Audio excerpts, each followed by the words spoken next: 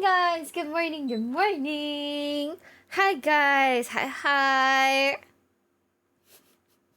I'm like extra awake because I went to bed early because I thought I had therapy. But then like when I woke up and I checked my phone, I was like, is it time for therapy yet? And then I like realized that my therapist actually sent me a message an hour before I woke up to be like, hey, do you mind if I reschedule for like the weekend? I'm gonna reschedule it. And I was like, oh, okay, well, sick.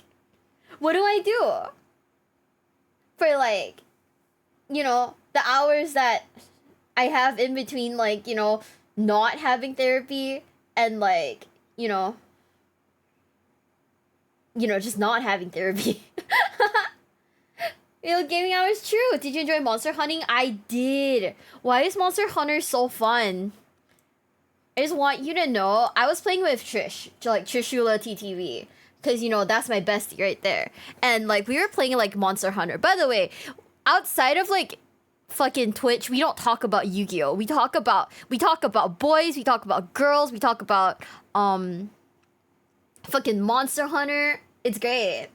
Hi guys, raining. Hi guys. If you guys are here, we are gonna be watching videos on what Warhammer 40k tournaments are like.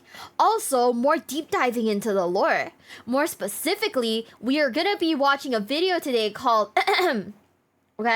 Timeline of the 40k universe by Trazyn the Infinite. Have I ever seen it before? No. Am I interested? Fuck yeah. Are you guys ready? Wait, what was I saying? Oh yeah, no, we were talking about Monster Hunter. And we just like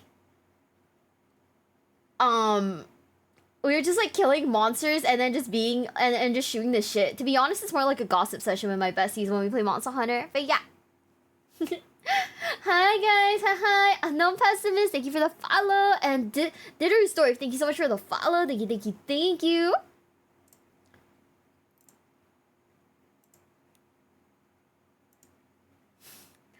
Yeah, are you guys ready? In 3, 2, 1, let's start the stream! By the way, do you guys like the transition, like, stinger thing? Man, jump scare. I don't know why. I don't know why I was busy looking at, like, my transition, right? Screen thing. And then, like, seeing, like, Bricky's face, like, low-key jump scared me. I know we're watching this video, but yeah. Okay. Before we do that, are we ready, guys? I'll get my prayer early. Hell yeah. Fall deep so that more VTubers. I actually like Warhammer, like the lore, the universe. I like it a lot. I'm interested in like potentially like building sets, but I don't think I will play the like physical game. Cause right now I am knee deep. I'm not even fucking knees deep, bro. I am like balls deep into like Yu-Gi-Oh! I'm like learning Alestrals. I'm playing Vanguard. We have a finite amount of money, So I probably won't be like going ham and like taking part in tournaments or anything like that. But I do want to buy some of these what's it called, like the little figures, so I can like paint them and like display them in my like own house and stuff like that. And take your time. Tabletop like feels really expensive, so I don't think I'll ever do it. Realistically speaking, I don't know. It just feels expensive. Even though like 3D printing is still like is a thing, it's still like what 300 to 400 ish on like the conservative end. If I want to like build an army, right? That's what someone told me. But then again, I couldn't say. If I'm starting from zero, it's probably more than like 300, maybe like 3K. See an AI person, damn. Well, shit, didn't you know AI is taking all of our jobs, duh. Can play for cheap. I was thinking about it, but I'm not great at tabletop either. Like, I'm not great at, like, maneuvering the tabletop, like, layout. So, maybe, potentially, I'll do a stream where I'm, like, learning how to play, like, Warhammer 40k. But I think for right now, all I want to do is immerse myself in the lore. I'm not gonna lie, there's only one figure, like Warhammer figure that I really want right now, and it's a really janky Sly Rambo figure. That's all I want. Which army do I like? Imperial Fist. Guys, stop your streamer's AI. Guys. You thought I was the AI? It was Bricky all along. Trust. That's our AI mans right there. Oh. That's our AI mans right there, guys. Tell me I'm wrong. Twitch is so confusing. Is it? Is it that bad? Most custodians in Night have fewer models and thus costless. Yeah, I could ask people for like a you know, like a ball. You know, I'm just gonna pause the music. I could ask people for like a ballpark figure, but I don't think that like yours is great. Keep it up. Thank you. I don't think that like, I don't know. I feel like the numbers would vary, but I definitely am not looking to make a huge investment as of yet. Flaw Fun 6. I'm right now I think like the next game that I want to play so far, instead of tabletop, right? I want to play what is it? I bought Rogue Trader, I bought Dark Tide, I bought Space Marine Anniversary Edition, and Vermintide too, because you know all that shit was on sale. So I bought all of that, and I think I want to actually do Vermintide soon-ish. Or is Rogue Trader easier? I don't know. What did you miss? You haven't missed anything. We are just starting. Why don't you use your real cam? Just asking. I come from a small country, and it's just a little like, oh, I don't want to be recognized or anything like that. You know, we've had soccer issues before. Let's just say that. If you paint a figure on stream with that actually, yes. Actually, yeah. If hypothetically, okay, we're saying this in a hypothetical scenario, you know, in like, you know, wink wink, I'm not doing it kind of way. But if I were to buy a box and paint it on stream, it would be a tax write-off.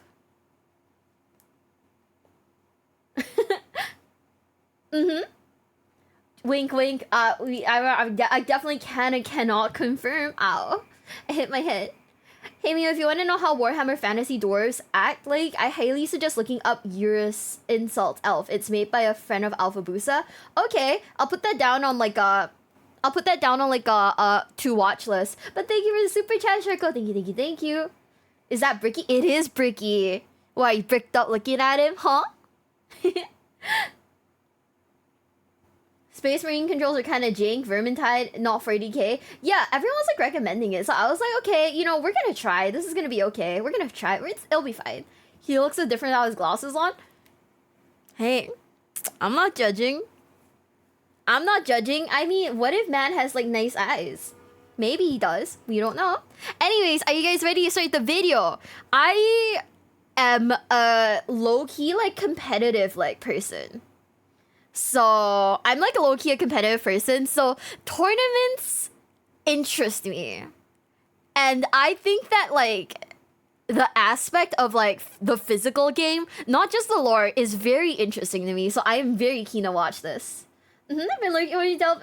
Thank you, Kyra. Thank you. Esney Hill, thank you so much for the follow. Thank you. Welcome to the basement. Welcome. Okay, guys, time to stop yapping and time to watch what Warhammer 40k tournaments are like. 3, 2, 1. Now, when you look at Warhammer 40,000, there's a lot of evil figures out there. But when you think about the most evil person in Warhammer, do you think of Asdrubal Vect, Supreme Leader of Kamarog, the Dark Eldar? No. Oh, it's Vect from the TTS. The TTS, what's it? If the Emperor had TTS, it's the same Vect guy, right? Do you think of Conrad Kurz, the Night Hunter, and a local scrotum taker? What? Not quite. You think of Lorgar. Is it because of Lorgar's belief system and how he did everything wrong? No. It's because he's bald. In fact, most villains in Warhammer are bald. What? Hold on. Guys, do we like him because he's bald?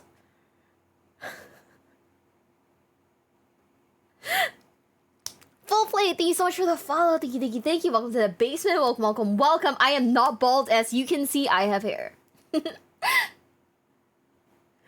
All bald men are evil. Don't say that. That's mean. I 07's all the bald men out there. You are not evil, chat. You are not evil. No, guys. Bald men are not evil. Wait, no. Dwayne The Rock Johnson just kind of turned heel recently, huh? I take it back. Who knows? And I believe that the entirety of the Warhammer 40,000 universe could have been prevented if they had just gotten themselves some goddamn keeps. 2 out of 3 men will experience some kind of male pattern baldness before they are 35. And it's not about getting it when you see signs, it's about being a preventative. Lorgar didn't prevent anything, like he didn't prevent his perfect little monarchy estate from being burned to the fucking ground and being called a big pussy.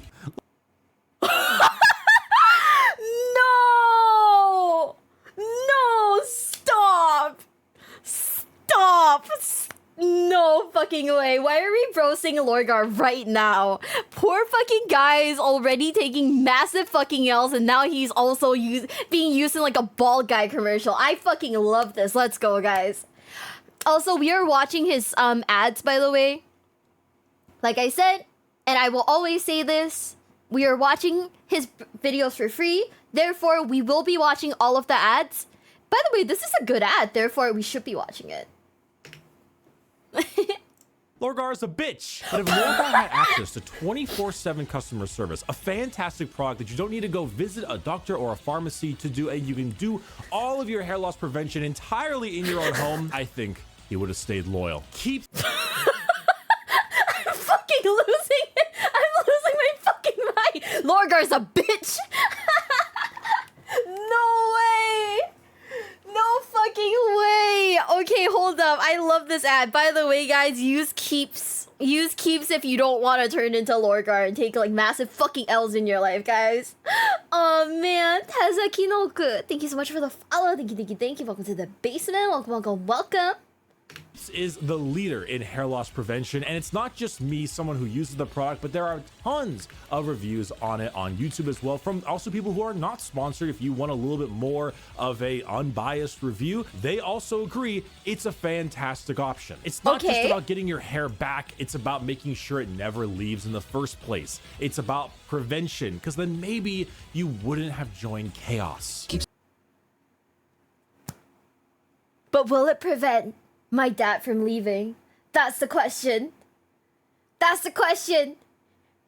Can I use keeps to prevent my dad from leaving? Probably not, huh? This does not guarantee you will not be corrupted by chaos, tortured by the Inquisition, and subsequently executed for heresy. Okay, stop, guys. Somebody out there in the chat, please test it. Please test it, guys. Somebody buy keeps and tell me if you still get turned into a Chaos Space Marine. Tell me if you get corrupted by the forces of evil. Okay? I trust you guys. I'm not bald. I can't use it. Therefore, not everyone can work miracles? Fuck. Okay, shit. Shit, guys. Well, is my dad hairy? No.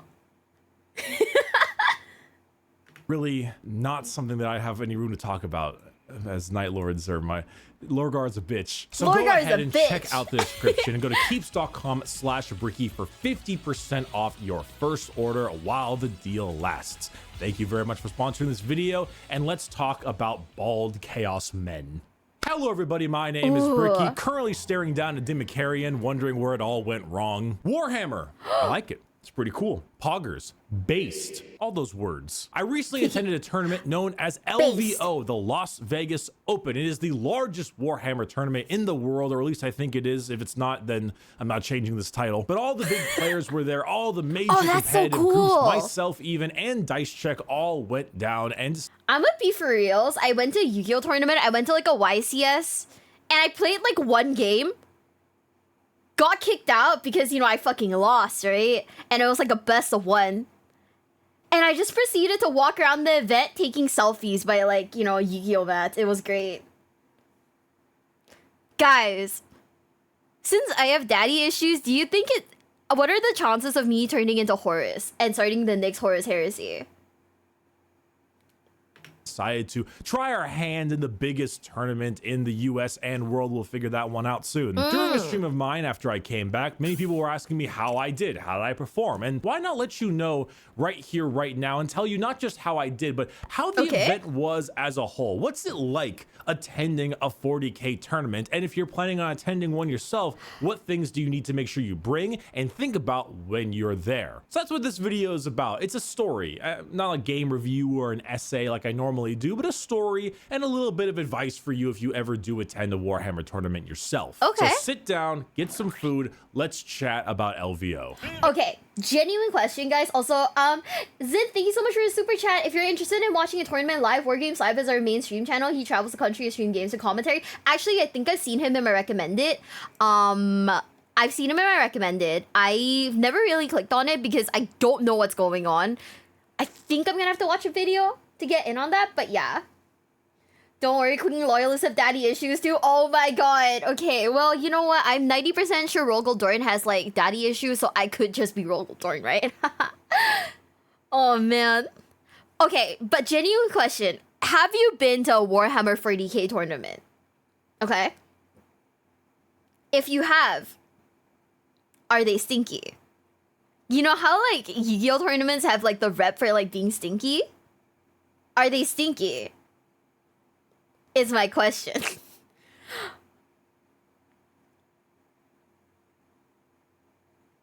play on this for him. Oh, okay. I think I'll put him in like my in my playlist then. Dude, like, so my experience going to like tournaments like for like card game like tournaments, right, is that I see some people are stinky and I see a lot of ass crack. Is that the same? For like Warhammer tournaments.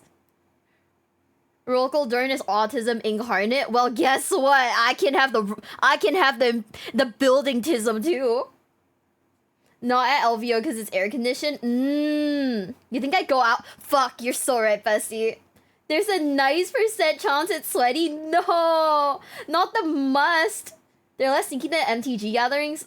Was military. Oh, okay, that's not too bad. Then MTG has more ass crack. Okay, who do you think has, out of all of the nerdy hobbies, which one do you think is the stinkiest? Dragon Magic, thank you so much for the follow. Thank you. Welcome to the basement. Welcome. Like 1 out of 40 have their ass crack out. Fuck.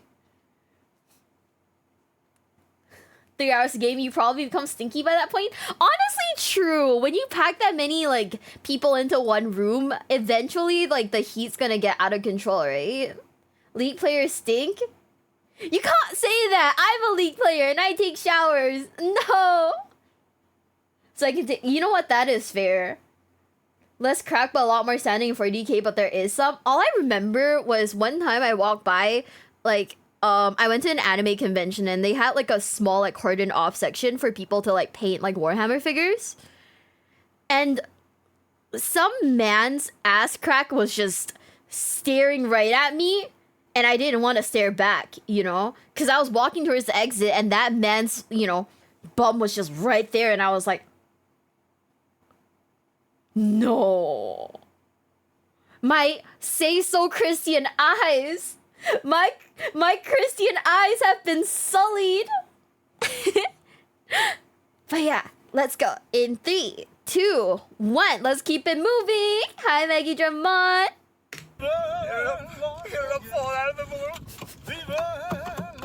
It was in Vegas? Now, LVO is held at the Rio. The Rio isn't a terrible hotel. It's not a Days Inn or anything like that, but the Rio as a hotel for Warhammer sucks massive ass. If you're gonna go to Vegas, if you're gonna hold the largest 40K tournament in the world, don't hold it at the Rio. The hotel had half of its restaurants closed down. So when it came to food, we had 3 options. You had a smash burger, and this is a gaming convention, so a good 30-person line at that thing. You had the $11 cheeseburgers wrapped in tinfoil that you see at the outside of every convention hall, and you had a Starbucks with a, and I am not exaggerating here, 50+ person line. I'm not all surprised. The way out to the slots. The Rio is also not located on the strip. So if you wanted to go out on the strip and get some food out there, you would have to either Uber, taxi, or drive yourself, which has its own myriad of problems, especially when lunch between game 1 and 2 is only 45 minutes long. Also, just the beds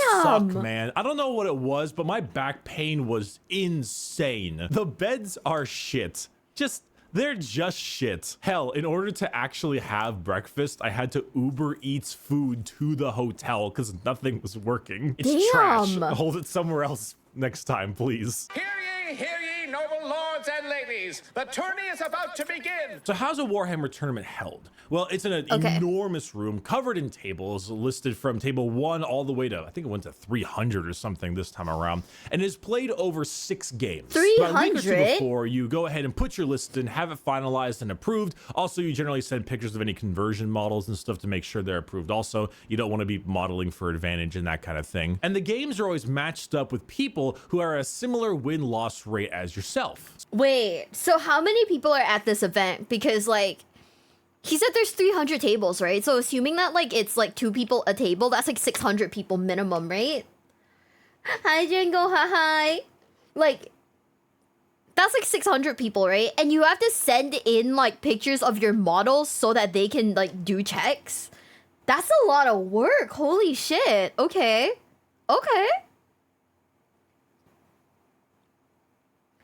This year's LVO was the last one at Rio. Now it's at the World Center, if I recall. Is that the one that got, by the... Or is it like a different place?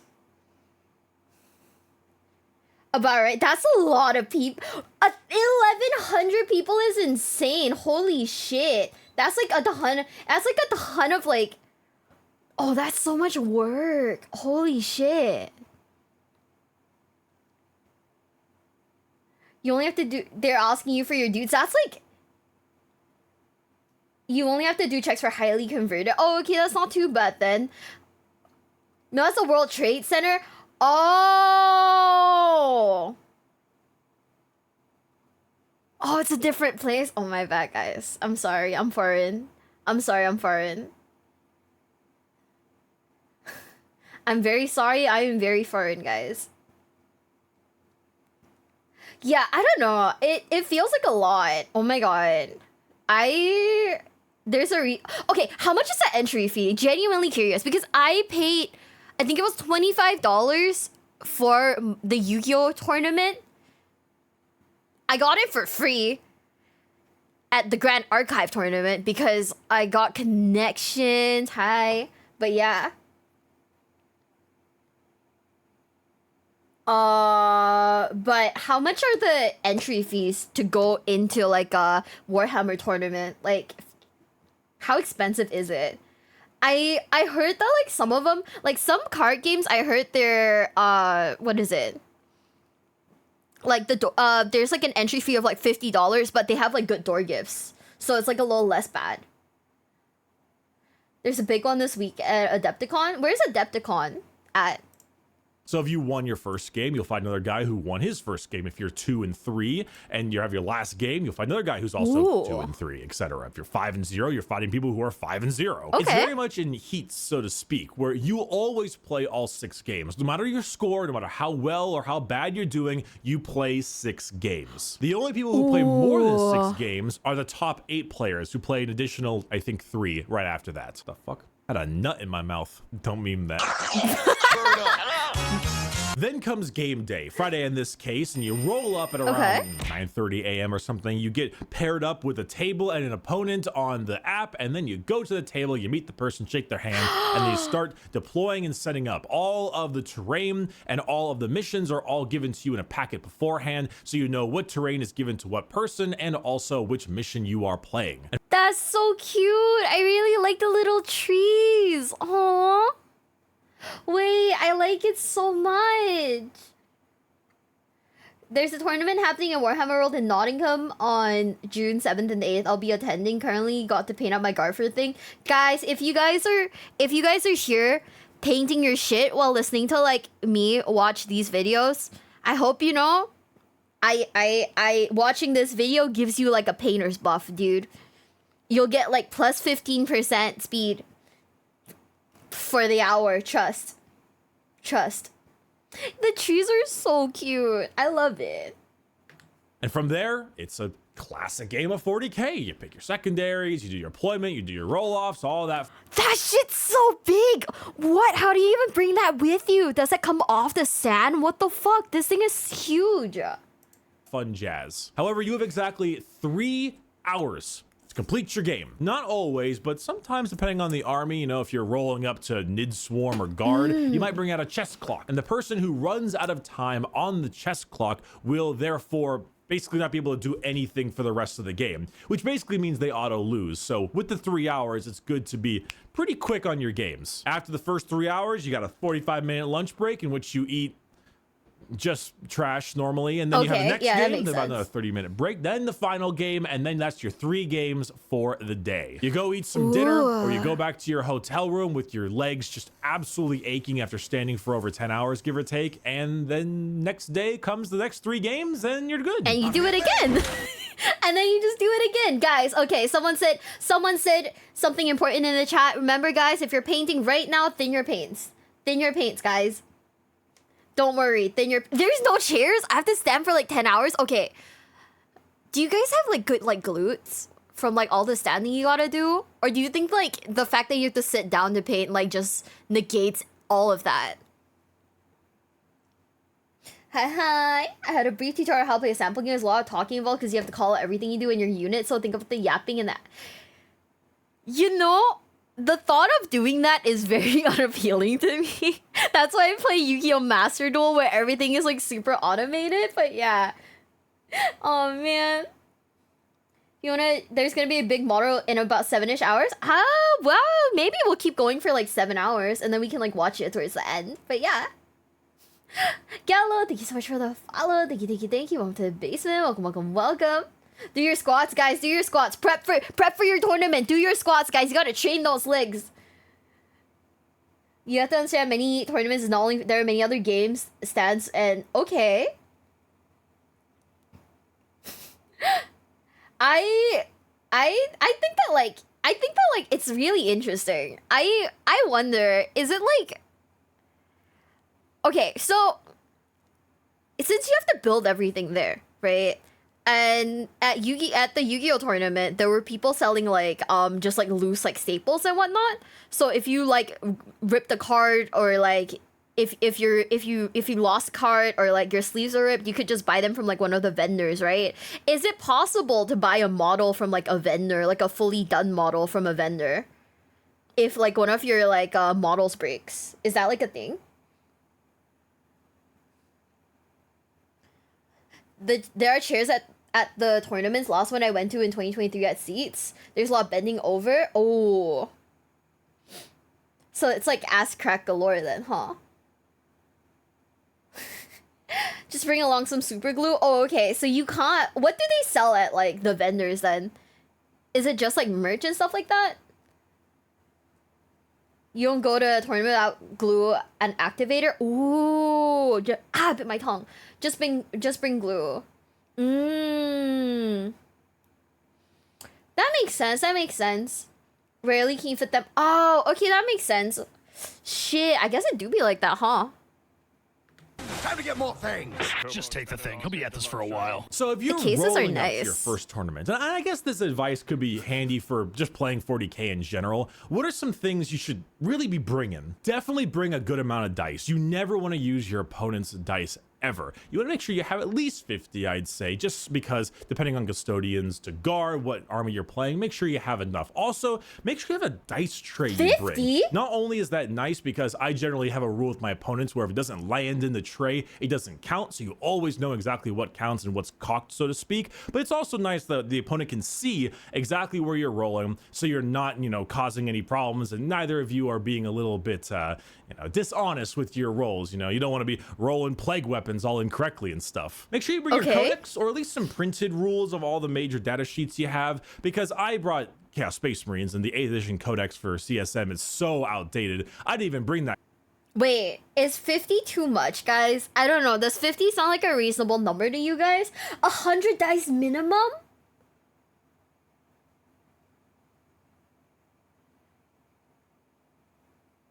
Oh, that is so crazy.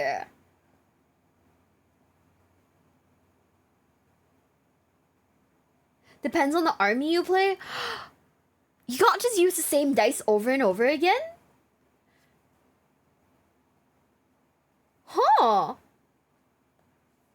50's on the low end too?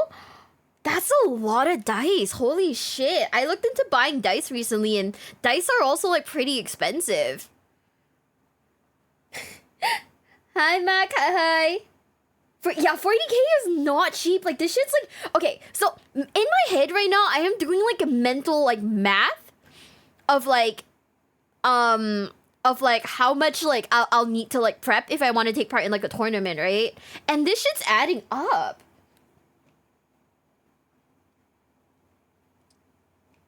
Right?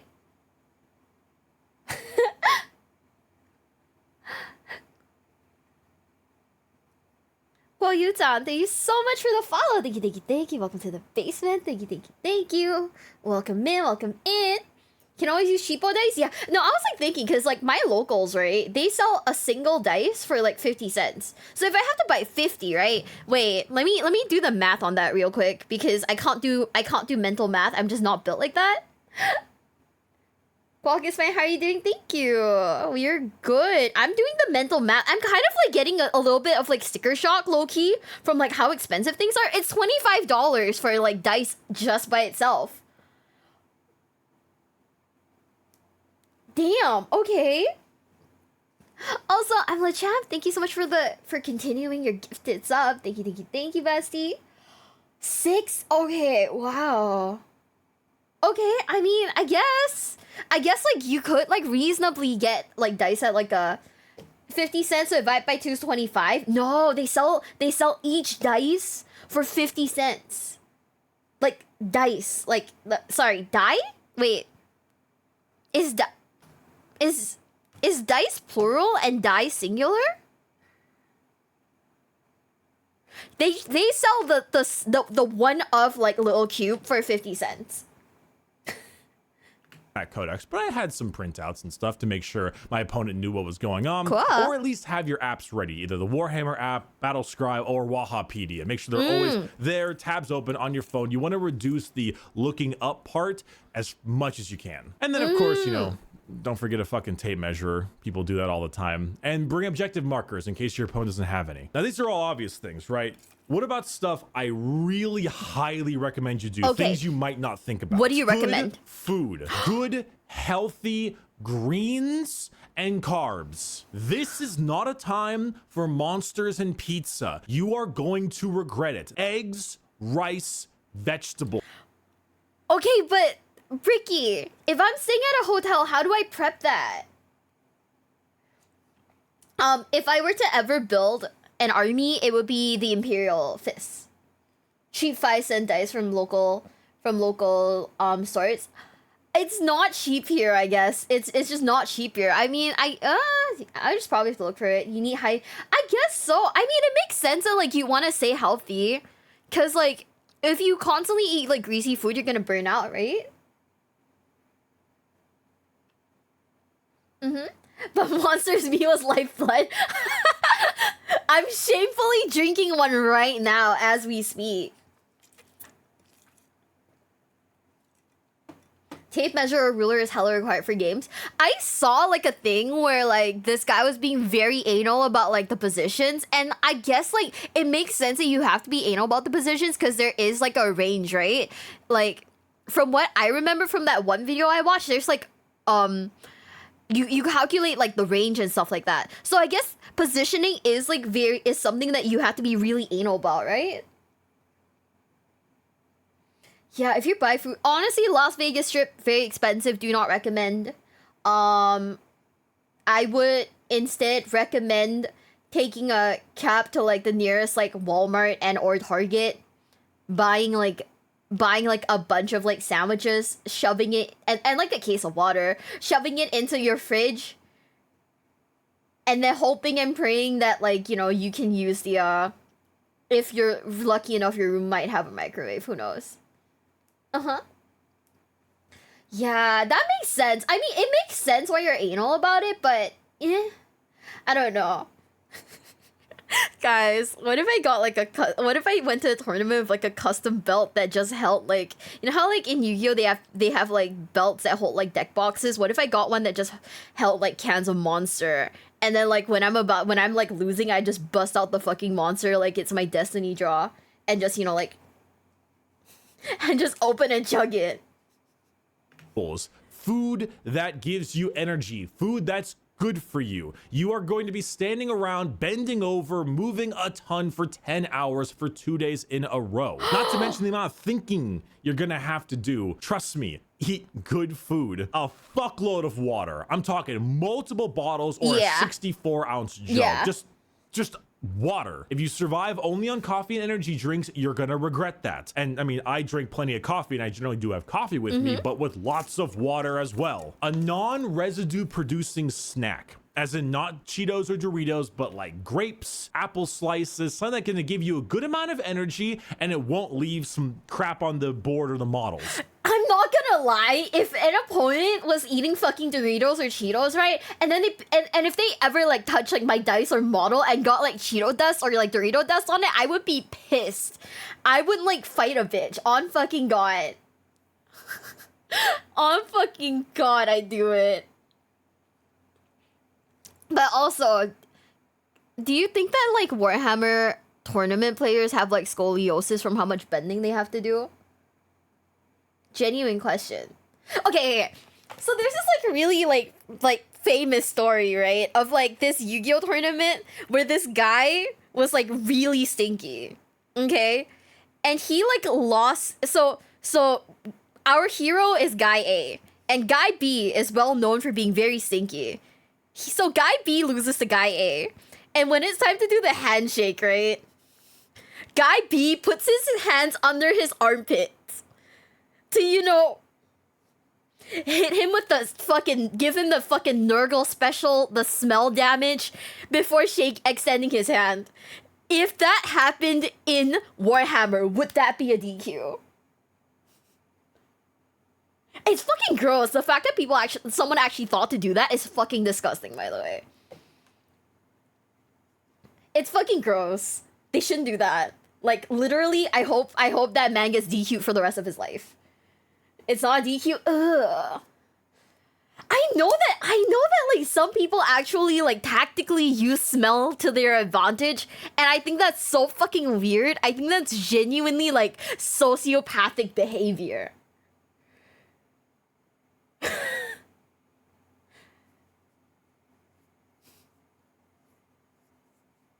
They weaponize Nurgle behavior. It's so gross. It's so bad. Like, ugh. Sounds like my spirit animal brother. I would not even deck that man. I wouldn't even punch that man for fear of like touching him, right? That's like scary. Yeah. It's so weird. It's just like weird behavior. Like, oh, weirdo behavior, guys. Ugh.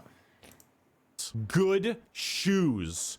Oh my God. Honestly, weightlifting shoes are pretty stellar. I wore some of those Nobles, I believe, and I thought those were pretty great. But having nice. Good shoes is paramount. Not only that, but some players even bring a yoga mat to roll out and stand on their side of the table. I've tried that out before. I recommend it. Guys, prep yoga mats. They're not just for girls. Get a yoga mat so your little footsies feel good, okay? It's very handy. Lastly, a cart. Carrying your minis in a big old bag of foam is great, but when you have to put them back into the bag of foam, it's incredibly annoying. It's a huge pain in the ass, and most importantly, it's tiring. It's so much easier to have this little Amazon cart where you can hold everything, your objective markers, your dice tray, your codex, your data sheets, and all your minis at the same time, and you can just roll around to your next game multiple times. It'll save you time, it'll save you energy, and it'll save you your pain back. He's actually kind of cooking with that. Hold up. He's actually kind of cooking with that. What? There's this one story of a coin player unnerving their opponent with push-ups, so when his opponent complained to ref, his excuse was the butcher's nails were biting. What do you guys think of like the players that like hardcore like roleplay?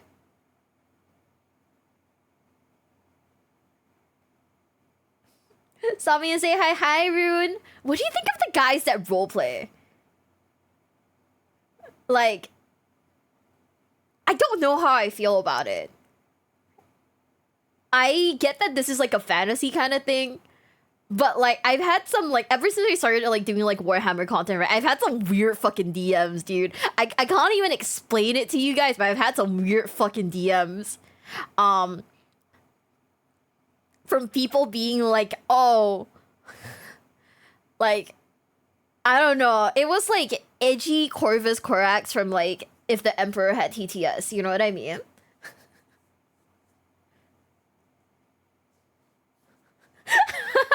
I don't mind if you DM me just war. I'm okay with that. But like, yeah, no way you got weird DMs. We get weird DMs all the time, lads. What do you think? What you? Of course, I get weird DMs. People are kind of weird. Can't be any more weird than the cringe MySpace dudes that pretended to be emo werewolves. Ooh. Same with D&D campaigns. I think D&D, right? You can like reasonably roleplay in that without it being weird. But I feel like if you're like playing like Yu-Gi-Oh or something, like we're in a tournament and you're like role-playing your character, like every time you're about to do something, you go, I summon, you know, fucking Blue Eyes White Dragon or whatever, and I'm just there like, okay.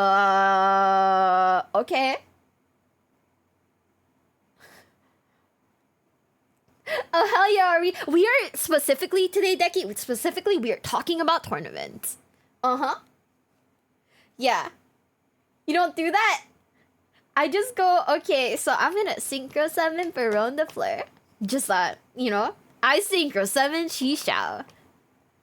You know, I don't go Synchro Shogun!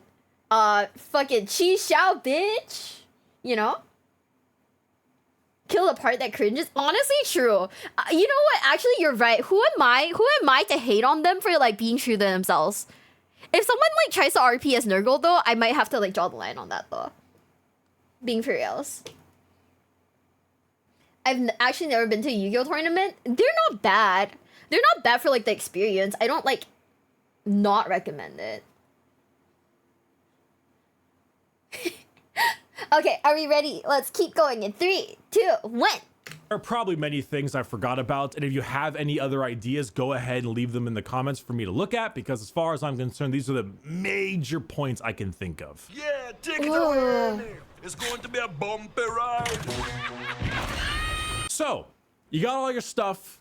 It's time for playing. What things do you think about when you're playing? Having a good time is obvious. This is one that everyone needs to say despite it being very obvious. You are playing with toy soldiers. You are playing with army men and action figures. This is not like Third World War. It is little figures. Don't take it too seriously. An emphasis on saying what you're doing is very appreciated. Playing by intent is generally something that many people try to go by, but often some minor things might occur where a model might get bumped accidentally or a terrain piece might be adjusted accidentally. Saying, hey, I'm moving these minis into this cover, but they're not in it, they're still obscured. That kind of stuff is really handy because maybe they get bumped and then they put a toe on the cover, allowing them to be shot. Or certain things like I'm placing my models on the top of this ruin, even though they're actually on the bottom. It's just a pain in the ass to try to fit them down there. That kind of stuff, most people don't care. And if you do care about that kind of stuff, well, you're kind of an asshole. Now, if I'm trying to shove the Triumph of St. Catherine underneath there when it literally can't fit, that's different. But small things that just make it easier on both players and reduce the amount of time you take going back and forth, everyone should let you do that. And if they don't, well, you found yourself a very unfortunate Warhammer player. It's a good... That makes sense. I don't know. What do you guys think? Is it like too pedantic to be like really like really nitpicky about stuff like that? Is it like super like pedantic to be like extremely nitpicky? Anthony, thank you for the super chat. As long as they don't take the roleplay too far, but 3 hours may sound like a long time, but it's actually short. You know, that's very true. That's honestly very true. If they take like way too long doing stuff, I might just be like, "Ooh, buddy, you gotta like move this shit up," you know? K1 Nev1? Is that like K1 Nev1? Thank you so much for the follow. Thank you. Welcome to the basement. And Will Riker, thank you so much for the follow. Thank you. Welcome to the basement. Welcome. Oh, you can actually be deducted tournament points if you're the actually guy for poor sportsmanship. I think in Yu-Gi-Oh! I don't know. In Yu-Gi-Oh! Right? I know that there are people who are like, actually. You kind of have to figure out the opponent to figure if you need to be pedantic. Some guys will, you know, that is also really fair though. That's also very true. Have you seen any battle reports yet to see how it really plays in action? Not exactly. I'm not Lappy, so sure follow. Thank you. Welcome to the basement. Welcome. Die singular, dice plural. Thank you. So what I have seen is like we watched one video, right, where this guy was like subtly like pushing the terrain and like pushing his malls like ever so closer without his like opponent noticing, right? In like one of those like Warhammer cheating videos. I did watch that and I was like, you know, that is a dick move, and it was very obvious because, you know, it's top down, so, and it was live stream, so you could see him like moving the shit. But if it's like a small like bump, right, I don't know, where do you draw the line, to be quite honest with you? Like, where do you draw the line?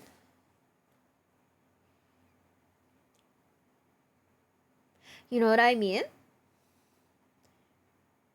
It makes sense when you see the game. Yeah, I will probably watch it, but like I definitely want to do like a deep dive into how to play tabletop stream before I do that, cuz I would love to watch like actual tournament gameplay. But I feel like it wouldn't make sense if I didn't understand how the game was run. I gotta run some errands. I must take my leave. Have a great stream. Thank you, Dagenheart. Thanks for being here despite your busy schedule. Thank you. Shit happens. It really depends on how they act about it. Yeah, that's what I was thinking, right? Because, like, you could be really, really, really nitpicky about it, but in a game like this where, like, after a few hours, maybe someone's concentration is going down and they accidentally bump it while moving stuff around, like, I could see, like, potentially accidents happening. It's just kind of weird. It's just, like, a weird line, I guess. Uh-huh. That's 2 battle reports for turn. Okay, cool. Uh-huh. And most times it's not a big deal. That's what I was thinking, right? Like, there's no way you would hold your opponent and be like, hey, fuck you, I saw what you did. Like, how dare you? The Bricky face. Okay, we pause on, like, a really awkward Bricky face. I'm sorry, Bricky. Yeah, that's what I was thinking. It's not a good spectator sport. I think that I'm gonna be real with you guys. You have to I feel like you have to really love the game to watch a 3-hour live stream of it.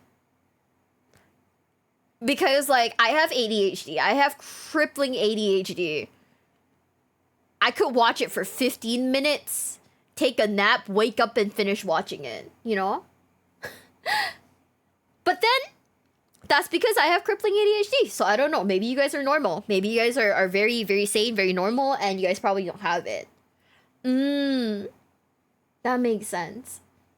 Change is at a tournament because he can't find people to play with on his own time. Of course, still play your best. You know, you're at a tournament. You're going hard. You're gonna play hard, but you know, be kind about it. Also, playing by intent and saying what you're doing is really helpful in case you make any mistakes. I brought down some Chaos Space Marines one time, and I was gonna warp time them, and I stated that, and my opponent said, oh no, you actually can't warp time stuff from reserves. That's not in the warp time rules, that's in the core rulebook. It's helpful because then you might not make a really damning mistake, thinking you could do something, then realizing you can't, and then your models are stuck there. It prevents a feels bad man, like a Auspex scan, for example, where you can shoot a unit from reserves. You might say, hey, I can Auspex scan you if you come down over there and shoot your people up. You know, just a little bit of a, hey, I have this, just a warning. This one might be kind of random, but colored flashcards are really nice. When I played Sisters of Battle, my prior tournament, I was running Sacred Rose. And Sacred Rose had so many rules involving miracle dice. I had multiple Blessings of the Faithful, I had the Triumph of St. Catherine, Beacon of Faith, etc.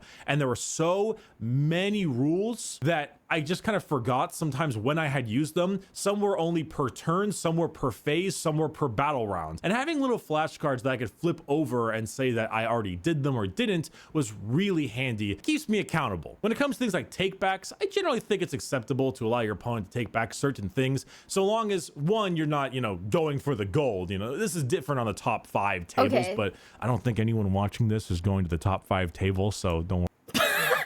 He's just calling us the fuck out. Okay, hold up, guys. What were you guys saying? 40K in 40 minutes. We'll put that to the side. This is playing on tabletop, right? Okay. I'll put this aside. I don't know if we'll be watching it today. Maybe we will, maybe we won't, because this is like, this does fit like the theme for us, so we might watch it today, we might not, but let's just keep watching this. Also, I can't believe we said none of us are going to fucking top 5. Ow.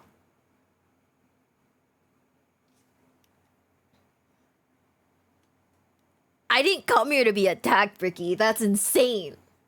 Channels play on tabletop? Yeah. I dropped them. Okay, you guys can't see, but I dropped them the fat subscribe.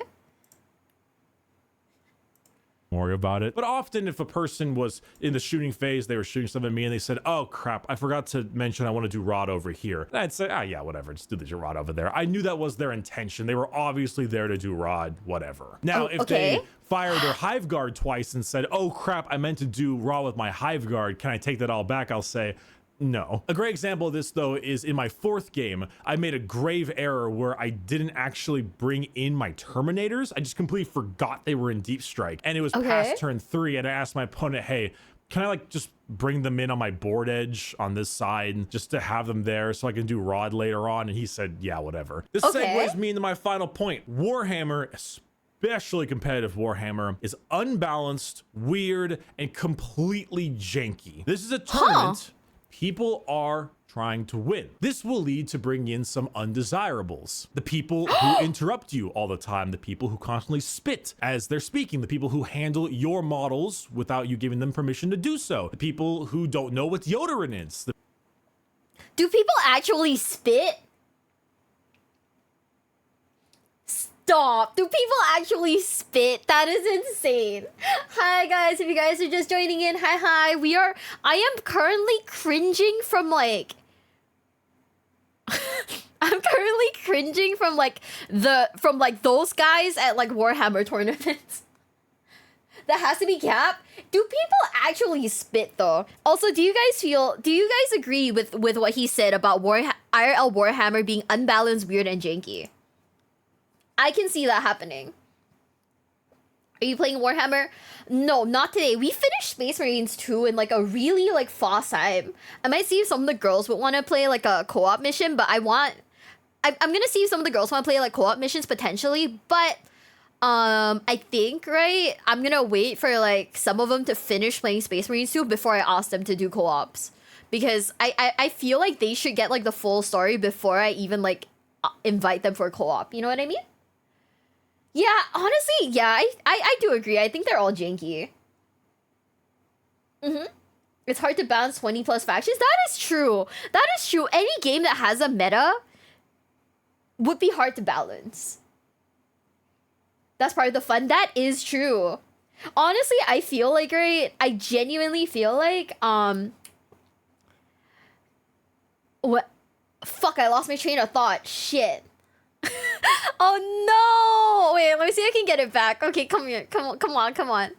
I don't know. I just genuinely feel like every nerdy hobby, right? Every hobby has like its biggest haters, and its biggest haters are also its like biggest lovers. Like, I will complain nonstop about like fucking, I don't know, Yu-Gi-Oh or whatever, right? Or WWE. But I'm still gonna watch that shit every week. Even if I'm like mad that like even if I'm like fucking mad at what's happening in like the current storylines, I'll still watch that shit next week, you know? Like, even if I'm mad that the Yu-Gi-Oh balance low-key sucks, I'm still gonna fucking play Yu-Gi-Oh! So I guess I am a hater. Huh. Probably not gonna run into that guy. You're probably not gonna run into that guy when you play for 80k. You're mostly playing against someone's dad. Bro, I hope not. I've run into like some insane people playing like fucking Yu-Gi-Oh, dude. Did you see the new Monster Duel battle list? I did. They unbanned Block Dragon. I don't get it. But like, okay. I don't get it. But like, okay. Yeah.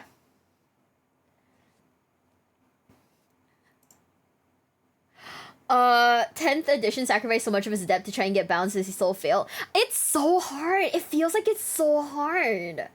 Yeah? I don't even know. The people who are constantly that guy. Anyone who's played Magic knows this, especially Magic. When you're at a tournament, you'll get those people. Now, normally the more egregious examples of this are a bit higher up on the table. So luckily, if you're someone like me who plays just kind of semi-competitively, you most likely won't run into anyone like this too often, but you will run into one every so often. There's not really a way to deal with this, except make sure that you put your foot down when you know you're right about something and don't let them try to bully you out of certain stuff, and just try to get the game over with. Look. Very true, very fair. Also, hi guys, if you're just coming in, hi Shep, hi RH, hi. Thanks to Cost of Hobby, most are older and pretty cool. If you play versus someone's dad, he's probably not that guy. Shh. So you're telling me that Warhammer is just a game with like a ton of dilfs? Hey yo, is this about the cheating incident recently? Which cheating incident? Hi, if you guys are just coming in, hi. So you're telling me that I could just play Warhammer and meet dilfs instead of hopping on fucking Tinder? I could have just played Warhammer.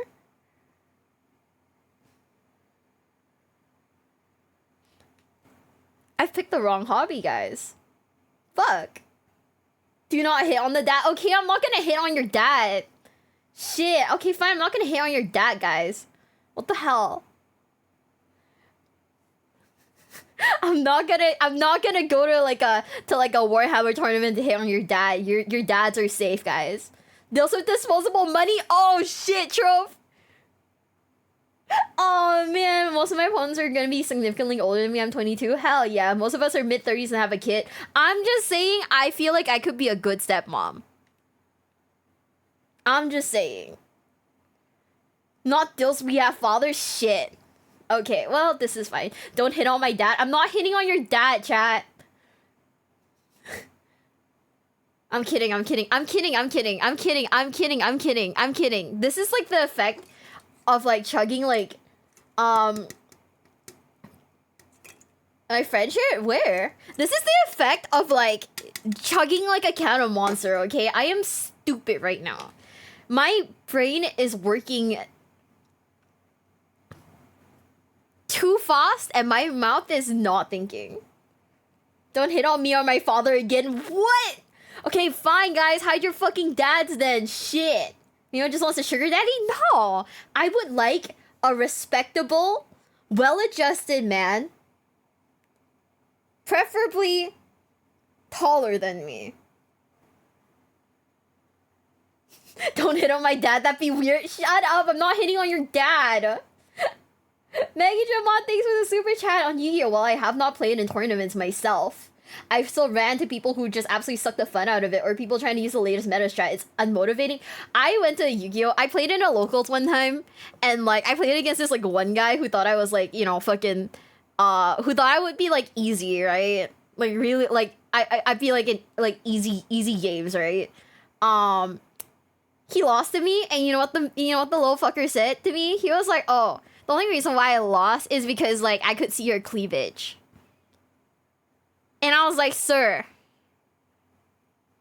this is a card shop."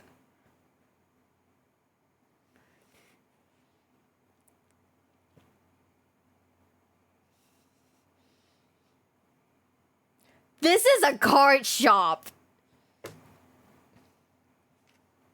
Given that, yeah, I mean, I'm 4'11", so like basically, if you are a man that is 5 foot tall, that's solid. That's gross. It's so weird because like I was wearing like it's not like I was wearing anything like super weird. I was wearing like a t-shirt, you know? I was wearing a fucking t-shirt, dude. Should have been looking at your cards, bitch. I won. Take your L. Look at your cards. Don't look at my fucking cleavage, sis. You're insane. Yeah, it was so bad. I was just like, oh my god. Like, don't talk to me or my cards ever again. You're insane. Okay, are you guys ready? In 3, 2, 1. Luckily for me, however, I didn't have to deal with this my time around. I had 6 fantastic opponents. So, speaking of, let's talk about my games. Let's get ready to rumble! Ooh, the matches, let's go! I brought my Night Lords to the tournament, and at the time of recording this video, they are arguably a top 3 worst armies in the game right now. The only ones that really competed for them were the old Tau and the old Gene Stealer codexes, which have both been changed. Okay. Now it's them and like guard, but I was really happy with my paint jobs. I was super excited with my kit bashes, so I wanted to roll up with my Night Lords and go 1-5. I went 2-4. And to me, that's a huge win. My list was a Chaos Lord with Jump Pack, kind of as a glass cannon, a Lord Discordant, a Master of Possession, a squad of 30 Cultists, 3 squad of CSM with various special weapons, 2 squads of Terminators, Lightning Claws in one, Chain Fists on the other, 2 squads of Raptors, squad of Warp Talons, 3 Obliterators, a Venom Crawler, and a Mauler Fiend. If I didn't forget anything, no, I did not. It's a very fluffy list. It's a very Night Lordsy list, you know, the bunch of jetpack units, not only the Terminators too, which I threw lion shoulder pads on because that's what the Atramentar used, the Nostroman lion, just, I like my Night Lords. But the main thing was going really hard into the Icon of Excess, which is definitely the best legs this army has, making the Deaths of the False Emperor exploding 6s turn into exploding 5s and can be +1s to make it exploding 4s, either through prescience, the Prey on the Weak stratagem, or from the night. Game 1. I'm ready. Was against Necrons, great guy named Robin. He was running the classic Necron list, Eternal Expansionist, and the one that gives you the pregame move, or the pregame move and OBSEC one. We're talking melee heavy, 10 Wraiths, 10 Lich Guards, Scorpec Destroyers, a Nightbringer, tons of Immortals, even Onruk here, the Traveler, was around. He got first turn in it. Didn't quite go the way he hoped. He veiled the darkness some Scorpex in the back line to kill a Mauler Fiend, and then charged some Raptors with some Wraiths. I actually spent 4 CP to interrupt his Wraiths, and I killed 2 of them, and they unfortunately could not kill my Mauler Fiend, in which then turned around and wiped all 4 Scorpec Destroyers. I did more damage to him on his turn 1 than he did to me. And from there, I just kind of slowly pushed. He put up quite a fight for a while. A lot of that melee prowess and the Technomancer reviving everything. Not to mention, because I'm in an 8th edition army, Necrons were pretty tanky when fighting me specifically. But eventually clogging up his Nightbringer with 30 cultists and really just getting into his back line with a bunch of deep strike, there wasn't much more he could do. And at that point, the game was basically over just through an objective measure. So first game was over 91-68. Actually a pretty close game, all things considered. Okay, guys, I just want you guys to know I've been this stream has been going on for like an hour and we're only 17 minutes into the first video. This is not good. We've been yapping too much. Oh no. Game 2 was against a gentleman named Ed. And when I saw Tyranids and I saw Leviathan, I got very scared. And then I looked at the list a little bit more and realized, oh, these are Nids. 150 bodies. Tons of Termagants. Even Hormagons. Squads of Gene Stealers. A Lictor, because of course. You had the 6 Hive Guard, obviously. The Swarm Lord was there too. Even some Sky Slasher swarms. This was a Nid list. And it was a fun list. Because no matter what, even though I was losing, because guess what? He got turn 1. Guess what? Hive Guard exists. And they are the most unfun thing in this game. But despite that all, I was ripping through 20-30 models a turn, and it was a blast. Unfortunately, him getting turn 1, him just constantly dumping Hive Guard into me, it was too much that I could handle. Though after some time, I was really breaking through his ranks and I was dealing a lot of damage. If this game would go to turn 10, I would have won by killing all of his units because he was running out of steam, but it was too late at that point. I lost. Guys, can you actually win by human wave tactics in this game? Can you, like, actually, like, win by human wave tactics? Genuine question. 20 a turn. How does it feel being this deep into the rabbit hole? I like it. Okay, there's a lot about this game that I like. There's a lot about it that I'm a bit, like, iffy about. Yeah. I think right now, what I'm trying to do is I like the tournaments, you know? I like the fact that there's actual gameplay. I like the fact that you can, like... I think it's interesting that you can, like, paint models and stuff like that. I think it's really interesting. You gotta build a list around... okay, that makes sense. That makes sense, then. I like the lore. My biggest issue right now is remembering all of the names. So if you hear typing in the back, it's usually me, like, Googling, like, who's who and what's what, right? Because, like, I'm gonna be for reals. I don't have the best memory.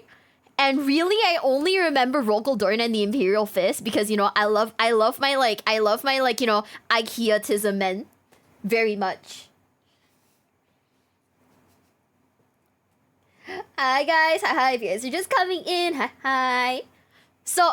it's usually just me, like, alt-tabbing and, like, Googling, like, oh shit, who is this guy? Who is that guy? What the fuck is going on? But yeah, so, like... wait, what the fuck was I talking about? This isn't Alestrials? No, this is Warhammer 40k, SMH.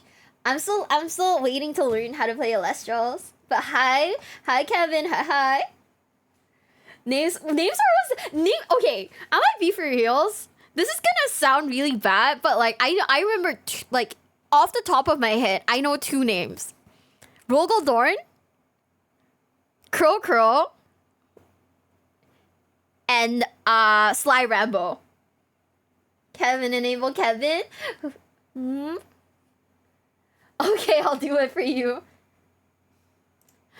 Okay, I'll do it for you. There, we'll download. It's just corn. I'll do it to the side. It's corn? Oh, our emotional support Iron Fist. Vulcan? You know, I just about forgot Vulcan. My bad, guys. Do we need our emotional support Iron Fist, guys? What do you think? Okay, guys, can you guys, like, type yes if you think we need the emotional support Iron Fist? Type no if you think we suck and we should just keep going. Without fortifying our emotions.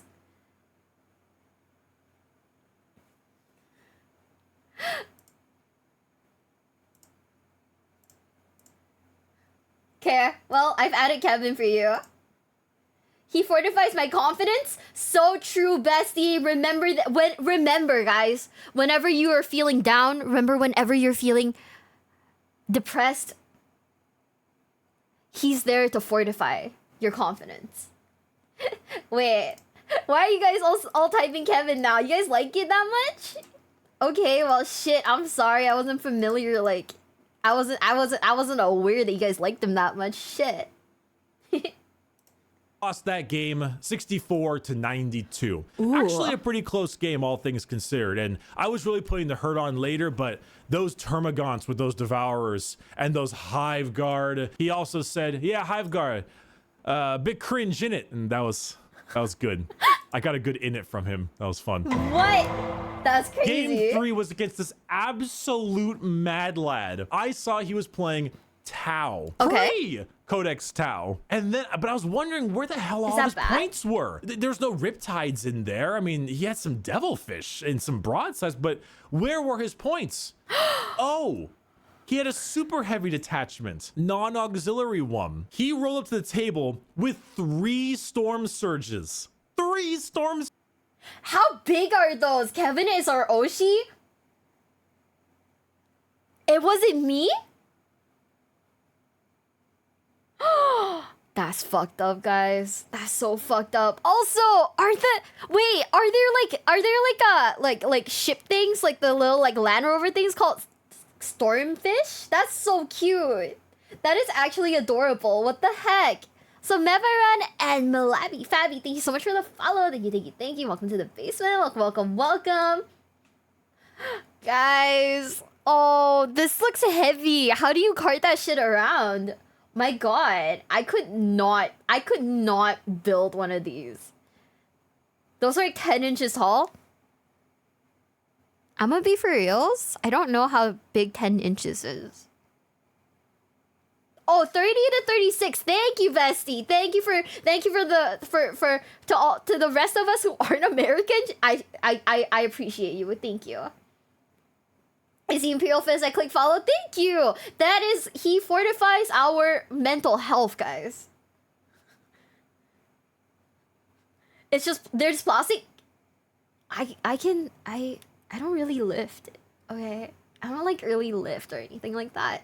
Wait, you're right. Wait, I am 5 Storm Surges tall.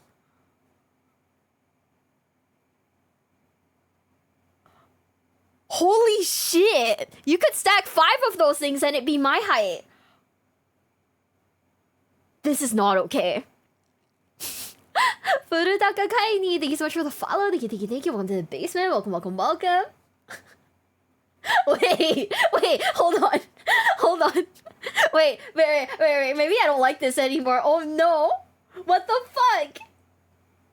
Surges at LVO. What a Chad. 3 broadsides, 2 devilfish, some infantry, and a couple commanders. That was his entire list. And I mean, pre-codex Storm Surge is mostly ass. They could put in some hurt, but they're mostly ass. New Storm Surges as well, oh god. But he was 1-1 like me, so something was working. The dice, however, said he wasn't gonna make it. I got first turn, moved my lord up, warp time my lord as well, charged him, and I got into combat with him with my raptor lord, my jetpack guy. I didn't explain what makes this guy so special, because he needs a name. I don't know what to call him, but he needs a fucking name. The Chaos Lord on Jump Pack rolls up with 5 attacks, 4 base, 1 for Hateful Assault. I gave him a relic lightning claw called the Rapacious Talons. They are a Slanesh-themed dual pair of lightning claws with 2 damage. What you do is you roll a dice beforehand, and as long as you don't roll a 1, you get that many more attacks. Now I rolled a 6. So you got 6 attacks. I rolled up with 11 attacks and spent 1 CP for Prey on the Weak to give me +1 to hit because he had a lower leadership than me. So I was hitting on 2s, re-rolling 1s, with 5 ups generating more hits. What does that mean, guys? Chat move incoming. Am I ready for this? Do I need my mental defenses fortified? Fear? Is he going crazy? Is he about to go sicko mode on his opponent? Ooh. I had 11 attacks, and I think I ended with like 16 or 17. Then I spent a CP for Veterans of the Long War, which gives me +1 to wounds. Now, I have a warlord trait called the Flames of Spite that allows me to do mortal wounds on a wound roll of 6+. Of 6+, not unmodify. So I was then doing mortal wounds on 5+, which means I was also wounding him on 4s, and because these are lightning claws, they re-roll all failed wounds. I sunk about 13 wounds onto him, with 8 of them being mortal wounds. He took his 4-up invul save, failed about 6 or 7, I don't quite remember how many, taking 12 or 14 damage, plus 8 mortal wounds. The Storm Surge has 20 HP, and in one round of combat, my Chaos Lord on Jump Pack one-shot a Storm Surge. And then in his turn, because Night Lords never stop when they're being mean, I killed all 3 broadsides, and then when it was my turn, I rolled for 3 damage on my obliterators and one-shot another Storm Surge. And then my Raptor Lord killed a commander. And at that point, I mean, that was it. He's smiling so much, so I know that he just did some massive fuckery there.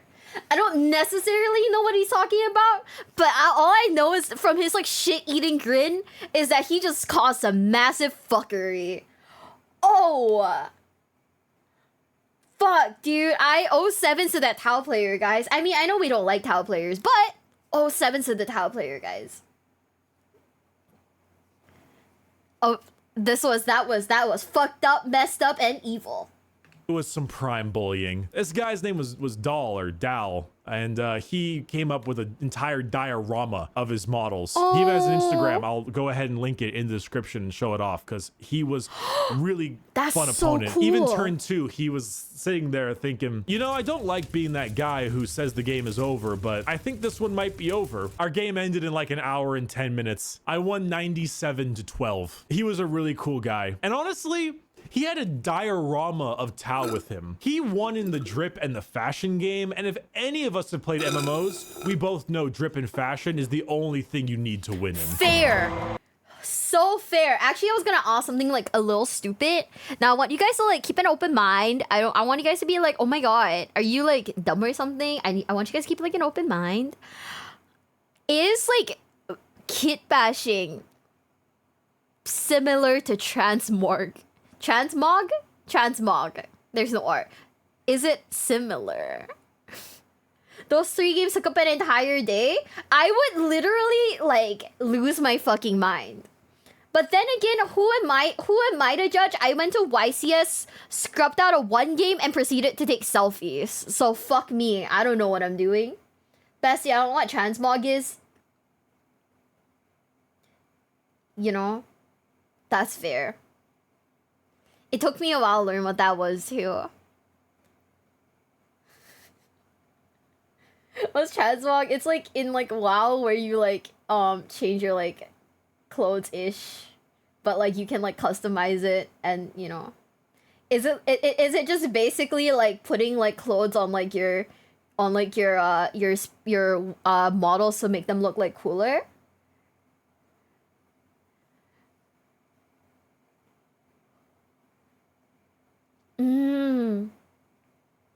Sorry, that's just using one part of model on another. Okay, Mac, have a nice shower. Mixing model kits make a theme. I'm gonna do what that one Japanese girl does to like Gundams to like my Warhammer models in the future. Have you seen? There's this like one Japanese girl, right? She like let me see if I can find it.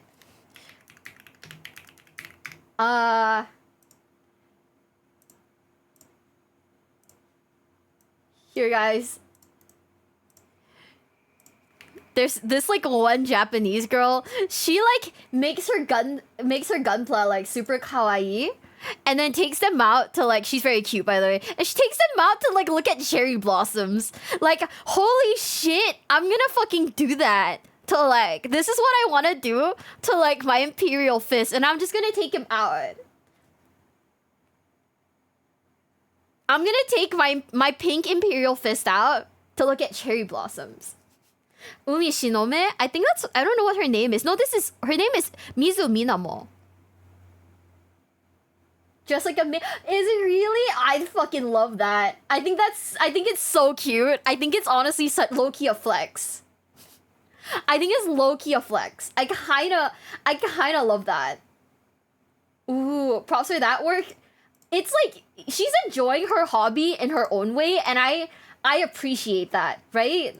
Like, I appreciate that very much. So I end day 1 2-1. Day 2 comes around. First game, I'm fighting Chaos Space Marines. Man's name was Chris, and he was running Emperor's Children with a bunch of Terminators, and then Iron Warriors with a bunch of Decimators, Obliterators, and a Brass Scorpion. Now, the Brass Scorpion, I think, has a bit more legs than most people. Bit more legs. What? Than most people are. Someone needs to explain that joke to me. Have you seen the Marines memes yet? No, I had no idea. Like, says it's a scorpion? Oh. Honestly, okay, so long as you give it the proper Iron Warrior buffs. The Demon Forge strat, the 6's explode ability, and all of the regen it can get. If I was playing maybe Sisters, I bet I could have taken it down, you know, just drown it in Melta and Mortal Wounds, but I was not. And despite me doing surprisingly well, even charging a Discord Lord into the Brass Scorpion and bringing it to half bracket, and then this one is so cool, guys. This looks so cool. Holy shit. Whatever it is, I mean, it's just a guy riding on like a robot like Scorpion with a fucking gun. Wait, it gets cooler every time I look. What? He's got like a fucking gun too? I love it, whatever this is. This is so cute. Jump Lord, bringing it to 6 wounds. I wasn't quite able to take him out. Dropping everything down, bringing in all my big guns. Once I had to deal with his Terminators and the Decimators, which I fucking hate Decimators with the Soul Burner so much. I just ran out of steam. He had too much stuff. I couldn't deal with the Scorpion. And by that point, there was nothing else I could do. He was a really good player though, and he also taught me a lot about CSM I didn't know, which I thoroughly appreciated. That Scorpion is something else, but I mean, both of us were 2-1 CSM players. We were just stoked to fight each other. That game ended 41-83 in his favor. Pretty great game though. He actually even made a Reddit post about it, which I will also link in the description if you want to read all about it. Hell yeah. Game 5 was the game I enjoyed the least. Not due to my opponent. His name was Bobby. Bobby was a bro. But I looked at the thing I was fighting and I saw Crusher Stampede. I really don't like Crusher Stampede. My buddy Mark had to fight 3 games of Crusher Stampede over LVO, and every time he wanted to die. What is Crusher Stampede? Why do we hate it? Quick chat, go! Bugs? So it's just Tyranids again? Big nits? Oh, so you can play then. Okay, so you're not like locked into one playstyle per like army then. So you can play like the same army but like different playstyles? Is that it? Giant monsters for bugs. So it's different from like Nits then, where okay, I think I get it. Crushers, it's big bugs. Ooh. I'm glad Nids have a decent build here with Crusher Stampede, but it's some of the most unfun jank shit to fight. Meta. Double shooting Hive Guard, re-rolling their hits, exploding 6s, re-rolling damage, combining that with a Demicarium, doing 6 mortal wounds to whatever it wants to touch, with a 4-up invul, 5-up feel no pain, extra attacks, and 28-inch move. Oh, at least that's I so knew that cool. my man Bobby was a Nids fan before that. All of his Nids were made like xenomorphs, with the head and the eggs on the base and everything. It was really dope. But fuck Crusher Stampede. He got turn 1, he double shot his Hive Guard, and then he charged his Demicarian, killed my Mauler Fiend, Venom Crawler, 2 squads of CSM. My cultists were dying, my Terminators didn't get their charges off. There was nothing else I could do. But he was a bro, he was the guy I left my Terminators out on, and he let me bring them back in so I can do my Rod, because he was really nice about it. And by then I was kind of panicked on what the hell to do, and I just forgot things. That's 40-84. Fine game. And I mean, those minis were really cool looking. He even brought a Trigon Prime. Pretty cool looking model that one is, the Trigon Prime. That looks sick though. Hold up, let me go back a little. He even brought a That looks so sick. I would be stressed out painting it though, I'm not gonna lie. I don't think this is very beginner friendly. If you want it to be cool, of course. But this looks really sick. What the fuck? Armies can fit into different playstyles. That's you know what? That makes sense. That makes a lot of sense. Trigon Prime. Pretty cool looking model that one. It is, looks the so Trigon sick. Prime. Really dope. Man, fuck Crusher Stampedes.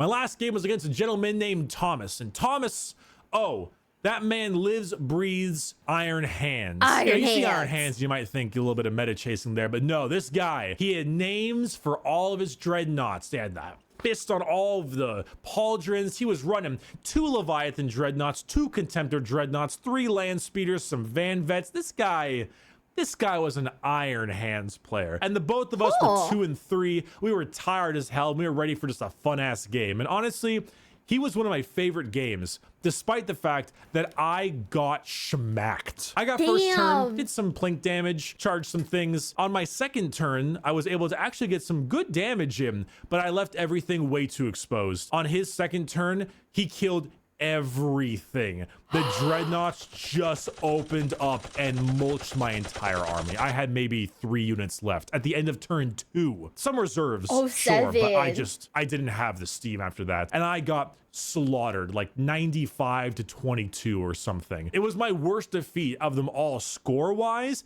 but it didn't feel that bad because I knew it was my fault and it was the last game. I already got my 2 wins. I was fine. Thomas was a super dope opponent. He had a great looking army. He really seemed like he loved his Iron Hands, and that made it a lot more fun because it was a person passionate about their army versus a person passionate about their army, and it was just a great time. Those were my 6 games. Despite Crusher Stampede, I loved them all. They were a ton of fun. I had a huge blast, and LVO, despite my annoyances with the hotel and everything, it was a really good time. If I were you, if you have a local RTT Road Trader tournament or a local GT that's kind of a smaller scale, I would recommend joining. You will play bad. I always play bad. My first tournament, I got last place, literally last, but I had a really good time and I've only gotten better. My second tournament, I went 4-2 with a Sacred Rose Miracle Dice base sisters list. Not even like a Argent Shroud Rhino spam thing. No, like its own little idea there. But LVO was wonderful. If I had to change anything about my list,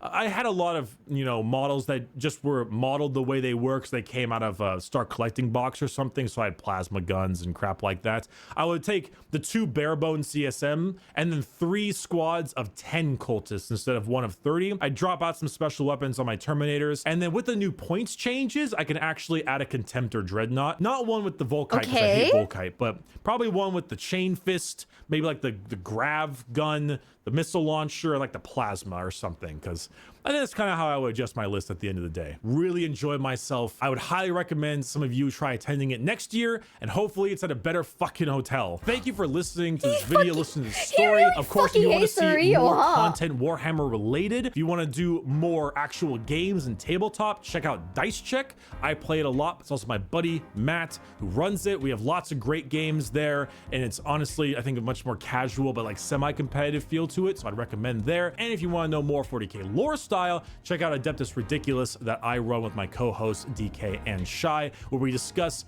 all of the craziness and news about Warhammer for new people in a much more condensed and memey format. And with that, a huge thank you to all of my patrons, a huge thank you to all of my YouTube members, and to all of you for watching this. If you'd like to pick up some Bricky merchandise, please do at orchidate.com or in the description. It's all ran by me and a little group of I actually have like looked at the Games Workshop like site and whatnot, and to look and see like if I'd be interested in getting any of those. But to be quite honest with you, the only ones I really want are the old janky ones. Like there's one Sly Rambo figure that I'm fucking in love with. It's so ugly that it leans into cute territory, and that's the only one that I really want. So hey, bro had hotel PTSD. I feel like that is fair though. I'd have hotel PTSD. By the way, there's a sequel video. Oh, we're gonna watch it, but also I gotta pee, so I'm gonna be right back. But in the meantime, I'm gonna go look for that Sly Rambo figure that I really like. Fuck, whatever it's called, I don't remember. Anyways, I'm just gonna pee real quick. Don't react to it's a podcast. Okay, so I feel like, okay, so hear me out. There's one thing that I've decided that I want to do when it comes to like listening to podcasts on stream, right? Is I am good if I do it on stream, if I react to podcasts on stream. Sly Marble, yeah, you're right. Okay, so how do I fucking forget that? I was so proud of myself for remembering a name to fucking never mind. I love Rogaldorn. Rogaldorn is my man. Everyone else sucks. Everyone else fucking sucks because I don't remember their names.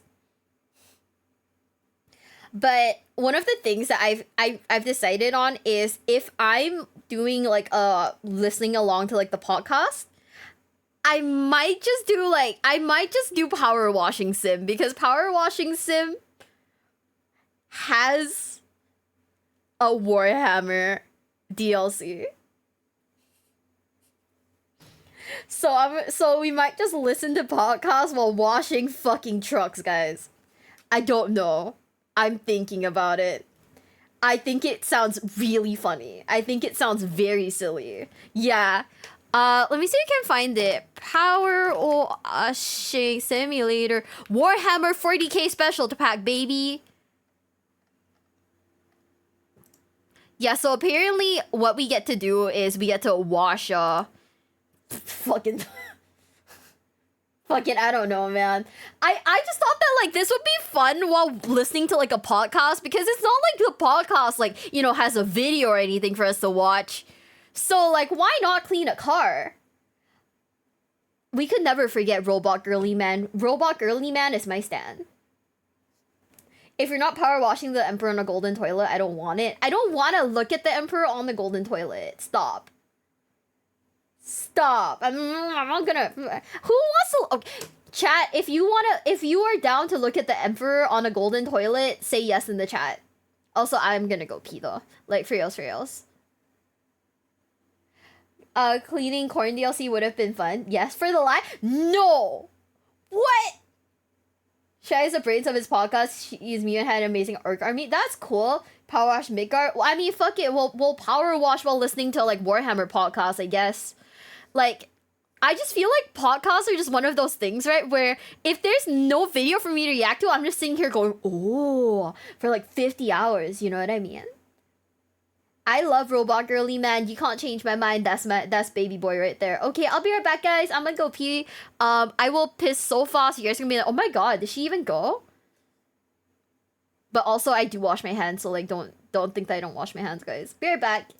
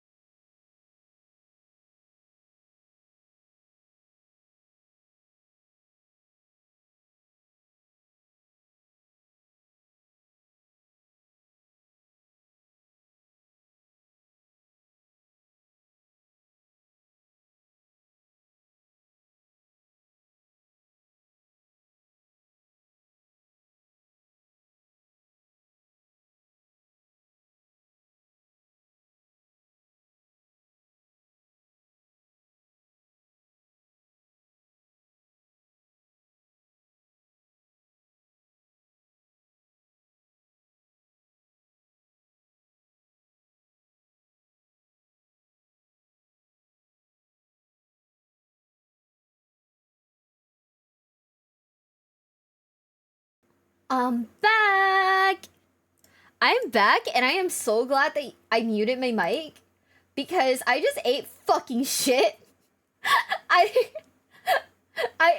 ate shit, like, trying to get up from my chair, because I slipped on my slipper, right, and, like, fucking kneed my desk.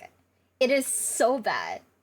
They should be only be to do that type of content. Listen, I think it'd be fun. I just think it'd be really fun, you know? Things, but Shai and DK are both VTubers, are they? Huh. Also, Rouge Panda, thank you so much for the sub. Thank you. I appreciate you. Welcome. Did you fall again? No, I just like kneed my desk. It was great. I'm glad you guys didn't hear it. It's so bad. Ow. Okay, are you guys ready for the biggest Warhammer 40k tournament, the special Candlestick Edition? What is Candlestick Edition? You injure yourself a lot. I do things in a rush, even when there's no need for there to be a rush. So I end up like hurting myself a lot because I'm really clumsy. It doesn't help that I'm clumsy and I do things way too fast. So I trip on myself a lot. I don't look at where I'm going and I fall down a lot. I don't look at where things are, so I bump my head a lot. And basically, I'm like almost always like low-key injured, but then again, because I hurt myself so much, my healing factor is like, I mean, shit, dude, I'm fucking Wolverine, I guess.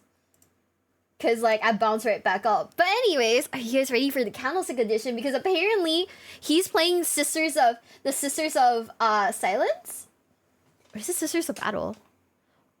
He literally just said it like 2 seconds ago and I've already forgotten. Fuck. Ow! I just bumped my head on my mic stand. Ow. Bitch. Okay, it's fine. Okay, are you guys ready? In 3, 2, 1. A lot of you have already heard about my sponsor, GamerSupps. I've worked with them for a while. I GamerSupps with them. I've advertised a ton of their flavors, a ton of their options. They've consistently added new cups. Most of them are lewd anime. Yes, they are. That's fine though, because it makes me money, and that's okay. I did an entire flavor tier list that's available on my second channel. Put that link in the description if you're ever curious about the flavors. And if you use code Bricky, you can get 10% off your entire order. We gotta do it, okay? Gotta support the man now. We just keep doing it.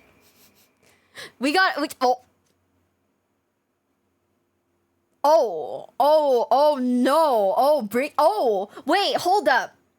Waifu Jugs X Bricky V2 Jug coming soon, and a Bricky mouse pack coming soon in like what is that? Like 2 days? 3 days? Should we get a Bricky mouse pack, guys? Or Waifu Jugs by Bricky?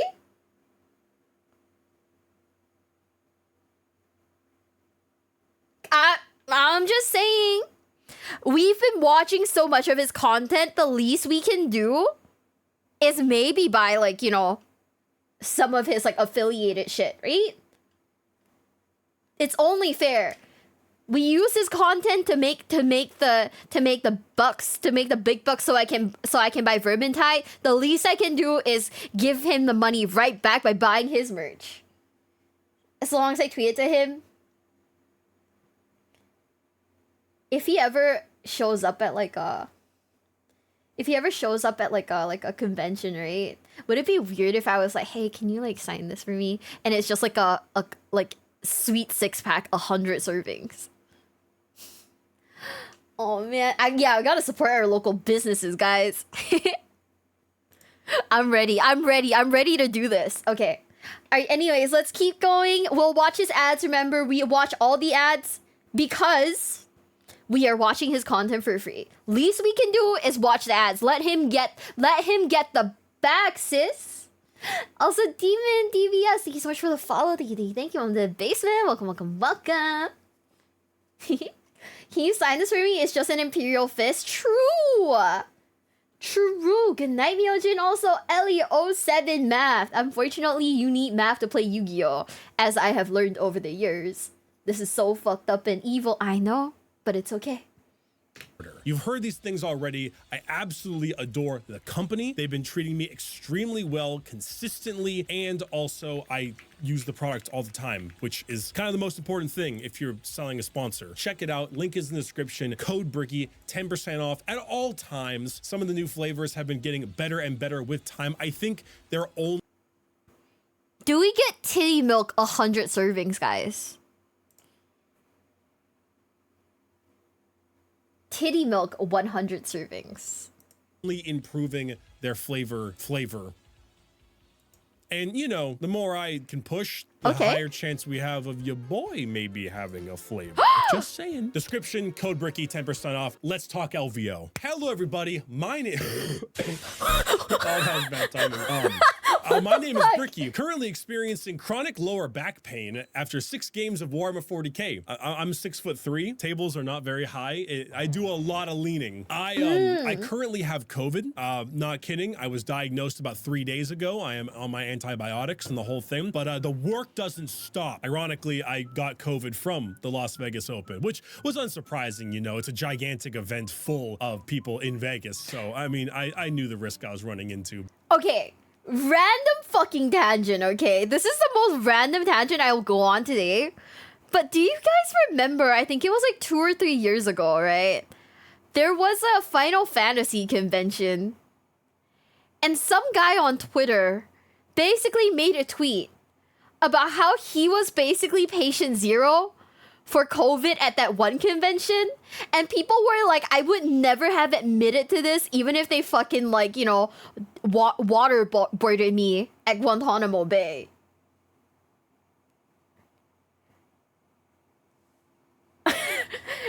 Because apparently a ton of people got COVID off of that one event. And he made a silly tweet about how he really wanted to go hang out with his friends despite knowing that he was sick. Yeah. And it was like insane, right?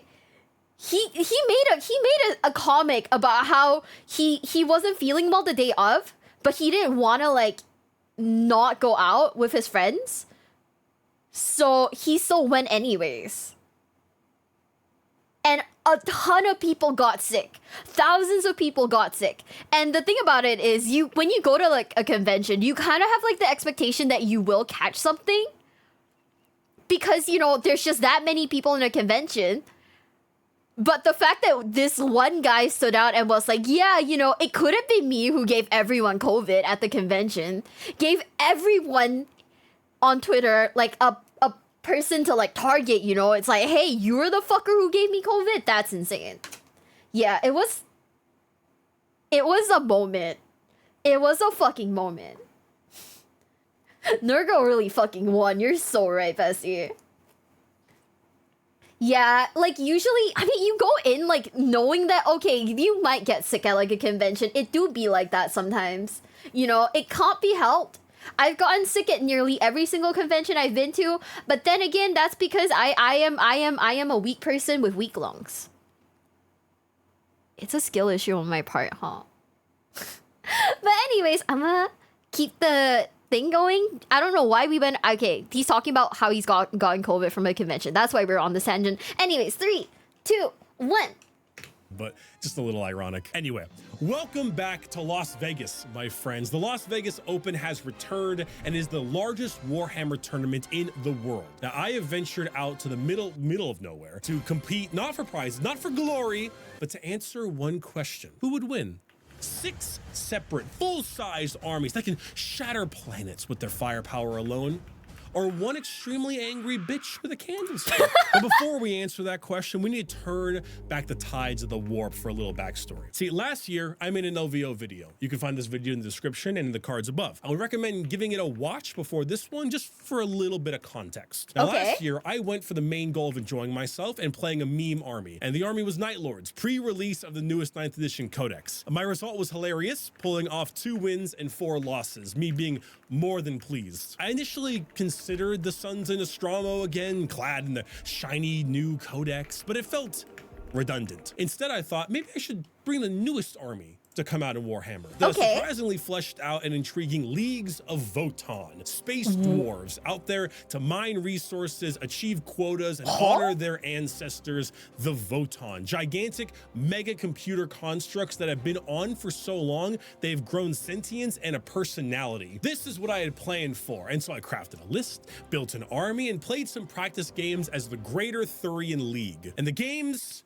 they went like this. Okay, so I see your Chaos Knight, and I give him a judgment token, so hits of 6 auto wound him. I'm gonna spend 1 CP to give him another token, so that's 5s. And since I'm Greater Thurian League, it counts as +1, so it's 4 to hit auto wound you. Okay, I'm gonna roll my Magna Rail rifle, and okay, got a 4, so it hits, it auto wounds, it ignores invul saves, and it's AP 4, so you don't get a save. D3 plus 3 damage, 5 damage. Okay, here comes 3 more shots. These are new guys. Okay, because I was just Googling them. I was like, who are these people? Like Space Marine Dwarves? What? And you know, oh shit! That just wasn't fun. That just wasn't fun. Not for me, not for my opponent, not for God. It just wasn't fun. I wanted something different, something interactive. So I thought, why not do the tried and true, my favorite faction in the game, the Sisters of Battle. It used to be Imperial Guard, but listen, I'm down bad. I'm down bad for faith. Sisters are also the army I know in and out, every which way. So I went to work decoding a list. But many of you know me and know that I like to win my own way. The standard for Sisters is a special order called Bloody Rose. Clad in bright red, the army has a tendency for excessive violence. More than normal, shockingly enough. Excessive violence in my Warhammer 40k universe? What does that even mean? What does excessive violence even mean in the Warhammer 40k universe? Like, how excessive? Heroes are melee specialists and have the ability to increase the amount of attacks they get and how hard those attacks hit. It's by far the best sub-faction for Sisters, and it's the one you take if you want to win. But I want to win on my own terms. And I didn't bring Night Lords last year because I was trying to win. I've always seen Bloody Rose as a bit boring and a bit of a crutch that elevates players that shouldn't really be doing as well as they are. Because it's not that hard to take a cheap unit of Repentia, Miracle Dice them into a knight, and watch them kill the knight. Their buffs are so static. You just get them. I want to have flexibility. I want to have choice. I want conflict. So I chose my favorite order, the Order of the Ebon Chalice, the original order with their patron saint Alicia Dominica that cut down Doge Van Dyer's tyrannical rule and his wiki feat. Now, Sisters gain a special sacred right every game. Often the one you pick is 6s generate additional hits in melee. Now I get to have 2. And Sisters can do special things to generate dice that they can substitute for rolls in the future. This is called Miracle Dice. With this faction, I can discard one and turn the other one into a 6 for some pretty big brain plays. So I decided my list will focus on the 3 M's: Mortals, Meltas, and Miracles. It definitely said Mills, right? Like, I'm not like hallucinating, right? He definitely said Mills, right? What the fuck? Wounds out the butt, Meltas where I can stick them, and Miracle Dice, and more Miracle Dice. What is Miracle Dice? What is Miracle Dice?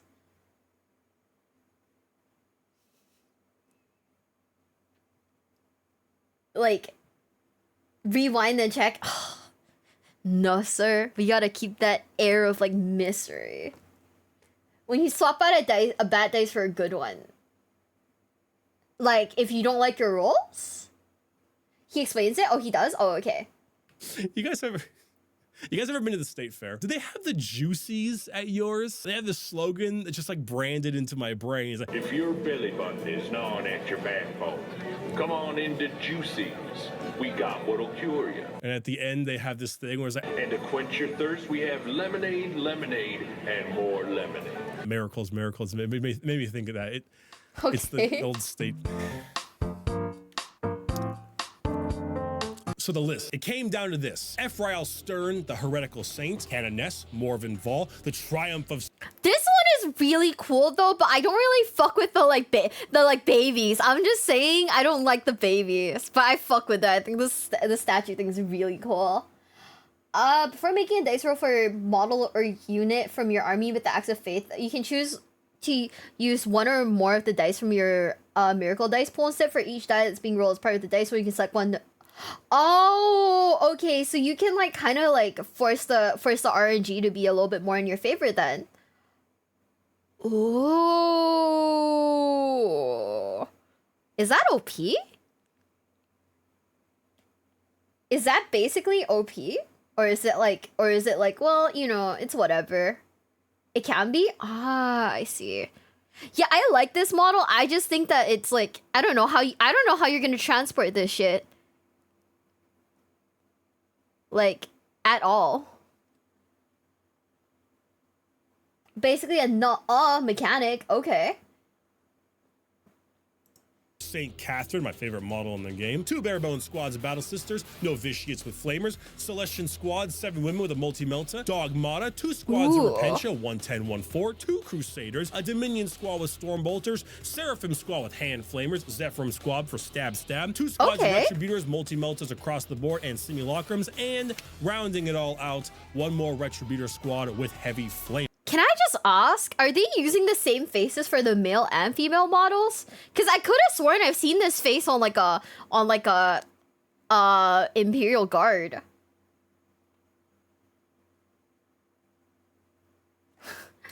It's balanced by sisters' data sheets generally being weaker on their own. Ah, okay. So please more ASMR. I don't really do ASMR. Has a hard time with female faces. I could have sworn I've seen that on like an Imperial Guard though. I'm gonna be for reals.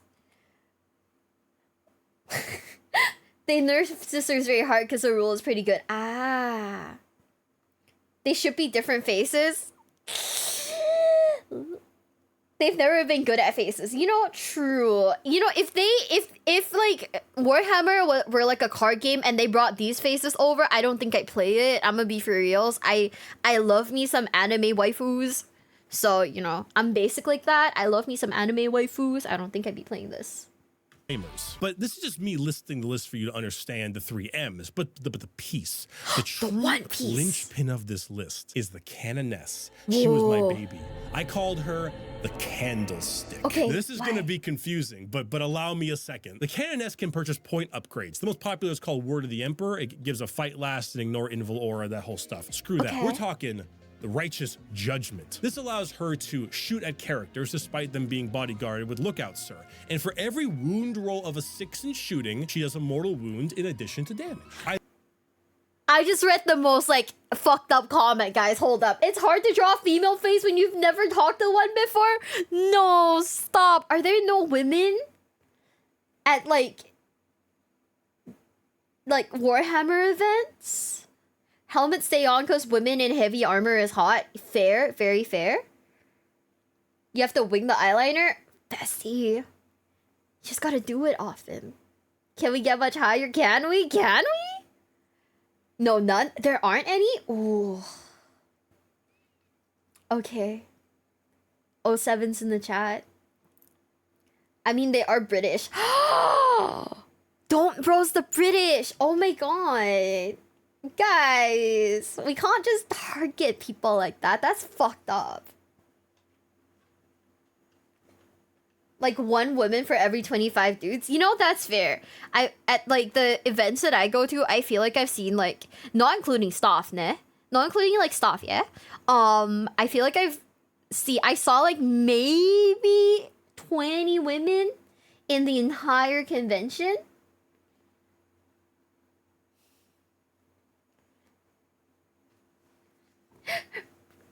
What? One of my female friends is into Warhammer.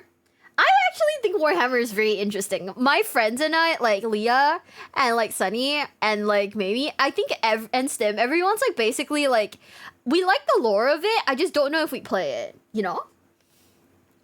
Not just British, Northern British. Oh, we're getting specific here. Wow. Uh-huh. I've never played. Yeah, I don't know. Maybe we'll think about playing one day. Maybe if we make the Pokemon big bucks, I'll play Warhammer one day. Hopefully, once I'm financially stable enough to afford an army. I then provide her with a relic weapon, the Annunciation of the Creed. This is a witch-seeking bolt gun that can fire a silver stake, adept at killing psychers of all kinds. If this bolt lands, even if it doesn't do any damage, just wounds, it does 3 mortal wounds in addition. Okay. Now, let's amp it. We give her Beacon of Faith, a special trait that gives her 1 free miracle dice in my turn that only she can use, but can use in addition to the one I'm normally allowed to use. But I'm Ebon Chalice, which lets me turn that dice to a 6 if I discard another. The Tribe of St. Catherine, you know, the The coffin dance allows me also to turn a dice to a 6 once per battle round within 6 inches. Now that 6 would be very handy to automatically wound a psyker and then do 3 plus 1 because it's a 6, so 4 mortal wounds like that. And then they need to take a save against the real damage, which is armor penetration 2 and 2 damage. But we're not done. We give her the Brazier of Holy Fire, a flame weapon that she can only use once per game, but you roll a dice and that's how many shots you get.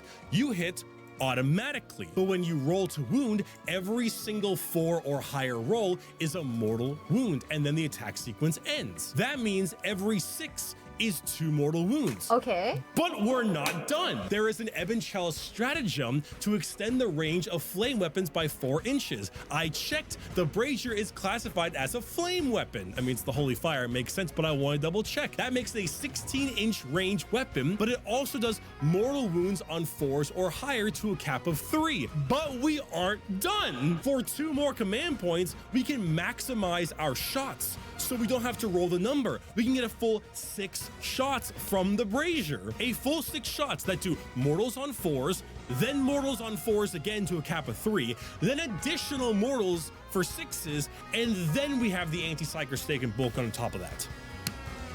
The Candlestick. Oh, I was frothing at the mouth. I was drooling with this idea. Oh my God, I was so excited. I felt like I discovered some hidden tech that, while not be extremely practical, had some serious teeth to it. I mean, if I want to do the full thing, it costs 3 CP, but I also took the Warlord trait that Ebon Chalice has that refunds CP on a 5, so in reality, it's more like 2 CP. And so my list was finalized. My painting was done the best I could with the time I had, and it was time to get packing. So LVO is an event run by Frontline Gaming, or FLG. FLG are arguably the most popular and common event runners in the business of Warhammer 40k, as well as Age of Sigmar, Kill Team, so on. This year's LVO boasted an enormous amount of players. I think over 1,000 or just near 1,000 for Warhammer 40k, but also a ton playing Sigmar, Horus Heresy, Kill Team, so on. But some just kind of come by and treat it like a mini convention. There are places to buy exclusive miniatures, as well as tons of booths from various creators. Creature Caster are there. Titans were showing off their new terrain. There are even painting master classes. Hell, Duncan Rhodes, the man, is even there doing painting. Now I, Bricky, can be considered a little slow sometimes, little dumb. So I forgot to sign up for LVO.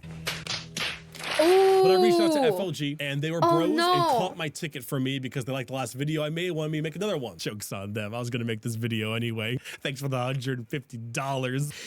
But now it's Thursday morning, and as someone living in SoCal, it's time for me to make my drive over to Vegas. Not the Vegas. This is the face of a man who doesn't really want to drive to Vegas for 5 hours, but I'm leaving early so I don't catch Victorville traffic. 5:30 in the morning. You know, that makes sense. He talked about like carrying a ton of stuff with him, right? Like he talked about carrying like a ton of stuff. He talked about carrying like what's it called?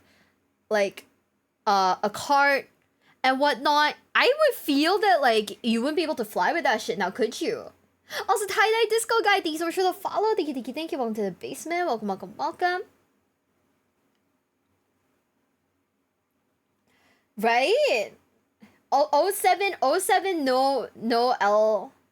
This is what you get, pack mule boyfriend to carry your army around. Do we date men just so they carry our armies around? That's the question, chat. Is that the play? Is that the play, lads? We date a man just so he would do that for us. If you didn't, I'd be disappointed. What? Guys, come on, don't sell your gender short. It's a meta strat for reals? It's unethical but not illegal. Stop. Really? Shopping mule, pack mule. Are we doing that now, guys? If there's women, a man will have to do. Oh fuck! If I'm dating a chick who plays Warhammer, I absolutely haul that shit. Guys, would you do it? Would you do it if you got like a girlfriend who played Warhammer? Would you haul her shit for her? Genuine question. No, pickle jar opening boyfriend only.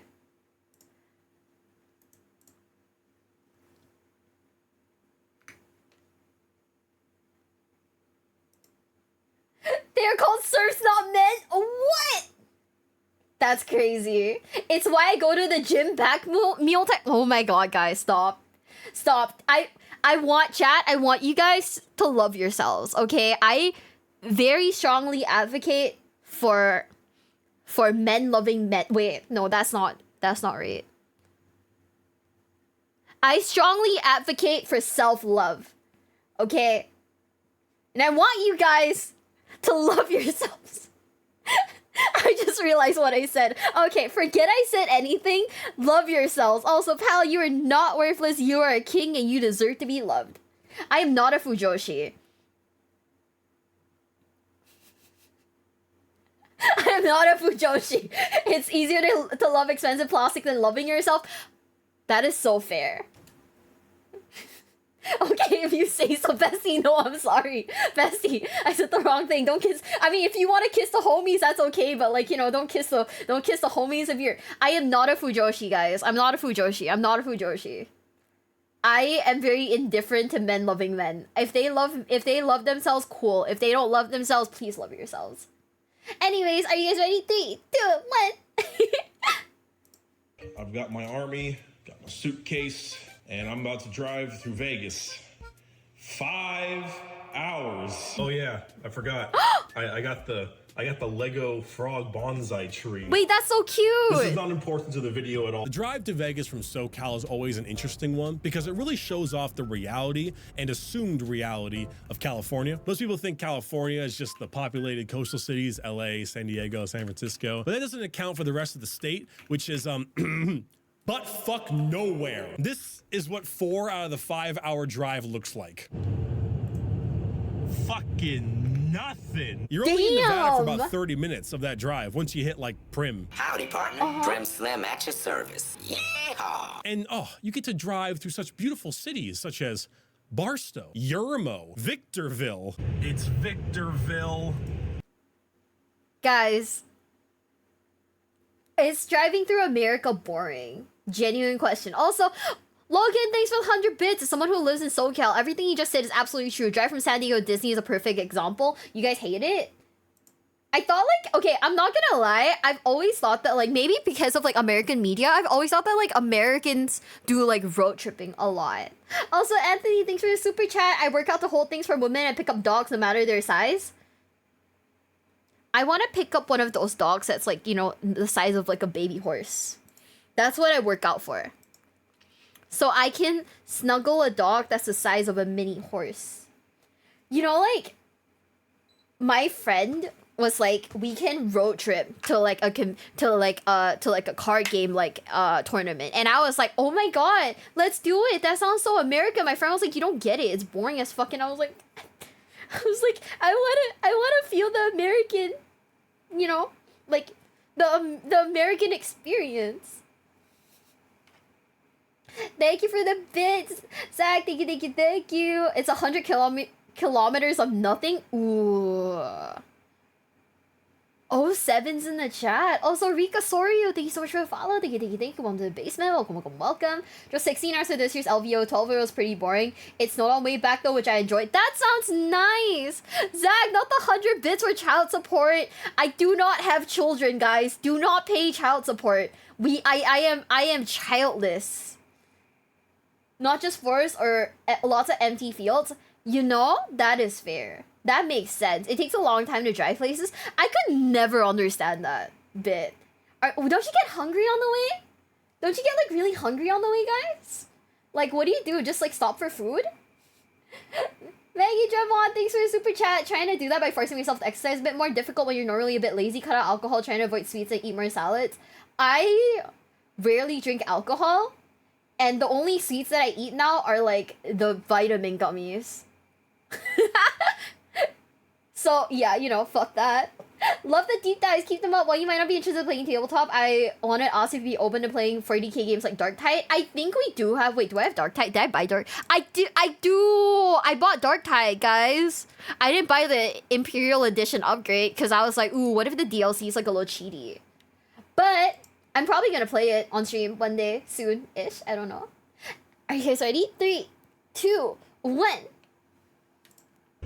I sure do hate Victorville. And let's not forget the brilliant town of Baker, California, the gateway to Death Valley. What? Come stay at the Royal Hawaiian Hotel. I did. I walked around it for quite a bit. I'd come back with a few friends to do a little abandoned place searching, but I'm pretty sure I'd step on a heroin needle. I know this has nothing to do with LVO. I'm sorry, but I drove up to Mammoth Mountain a lot growing up, and the difference between stopping in like Lone Pine and Big Pine and Bishop. Shout out to Shat's Bakery, by the way. Shout out to Shat's Bakery. Best sandwich of my life. It's staggering compared to the Vegas Drive. They don't even have Gus's really good fresh jerky. They have alien jerky. They do have Eddie's World, though. If you're ever going to Vegas from, like, SoCal, go to Eddie's World. Eddie's World's cool. Anyway.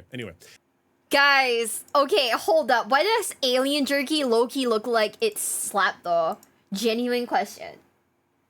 LVO is held at the Rio again this year. Now, if you remember from my last video, I don't like the Rio. It's off the strip and just isn't the highest caliber of hotel. Now, last time we were winding down hard from the pandemic, so half the restaurants and the like were closed. Those restaurants were open now, and it made a little difference. It was easier to get food, didn't have to DoorDash to the hotel like last time, but it's still kind of a mediocre place. Thing is that the Rio is kind of a necessary evil. I've heard whisperings that basically every other hotel charges double or more for venue rental that the Rio does. And to even have a feasible LVO in general, this is what we gotta stick with, which isn't ideal, but I mean, I'll suck it up if it means getting to play. I originally was gonna room with Demeki, but in his own words, I want to jerk off alone and utilize my own cuck chair. He got his own place. I splurged a bit for the fancy one. I may have gone a little overboard.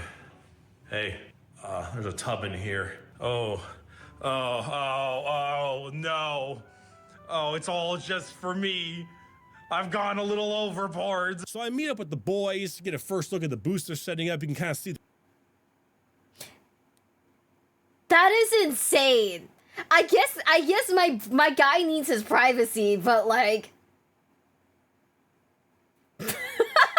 I guess he does need his privacy, but like holy shit.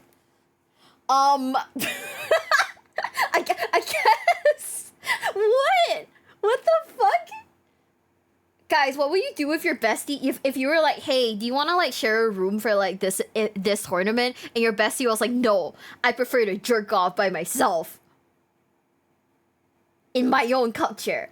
What would you even do? I'd just be like, cool. At least he's honest. I mean, I guess we gotta give him props for being honest, right? That sounds like something Gage would do. I'll homies jerk together. Tell him he can just tell me to leave for 15 minutes, whatever. We don't gotta waste money. That is so fair. That is so fair. Oh my god. Okay. Random fucking tangent, right? Random fucking tangent, but if you've ever been to like the Las Vegas Strip, at night especially, no, actually not at night, in the mornings, right? You'll see a ton of like cards of very, very NSFW women on the floor. And it straight up looks like NSFW Pokemon cards that you gotta collect. And it's so fucking funny that they just hand it out to you like that. It's so insane to me that they just kind of hand it out to you like that. But hey, don't call the numbers on those like on the NSFW Pokemon cards. I'm 90% sure you might get robbed, sis. I am like positive you'll get robbed. Did you collect them? No. I would not be able to explain that to anyone. I don't know about that. Sounds very Yakuza pill. See,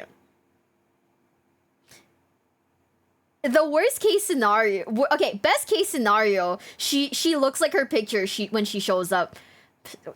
Slightly worse, but still best case scenario. She doesn't look like her picture when she shows up.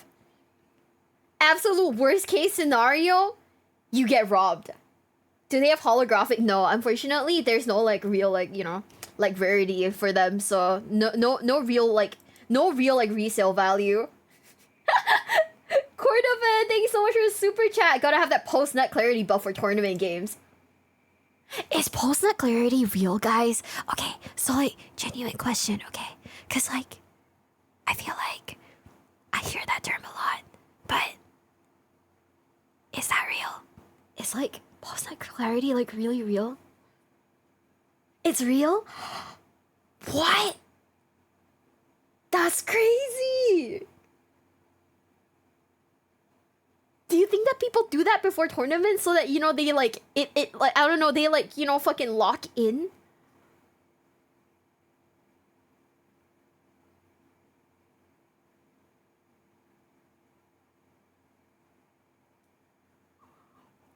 Wow. Wow.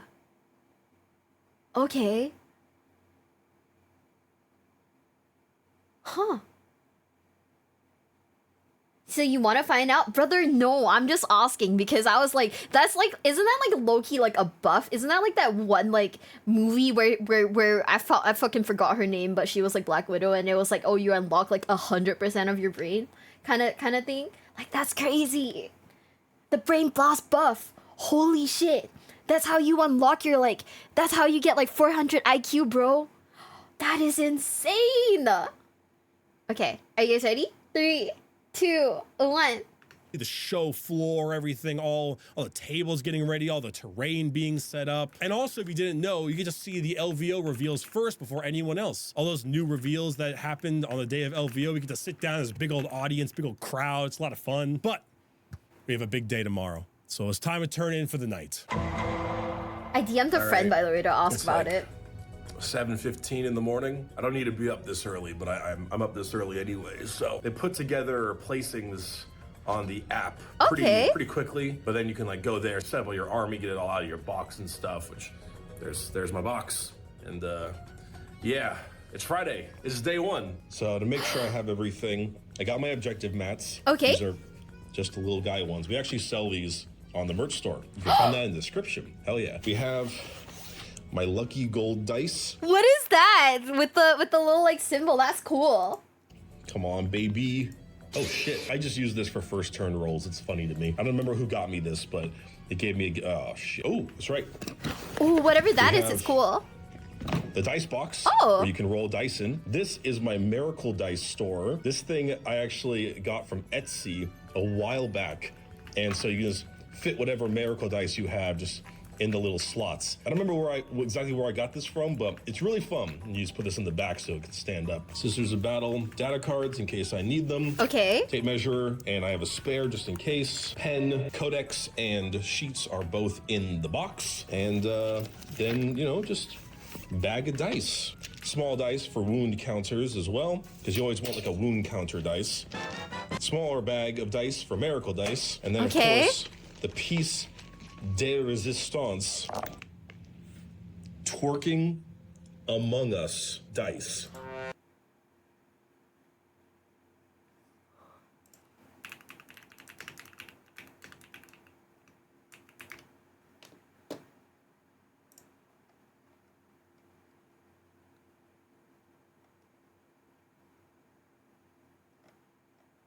I can't find it.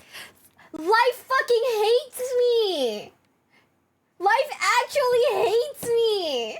Fuck.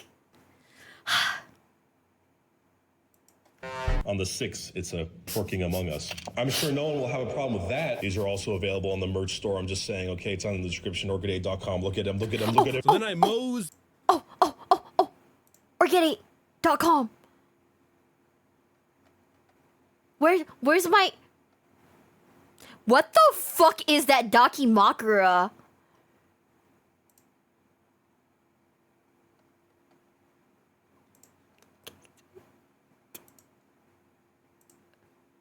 Does he... Where's his merch store? Adeptus... Is it Bricky? Guys. Are we doing it? Oh my god. Where is it? Where is it? Where is it? Where is it? It was his merch! It was his merch all along?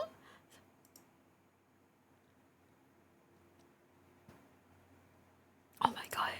We're gonna add to cart. We're gonna add to cart, guys. Shh. See my way down game 1. Now, find a new rival. Blood Angels. Each of my opponent's lists can be found in the description if you'd like to see them. This one was a very classic Blood Angels murder list. We're talking Dante, Sanguinary Priest, tons of Sanguinary Guard, Death Company, Whirlwind, Assault Centurions, the whole jazz. Turn 1 goes to him, and I deployed my Morven Vault aggressively. To get some shots off with the missile launcher and all that. But then he pre-game moves his Death Company, gives them every buff known to man, charges Morven Vault, and kills her turn 1. Oh. This was the most fuck around and find out moment of the entire tournament. Damn. I could have screened her. I just didn't think she would die like that. Turns out that when you give 5 Death Company full rerolls to hit, Assault Doctrine, Thunder Hammers, and +1 to hit, I think was the other buff, and they run at something, it dies. Oh, it dies hard. Nah. Every buff knows the man. So, bad start for me. Every other turn after that, though, was a lot of back and forth of him sending units to kill my stuff and me sending units to kill his stuff. Every time his Sanguinary Guard touched me, I evaporated, but I was able to screen out my backfield to keep him away and dump a various amount of units into his backfield to annoy him and pull all of his forces. His melee power was intense, but so was my mortal wound damage. Every Sanguinary Guard squad that hit me was removed in my turn. He also took Psychic Interrogation with Inquisitor Greyfax as a Psyker.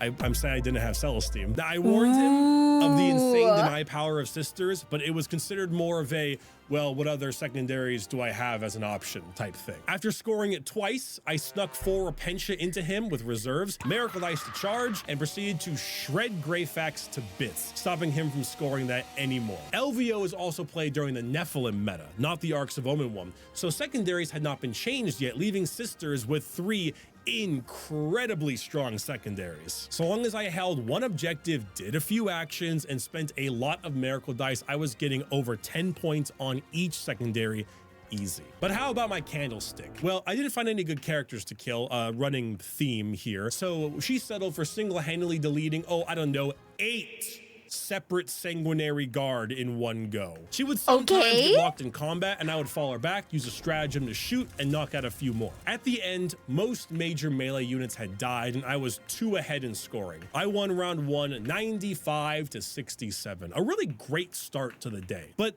after the game, something gnawed at the back of my head a little. I felt like I did something wrong. So when I went to get lunch, I looked something up and realized I made an error. Judgment of the Faithful, 1 CP. Adeptus Sororitas core unit can fall back and shoot. Well, I claimed to know Sisters in and out. I screwed this up in our game. I was falling back and shooting my Candlestick and probably killed another 2 Sanguinary Guard by using that. Oh, he fucked up. He misplayed. Holy shit. Also, Nate, thank you so much for the super chat. Oh my god. 100 dice? Wait, 100 dice for a proper army?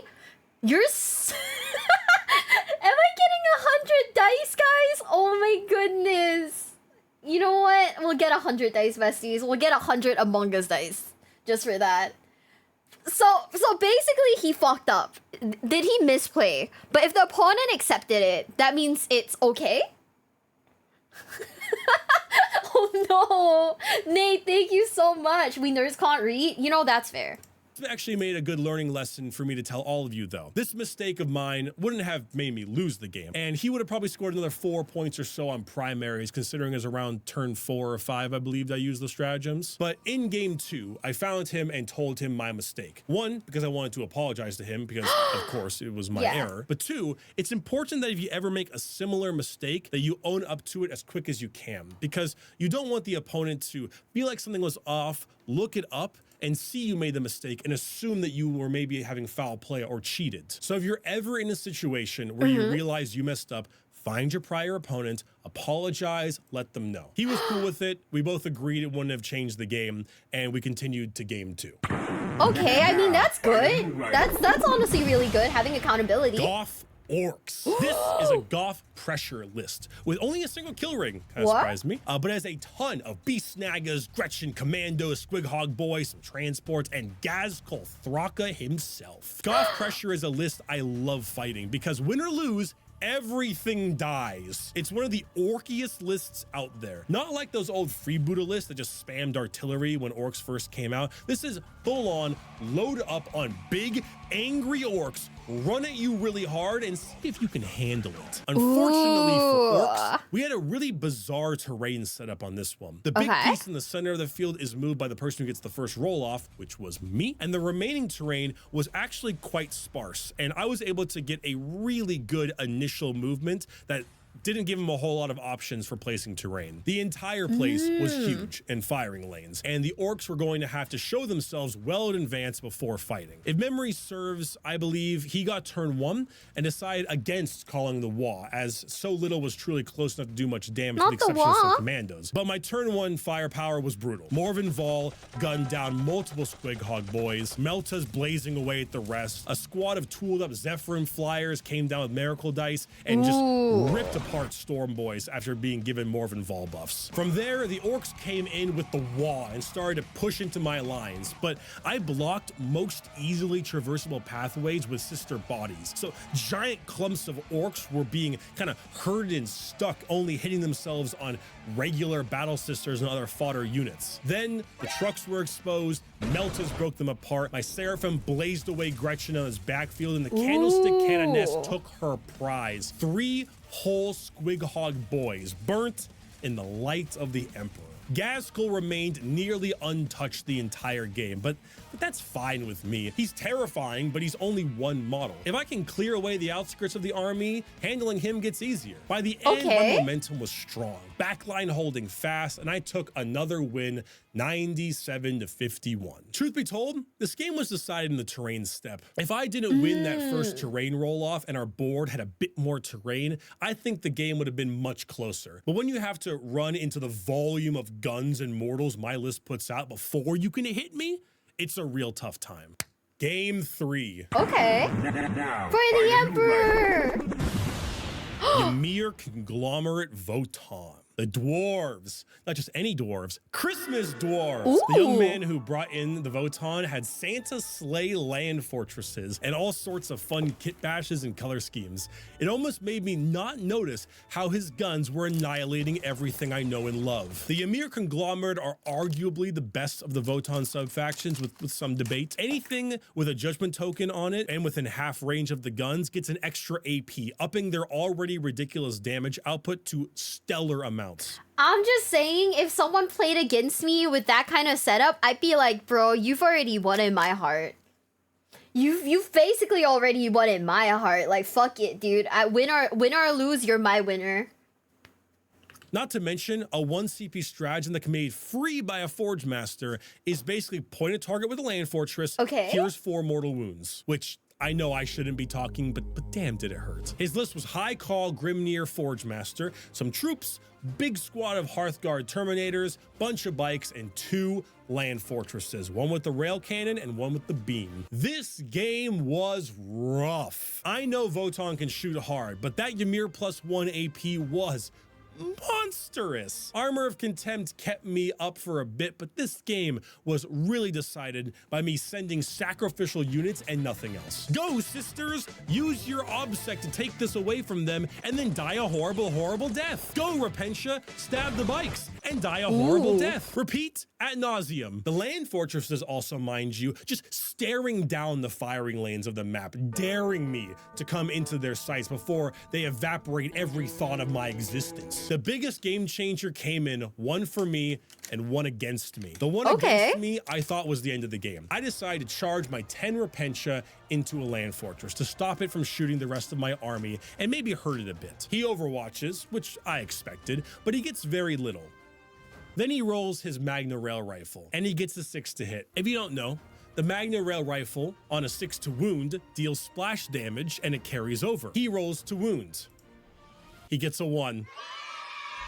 He command point rerolls the wound roll and gets a 6. He does 9 damage that ignores invulns. I roll my feel no pains and he kills 6 Repentia. And then he crunches another one under his Santa sleighs. They fail morale and I'm left with 1, which, you know, dies horribly next turn. Oh, but not all hope is 7. lost. Because the biggest swing came around turn 3, maybe turn 4, when he sent a full 10-man squad of troops onto the objective I have been constantly stealing from him the whole game with OBSEC. I didn't have traditional firepower to rid him from it. 10 Hearthkin warriors may not be the hardest thing for some armies, but we're so far in, so much stuff has died from these land fortresses, I can't get rid of him traditionally.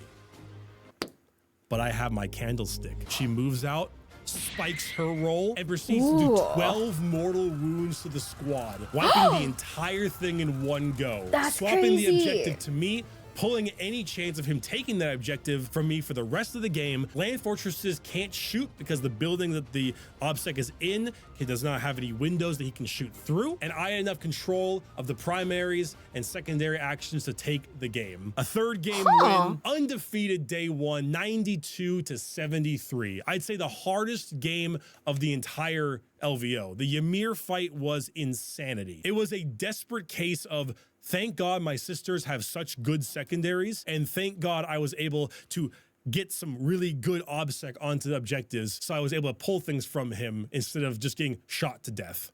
What does Overwatch mean in Warhammer? Because I've seen that like word being like used, and I don't honestly understand it. What does that mean in like Warhammer, guys? Huh.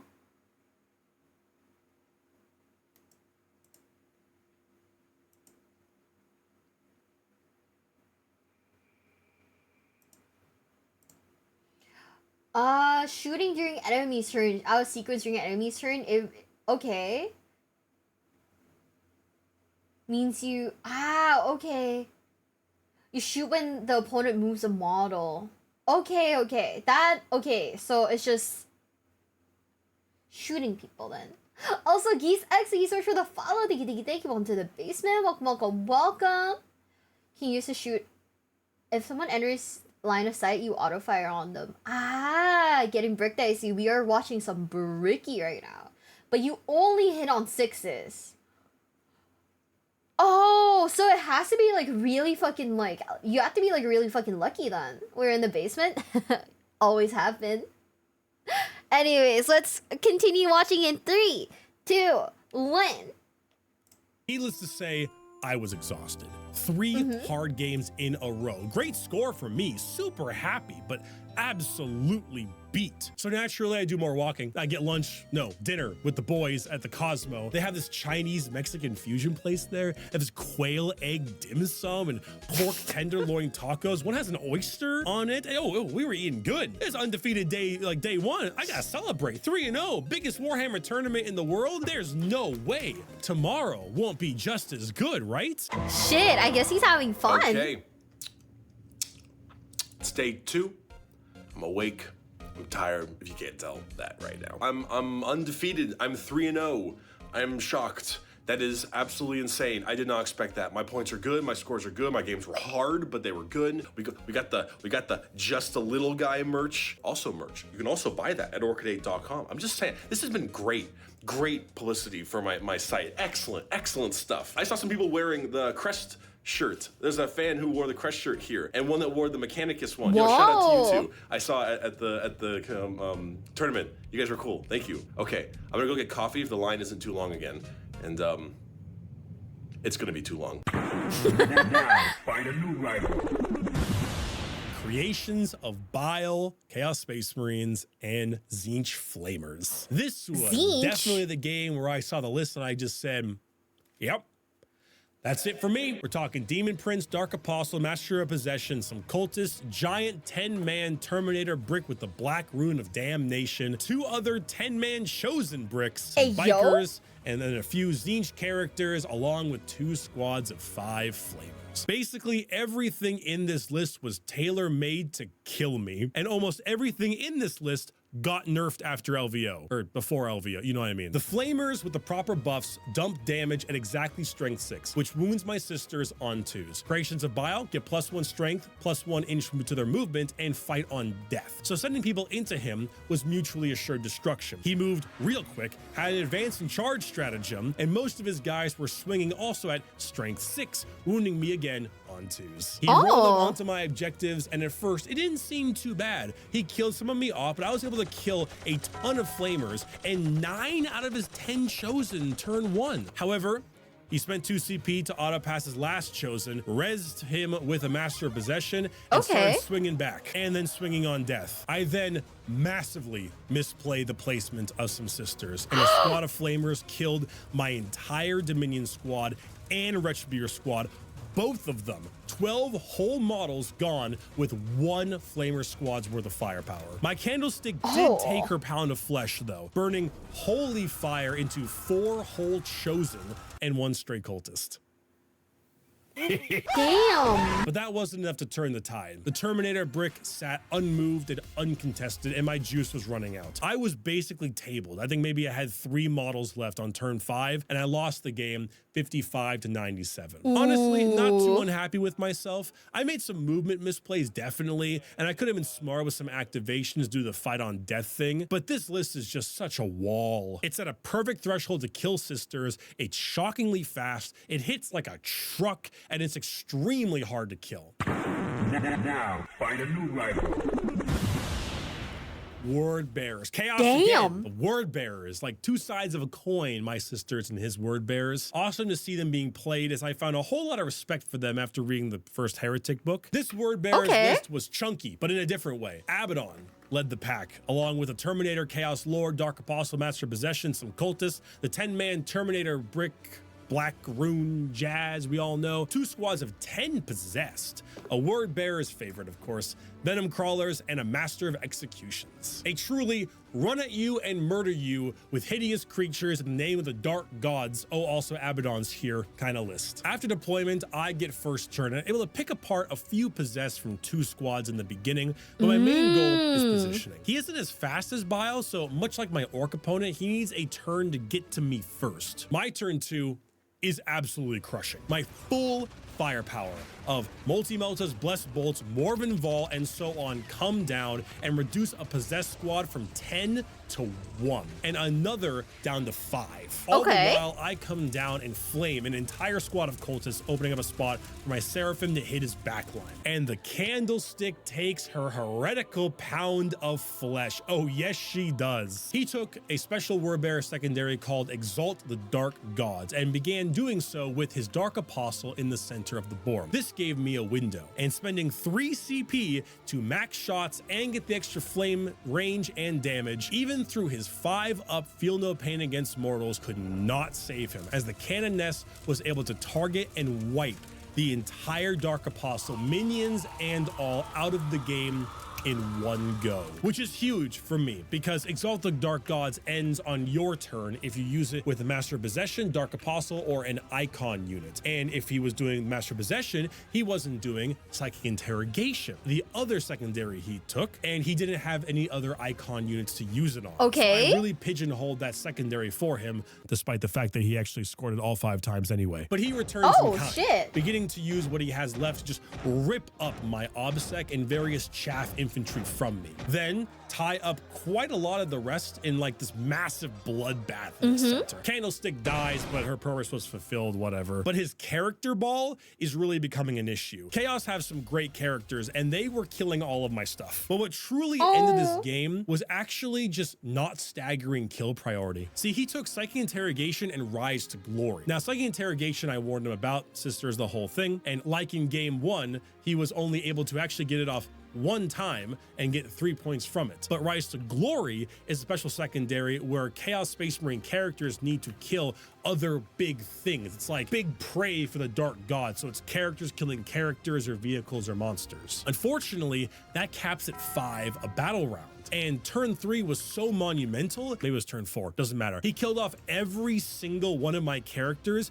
practically in 1 turn. That's so crazy. He only got 3 for Psychic Interrogation because he had no more characters to interrogate. And he only got around, I think 7 or 8, I don't quite remember the number, on Rise to Glory, because he had no more characters to kill. Truly, he was suffering from success. By the end, I was dying in models, but winning in points. He wasn't able to move his units fast enough to stop me from scoring. I had already gotten a lot of really good points for my sister secondaries. Sure, he had more models than I did, but I had more points. I ended the game with my 4th win at 79 to 67, a real close one. Rise to Glory Interrogation really didn't do him justice here, and I think he would have pulled off the win if other secondaries were chosen, but you won't see me complaining. Wait, so can someone explain this to me? So how do you score even when your opponents are like, what is it? Are winning, like they're taking they've killed most of your units, but you're still winning in terms of points. Can someone like explain how that works? This victory feels good. I like winning on like a technicality like that. Oh, you have little objectives. Okay, that makes sense. So he was able to oh, wait, that's kind of cool. Okay. You can choose beforehand. You get points for doing stuff than just killing. You select objectives for your army that gives you... Oh, I see. Okay, that makes sense.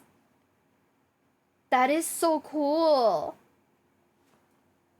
Okay, I understand that now. Standing on objectives, unless you're playing corn, you don't win via kills. Ah, okay. See, I didn't know about that bit, so I was a little like, how is he still like in like, you know, in the battle? Final round. Gene Stealer cults. Lastly, we had game 6. I wasn't able to take any foes this one because I was just so exhausted. Game 6 is always one of the most exhausting. The best players are 5-0, and we aren't the best players. So this is really just the game for fun. But it's the fun game where you're tired as hell, your legs hurt, your throat's sore from talking, and you start thinking about investing into a knight's army so your games are over an hour faster from now on. My last game was against Gene Stealer cults, an army I have had extremely little experience playing against.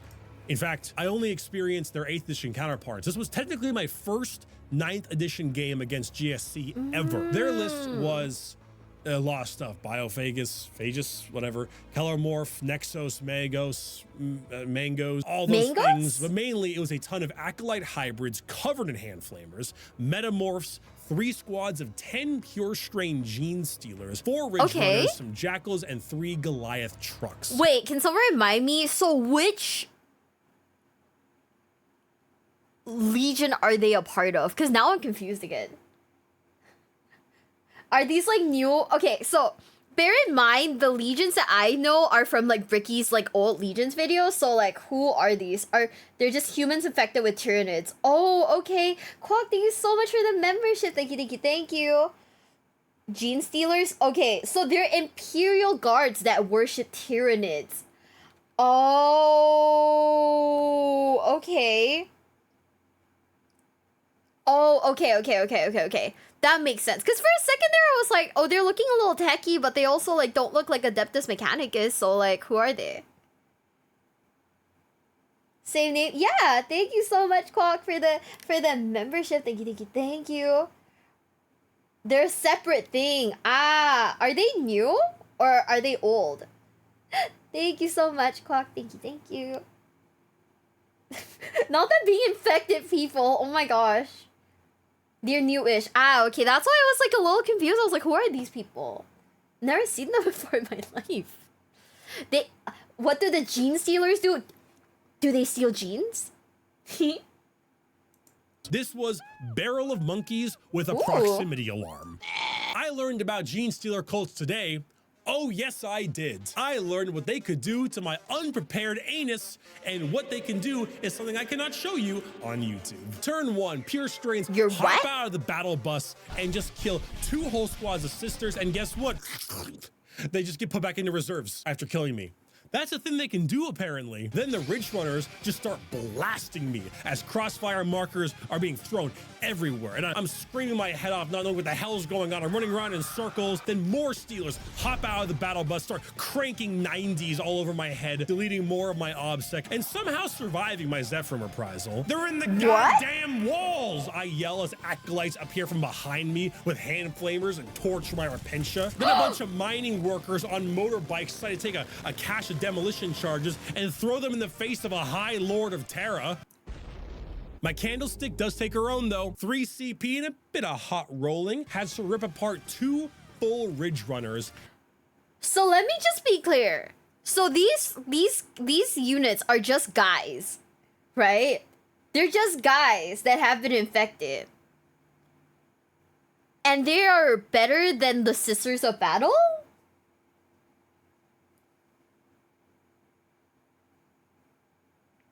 Like, not lore-wise, but in the game, they're better than the Sisters of Battle. Is that it? It's pretty gnarly infection. Ah. Okay, because I was just like, I was like thinking, like, aren't they just guys? Aren't they just dudes? Like, what? Guerrilla warfare in space. You know, that makes sense.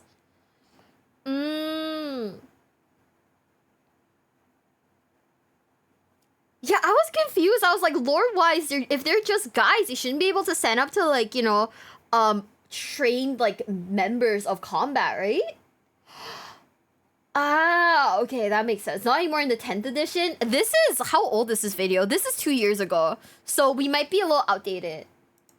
And damaging another, doing a total of 17 mortal wounds. That was lovely to watch. But no, this was a slaughter. My opponent was desperately trying to go easy on me so I can score more points, using such excuses as, oh, I coach players and we teach not pushing it while you're ahead. What? And out of respect, and it's the final game of the day, in which I said, Kill me, I'm here, kill me! I'm fine with getting obliterated. Okay. Obliterate me, please. It helps me learn how to fight from behind. Great guy to play against. He taught me a lot, both game-wise and Gene Stealer cult-wise. But it was easily my biggest loss of the tournament. He ripped me a new one. Second loss, 97 to 46. 97 to like 25, more like it. He was being nice. But 4-2. I'm really happy with that. I have only gone 4-2 once before in my life at a tournament that ironically was also with Sisters. Absolutely stoked. So stoked that I said goodbye Vegas, hopped in my car and drove home that night. I got home at 1:15 a.m. that morning. Really? There are some pleasures in life I can't express in words, and one of them is falling asleep in your own bed after 6 hours of Warhammer. You know? Okay, there's nothing like that it. Makes Overall, sense. I'm just really pleased. My performance felt good. My list felt good. I could definitely change some things and make a few cuts here and there. But for what I was going for, it was great. My Candlestick was such an MVP, probably winning me multiple games, especially the Votan of Wordbearers one. Her kill count was 6 Sanguinary Guard, 3 Squighog Boys, 10 Hearthkin Warriors and a Terminator, 4 Chosen and a Cultist. Okay. And oh god, Dark Apostle in his entirety, and then 2 Ridge Runners and damage. That is a ludicrous amount of damage done by that character. I am so pleased. I have never once gone 5-1 in a tournament before, but I have one coming up in Irvine, California in early March, so maybe I might find a way to pull it off then. I might make a little recap video about that too, but that'll be on my second channel, Bricky Episode 2, if you want to find that out. I'm a nerd and Warhammer just feels too nerdy for me. Low key, Coder, I feel the same, but the lore is very interesting and the game fucking slaps. I don't know if I'm capable of playing the game, of like actually playing tabletop. But low key, the actual video game though, that shit slaps. We read Yu-Gi-Oh! Effects, we should be fine. The final boss. Okay, what is the final boss of nerd stuff? Warhammer or like... What else is nerdy? It's fun, but it takes so long to play. Y'all play Yu-Gi-Oh! I feel like Yu-Gi-Oh! Is still like baby level. WoW? Fuck, am I a nerd? No, I'm no longer a nerd. I canceled my WoW subscription, guys. Remaking remaking multiple characters for hardcore WoW has burnt me out of WoW officially. To go to a Yu-Gi-Oh tournament? Yeah, that's true. Is Magic... Okay. How can Magic the Gathering be the nerdiest of all when they had a dumb MTV commercial? Right? D&D Pathfinder is a fine... What the heck is D&D Pathfinder? You're a VTuber? Yeah, but that doesn't make me a nerd, you know? Like, hi. Wait, no. Hold on. Wait, that's not a good defense now, is it? Hold up. Model trains? Wait, you can't say model trains are nerdy. My waifu, Leah Asimov, and I went to Disney. And my queen loves model trains. And they had like a little model train at Disney. So we were both sat there. I sat next to her. We were watching the train go in and out of like, you know, the station. It was great. It was nice. It was so fun. Imagine being a nerd. That's your answer. Man! Pathfinder is a spin-off of D&D that is overly complicated for no reason. I've never actually played D&D before, and like that shit's like kind of interesting. We have bad news for you. Leah's a nerd. My wife is a nerd. Fuck. Have you seen the old WoW commercials with Mr. T? No. Did you know? Okay, I don't know if you guys knew this, but Leah loves trains, right? So because I'm a loving bestie, we are best friends. And I love her very much. I told her that we could go on a train adventure together. I told her that if she wanted to, we could go ride that one wine train or something. Yeah, there's like some wine train, and I was like, we can do it. I will do it for you, BB. I like looking at nature anyways. Sorry, you're a nerd. Fuck! No, like, but like, I'm not a nerd though. Haha. Guys, I fuck, okay? I fuck, okay? Like, this is distinctly like not nerdy activities, right? We're not running a train on her. You what? Why are you acting like that's a surprise? Huh? Are you volunteering to become autistic? My friend, my bestie has a traintism, and I'm just saying I could develop the traintism for her. What? Hey, do not press X to doubt. Guys, no. Nerds fuck so much. Guys, don't press X to doubt. Oh my god, the moment you bought dice, wait. Coder, I need your opinion. So there's this dice that has the Among Us like twerking emo on it. Like you can't really see it. You might have to explain it to people because it low-key looks like a bull or something. But it's the Among Us twerking emo. Yeah. Should I get it?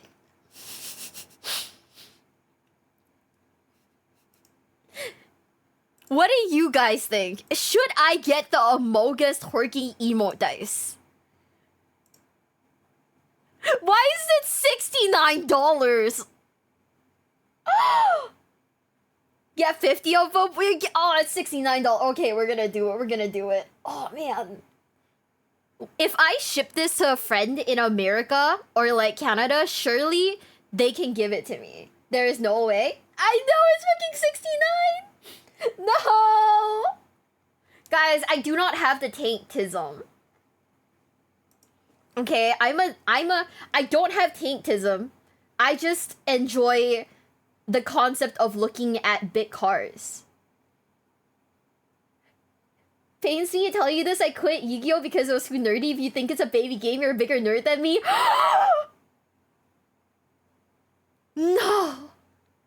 No, stop. Stop hitting me with the truth.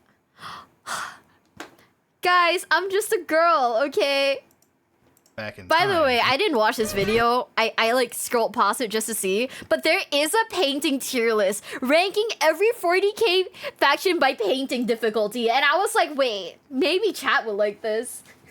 You're a girl? Okay, I'm learning so much today. Okay, Coder, we met. We met. Like, what is this?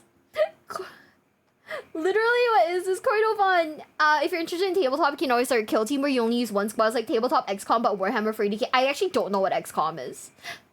I don't have latent tankism, guys. Trust. Coder is not confirming that I'm a man from Toronto. I am not a man from Toronto. I am a woman from Southeast Asia, dude. Man from Toronto is crazy. Warhammer is great. I haven't found my tank food yet. Oh, I haven't found my spirit, like, animal tank. Watch Warhammer. Yeah, we're gonna watch a video where where they're ranking the 40k faction by painting difficulty. Because apparently this is what I do. No. Wait, Nate, thank you so much. Looks like you need more funds for 100 dice. Thank you so much for the yo, 69. Let's fucking go. Nice. He's from Ontario. What is Ontario? Miwa is not a man from Toronto. Miwa is a man from Quebec. I am neither a man nor am I Canadian. You know, okay. Hold up.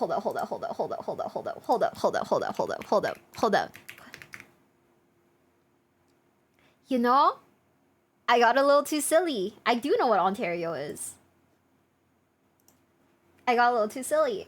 Okay, if you want to know about the lore, if you want to know about the deep lore, why people say I'm a man from Toronto, it is because there was a Reddit post that, like, specifically linked my Twitch stream in r/Toronto that said, hey guys, does the Singaporean accent sound like a male Toronto accent? And from then on,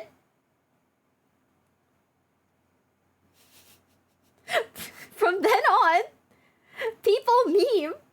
Oh, I'm not kidding. Hold up. Let me see if I can find the Reddit post. It's kind of insane. It's kind of insane. They actually linked my shit too. So, thanks.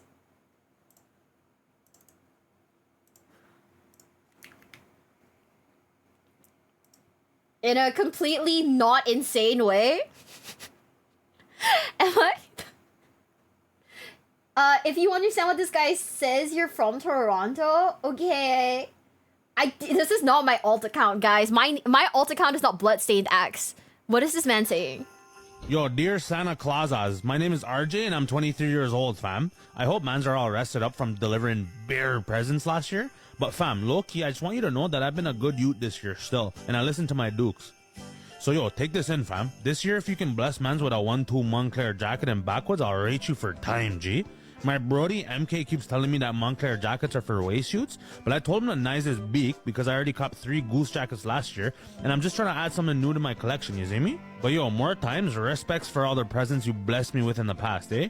Say what's good to my guy Rudolph, but not that Bina's Dasher. I don't fuck with him still. Easy, fam, and let me know if you're trying to spark up sometime. Sincerely, RJ. That's not my govy, by the way, Zane. I have no idea if that man was speaking English or not.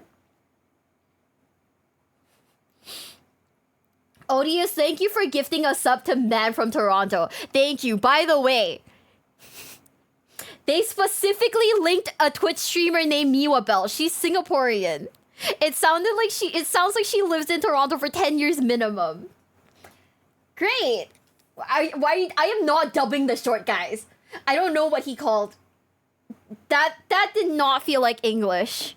I know I went to school and I feel like I learned English. I feel like I learned English, but honestly, I don't fucking know, dude. Maybe it's time to turn in my like English my English like language like classes, because what the fuck? I thought you sounded like a Valley girl. I am like from Southeast Asia. Uh-huh. I'll give you the Toronto slang 101 lesson. Okay. I am anticipating the lesson now. Because what the fuck was that man saying? I understood like low key, fam. Everything else, I was like, huh? Just, huh? dude. Oh, Gene Stealer cult. This is a year ago, by the way. So, like, this is a fairly recent video, too. English, I thought you speak American? American's a language? You should call Maple see if she understood it. Okay, I'm gonna DM like Maple the link. Oh no, now that I've watched it on stream on my YouTube account, that means my shorts are gonna be flooded with that stuff. Yeah, you give me absolute Valley Girl vibes with your voice and model. Thank you. Rip my algorithm. 07's chat. Can I get an F in the chat for my algorithm? I'm cooked. One time I talked about disencoder on like Twitter, and my entire like recommended videos page was all like disencoder like judge rulings. Valley Girl vibes is not a good. It's not. That was a face reveal. That one guy talking, you think I look like that? Chat. I have longer hair. Trust, I have longer hair. Someone like asked me if I use like a voice changer, and I was like, brother, it takes me like 10 minutes to set up OBS before I stream. You think I could figure out a voice mod? I could not. Like, you guys are overestimating my abilities.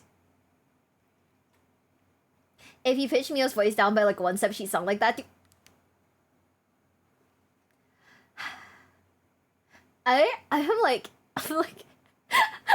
getting stabbed right now. Holy fucking shit. What, you're not a man? I am not a man. I am like certified not a dude.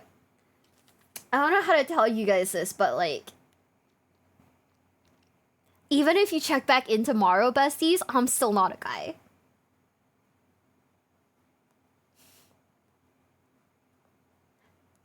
Even if you check back in the day after tomorrow, I'm still not a guy. Why does every VTuber say that? Because every guy questions if we are men. I mean, I've showed my arms on stream before. Either I'm a girl, or I'm just like a really like skinny twink. There is no in between. Basically, there is no in between. I've done unboxing streams. What if you're lying though? That's for me to know and for you to find out. Could be a femboy. That's what I said. Because from the early years of the internet, nobody believed there were girls on the internet. Sometimes people still ask if I am just a boy with like a high-pitched like voice. And I'm like, bestie, I've been saying that I fuck your dad like 7 times. I didn't say fuck your mom. I said I fuck your dad. Call me your new stepmom, bitch. You know? Like, I feel like that like intrinsically proves that I am a girl. It's a long A pronunciation that makes you sound Canadian. I'm not a femboy. Shut up. Those two statements can't be true. Okay. What can I say? I got a little toxic when I was like playing. I got just a little toxic playing Marvel Rivals. Okay, I'm like trying to keep that shit like under wraps, but like. It's fine, we love you, bro. Thank you, bro. Well, if you insist, or just a geek. I feel like the allegations that are floating around are slowly like becoming a little crazy. The way you say you know is very Canadian. Is it early? I had no idea. Maybe I should just like change the way I talk. We love our Singaporean Ontarian twink. We accept you as you are. Only one of those words is true, and it's neither Ontarian or twink. I don't hear any Canadian. Thank you, bestie. I appreciate you for that. Just move to Toronto, make the meme reel. No, that would make chat too happy. But honestly, all my besties like live in Toronto, so if I actually move to Canada, that is where I'd be. So holy shit, will we fulfill the prophecy, guys? Will the prophecy be foretold? Fulfilled. Just say sorry and we'll know you're Canadian from that. Sorry? It's almost like Faye is telling you something. It's not telling me shit, okay? Well, now you gotta move there? Damn. Why do all of my besties? live in Toronto, where I'm like supposed to be from. That is insane. I don't know who made the Valley Girl accent comment. I can't unhear it now. God damn it. I am so sorry, bestie. I'll try to switch up my accent. Okay. But to be honest, I'm a shit voice actor. We tried. I know. I've tried. It just doesn't work. It just doesn't work for me. Wait, we got off topic. Fuck, let's watch Poor Hammer podcast, guys. We love tier lists. Wait. Do I have the tier listism? That can't be.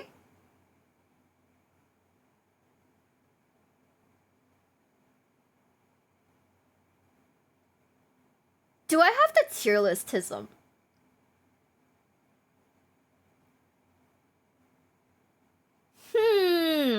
Yes. Oh, fuck. Okay, well, we're never beating this allegation.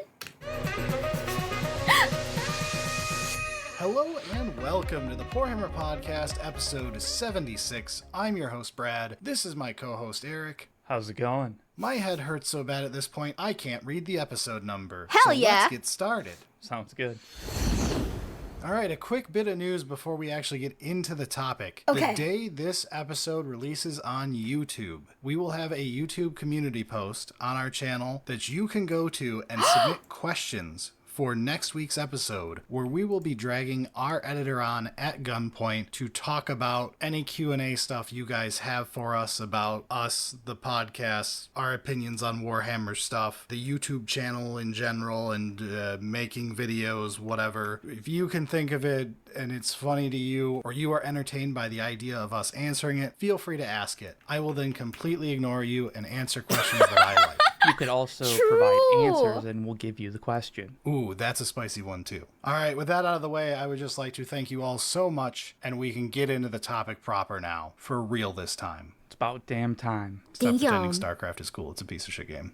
Fuck you. Speaking of piece of shit games... Is Warhammer a piece of shit game, or is Warhammer our piece of shit game? Think about that, besties. It just starts off.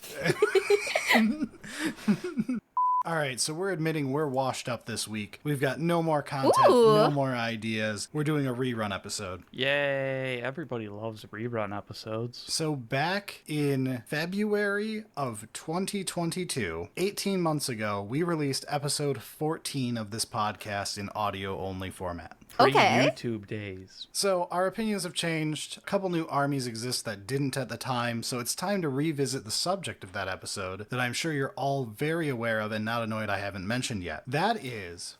to continue to derail it a little bit further, there's also armies that have left. Ooh, that's a good point. Wow. Low blow. All right, so the episode topic itself was which armies are the easiest to paint. So let's begin by breaking down the tiers we can put every one of these factions into. So going from the bottom to the top, we're starting out at the bottom. All right. These are going to be factions that we label as not even at gunpoint. Okay. This is for the worst of the worst, the things you absolutely at no point want to be stuck painting. Yeah, for general reasons of it's just miserable. For one reason or another, but we'll get into it when we're talking about each faction. Yeah. From there, it goes up to the exciting, the Chaos Trim Zone. Which, it's what it says on the tin. Well, and the opposite. Okay. But yes, we'll get to that. The one up from that is called Airbrush Check, which is... Guys, are there like factions that you would never do? Like you never play just because it's that difficult to like paint? Are there ones that you would never do at all? The clowns? Oh, that's fair. I think the clowns would be hard to paint, huh? Is a very important tier based off the last time we attempted this episode. You got your airbrush ready? From there, we go to the B tier. It's a complicated one, but we'll get to it later. Then we go up to Painless, which is a tier for armies that are actually not terrible to paint. They're just downright fine. You get some good enjoyment out of it. And then we go to the Paintbrush Liquor Approved tier, the epitome of this tier list. Guys, do you lick your paintbrushes? Besties, do you lick your paintbrushes? I don't want you to get like lead poisoning or whatever the fuck's in like, you know, or whatever the fuck's in like paint nowadays. Of course, it's bad for the brush. How about your brain cells? Isn't there like, I don't know, fucking lead poisoning? What's wrong with eating paint? I don't want you to die. Thin your paints at any cost. How are you gonna know the colors with your eyes?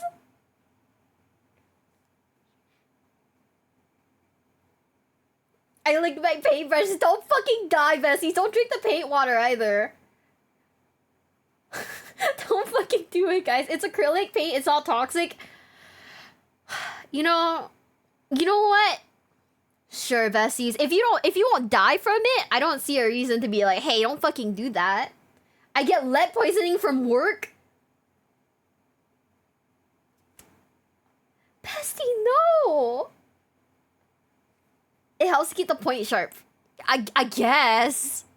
Shit, okay. Well, Where do we start? Do we start at the bottom and work our way up, or do we just randomly choose armies and put them somewhere? Randomly choose armies. Oh, that looks so sick.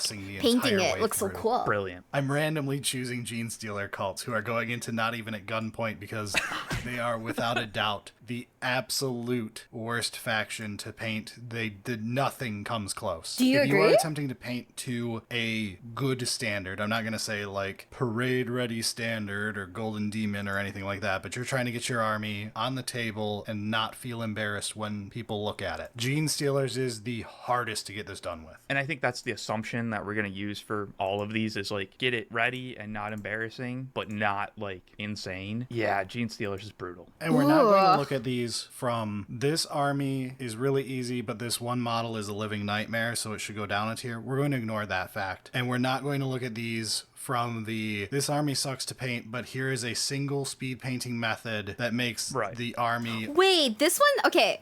This one has like gradients on it, so this looks like it take like a ton of time. Holy shit. Some pencil eaters? I've heard my friend choke from drinking the paint. No, don't drink the paint, guys, stop. This one looks really hard to paint, okay? As like a painting noob, the only painting I've ever done was when I was like 7 and I took art classes, but then like dropped out because my mother determined I didn't have the talent for it and she didn't want to waste money anymore. That is all of my painting experience, guys. And as a painting noob, all I can say is this looks hard. This looks really fucking hard. Atomic Marma said, thank you so much for the follow. Thank you. Welcome to the basement. Welcome. Army sucks to paint, but here is a single speed painting method that makes the army okay if you're okay with this specific paint job. Yeah, these are general feedback kind of things. Your typical paint job. And it comes down to the fact that this is like a hobby. So if you want it to be complicated, you can make the painless ones complicated. Yeah, this is for your typical average Joe paint job. Yeah, this is kind of just like a general expectation for the army, but caveats and all of that aside, Gene Stealers are fucked. Damn. The average Gene Stealer list runs between 60 and 100 troops, and those troops, if you pick up a Neophyte hybrid and look at the details on that model, even if you like try to keep, okay, his pants will be one color, we'll only color in the shin pads, and then we'll do the armor and the Saiyan armor booby plates separate. That's a lot for that many models. They all have exposed skin everywhere, complicated ragtag guns. Yeah, so you can't just like give it a base coat, a couple highlight things, and then wash it, essentially. Like, no. It's a slog, and I have not painted a single Gene Stealer yet. I've looked at them, but I haven't touched mine. Yeah, I wonder why. I don't know a single person who would defend Gene Stealers going higher, but yeah, not even at gunpoint. Which is entertaining because within the next year or so you're going to start that project, so it's okay because I made that the project. It's not me trying to rush done my army. It is me picking up an army to be a giant project. And you're a masochist, but moving on. Let's talk about the new guys, World Eaters. That way we're not predictable this time. Ooh, nice. World Eaters are going in the Chaos Trim Zone. Yeah. Hint, they won't be alone here. You can probably figure it out. This looks really complicated too. I'm not gonna lie. I mean, I guess you don't have to paint it to like such detail, right? Wait, you know what I kind of want to do? To the Warhammer people that are in my Discord server, I want to create like a thread where people can like take photos of like their armies and post it there so I can see what like average painting looks like, you know, like not like professionally done for like for the sake of selling a model, but like what people actually, you know, do it, like how people actually paint that shit. Should I do that? What do you guys think? I'm genuinely curious because I'm assuming that all of the pictures used right here are like pictures direct from like Games Workshop, right? Wouldn't that be fun? I'm a Dragoness. Thank you so much for the follow. Thank you, thank you. Welcome to the basement. Welcome, welcome, welcome. Yeah, I was just thinking like, this looks professionally done. But what if you're just a guy who just, you know, who likes playing Warhammer? You don't do a terrible job, but it's also not terribly impressive, right? You know what I mean? Like, it's not insane, but it's also not that bad. I kind of want to see what that standard is like. Just a guy paint jobs. Yeah. Yeah, I know some people can do it really well, but like, how do the average ones look like? That is what I'm curious about. Because these look really cool. These look like they have a ton of detail. But I'm also positive that someone like, and like a proper like artist, you know, proper like painter painted this stuff. With like no like crunch time where, you know, they have to like, oh, I have to get this in time for like a tournament, so I'm just gonna do my best kind of vibe. You know what I mean? I don't play a game, I just build and paint. Yeah. I like that aspect of it, honestly. I think that aspect of it is really cool. The fact that you just get to be creative in like your own space. Trust our audience with a base level of intelligence on what's going to end up in the Chaos Trim Zone. Stop! This like bear thing is so cool too. I think it's a bear. I don't fucking know. I think it's so cool. Shit. Sheesh. It's kind of like, I kind of love how like the red is separate from like the guy's red, because his red is more vibrant and this guy and like the bear's red is like a little bit more like matte-ish. Is it an ox? I thought it was a bear. Huh. Well, whatever it is, yeah, I guess I'll do like a YouTube thread, and then people can just like post their pictures. So like post your Space Marines, but like don't post like a picture of your dong or whatever. If you do, I will actually beat you up. Trust. It looks like a rhino. Wait, I do see it. Hi, Leah. Leah, I was just telling Chad about how like I love you and all of your tisms, and I fully support you, and we will go and do a wine train one day, you and me, for the train tism. Don't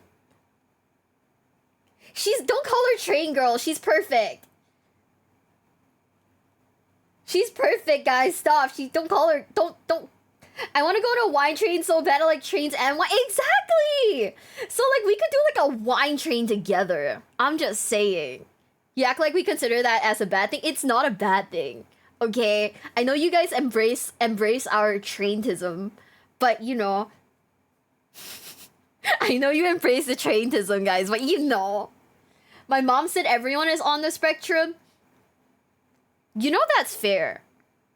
Like, I feel like the older generation, they're like, in our days, no one had autism. But then you also look at your fucking auntie with like, you know, like doll collections, and it's like, what the fuck do you call this then? Shit.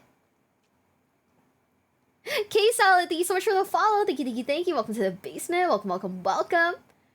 Is getting drunk on a train better than getting drunk on a boat? See, think about it, right? If you get drunk on a boat, you could fall off the side. If you get drunk on a train, you couldn't fall off the side because you're in an enclosed box. Therefore, you won't die as hard, right? Wait, getting drunk on a boat is better? But what if you fall over and die? I can't swim. I'm cooked. You can open the window? What if you bonked your head on the side? I'll save you. Okay, guys, I was wrong. We're getting drunk on a boat, guys. My wife just said she'd save me if I fell off a boat while drunk. We gotta do it. I love this little guy. Yeah, it's almost like a lot of Chaos models have very similar theming. Wait, I love this guy makes them too. Annoying. World Eaters aren't hyper elite by any means to save them from this fate. They're pretty standard Space Marine level amount of painting required. They aren't like a big vehicle faction or anything to make them go anywhere else. They're just a pretty bog standard. Yo, stop. Is that corn? Wait, no, that's not. No, wait. That's not corn. Wait, is that corn? Wait, that is corn. Yeah. In your day, Sigmund Freud was one of the leading psychologists. Is that? Yeah, I was like, wait, is that corn or Angron? That's Angron, the angry guy. Oh yeah, the one who's angry because they put fucking nails in his face, in his head. That's why he's angry. Yeah, makes sense. Checks out. That checks out. Lots of infantry filled with lots of trim work. It's not the worst trim work, but it's also not going to be particularly enjoyable. But hopefully we'll see more from this faction in the future, and maybe it changes. But okay, we're done surprising people by talking about something new, so we're not going in the exact order we did last time. What do you want to do next, Eric? Who would you like to talk about? Tau. Tau? Are we literally just going to go up this? Okay, I see what you're doing. Damn it, he figured it out already. Oh? Tau, the last time we did this episode, we talked about it at length. Tau live in a superposition between not even at gunpoint and painless. They float between these two states depending on whether or not you own an airbrush. Okay. Thus, our invention of the airbrush check. Because one of the most annoying things with Tau is to make the brush marks disappear. Yes, if you have a bunch of giant flat panels, especially with notorious paint colors, if you're trying to do box art colored Tau. Oh god, white. That would not be fun to try painting by hand. Especially if you're using GW white. Don't do that to yourself. Okay. You're worth more than that. Yeah, we'll give GW shit for some things that they might not deserve. Their whites, on the other hand, they deserve all the shit they get for that. Ooh. But if you have an airbrush, all of those brush mark problems go away. Yeah, honestly, Tau is very reliant on whether or not you have an airbrush. And we're going to be doing a whole episode quite soon as our first foray into talking about hobbying. And it's about a certain topic that might be relevant to what we're saying right now. Maybe. Is that true, guys? Do you guys agree that like Tau is like very like dependent on airbrushing? I think the mechs look cool. I feel like I don't know why. I had it in my mind that because it's like white, they wouldn't be that hard to paint, like, because it's like mostly white, right? So you just like spray paint that shit like white. But painting large flat surfaces is hard. Really? Oh wow, I would have thought that like the details would be harder. Mostly one color. Yeah, I was just thinking, if they're mostly like one color, isn't that like alright? Isn't that like fine? Just like, you know, just like dunk that shit in like white paint and call it a day, nah? Your brushes are for cowards, bestie, no. I rattle can my Tau. Ooh. Flat is harder mostly due to how paint sets. Okay. Guys, now I'm scared. When I paint my first set, should I buy like 2 just in case I fuck one up? I'm not buying an airbrush, right? First of all, because like, I mean, I'm a fucking casual, dude. I'm a filthy casual. Buying an airbrush to paint like one box of like Space Marines feels excessive. Also, I don't know how I carry that overseas with me, because, you know, I want to move eventually. So, I'm just gonna sit here with a paintbrush. But yeah, if you've got an airbrush, Tau are going to be pretty fun to actually paint up. If you don't, it's going to be pretty miserable. Moving on from there, let's do Space Marines. No. Damn it. Stop it. Ooh, Space Marines. Fine. What do you want to do next? Let's talk about orcs. Okay. Okay. Where do you want to put orcs, Eric? What is your take? Well, orcs are fascinating because there's so much customization and so much that the army tries to like force you to do customization and force you to embrace the nonsense. It's really kind of painless just because it's fun. That's basically where I assumed they were going. I just wanted to make sure that's your opinion on it. The thing is like the default generic, you can do pretty easily. Orc skin's not that difficult. A Plague Bearer flesh contrast over just a Zenithal skin will instantly get you GW's Orc skin. Yeah, I mean, I'm not a huge fan of that green. I like it a little bit different, but... There's a new one in the new contrast you could use that's very similar, but I love that pale, almost to yellow green that they've got, where it's not that, like, comedy cartoon orc green. It doesn't look like Shrek. I like the Shrek look. It's awful. Wait, guys, what do you think of the Shrek vibes, though? Can just to understand how it works? That's true. Probably use it, like, one time and then, like, I don't know. I slipped in Warhammer during COVID, but I did. I genuinely think that, like, Warhammer is interesting enough that it transcends, like, gender. Right? But you have to be very selective about what videos you're watching to get into it. Because if I'm gonna be for reals, if I had watched one of the Luton videos at the start, I would not have understood anything. But because I watched Bricky's video, which is very watered down from what I understand, it's a very watered down version. It was very easy for me to understand, and it was interesting enough to keep me in, to actually do research. But if I went straight into one of the other, like, really hyper detailed guys, I don't think I would have, like, understood it nearly as much. Brace it. But either way, it is reasonably easy to get to that point. That said, because orcs as a faction is a hobby faction, kind of push you to do kit bashing, push you to do interesting, unique takes on it. You can go as deep and as complicated as you want. And I think that's why it stays in the painless tier, because you get to choose how complicated you want it to be. Yes. It could be super easy. It could be fucking difficult as hell, but you've made the choice. So long as you know ahead of time, like, yeah, I'm making this complicated, I want to do that, then it's going to be painless because that's the choice you made. That's why you're doing it. I'd go a step further and say they also have the safety net. Orcs that are painted badly is just kind of funny. Yeah, that's true. It very much is orky. It's super easy to do battle damage. I want to get this and just paint it pink like a fucking, like, Barbie car, right? And then just do the orcs in, like, various, like, preppy shades of green. I want to do a Barbie orcs, guys. Is that insane? Is that dumb? No, right? Yeah. Yeah, like the Barbie dream car. But, orcs. No, that rules? Hell yeah! Okay, guys, it's official. We're gonna do a Barbie dream car, guys. Pink is just another shade of red, so it makes it go faster. Barbie dream car riding into war. Not the first to do it? Hell yeah! Okay, great. Hell yeah, great. Okay. I am not being creative, and I like that. I didn't fuck that paint up. Not at all. That was intended. An orc painted that. Have you seen an orc paint? That is very true. It does have a fantastic safety net.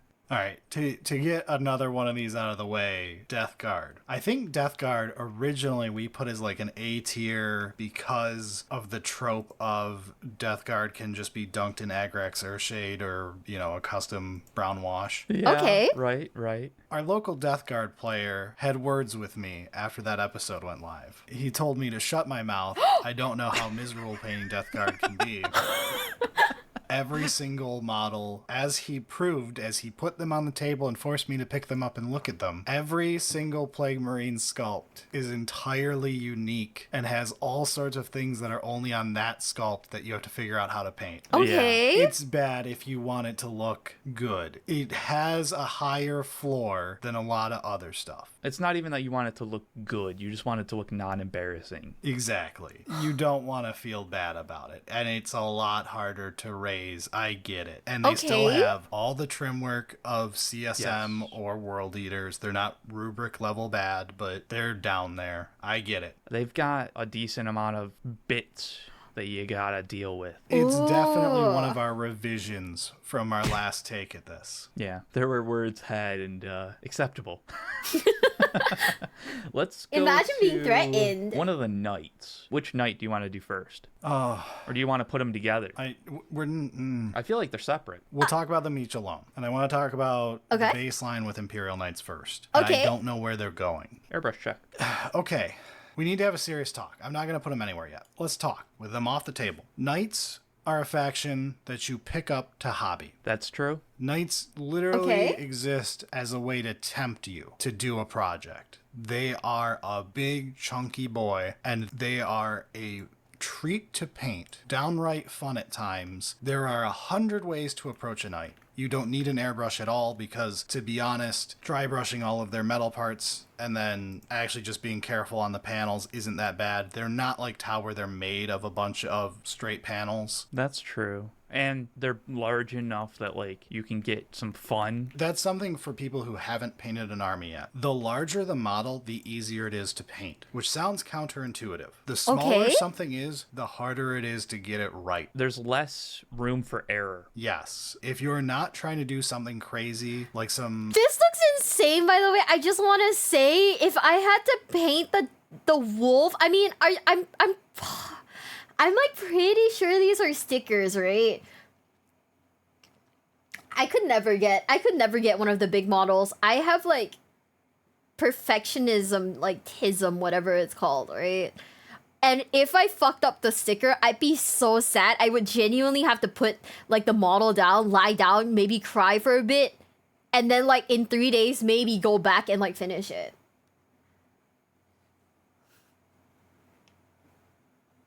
The wolf is a bit 3D. Oh, okay, so it's not a sticker.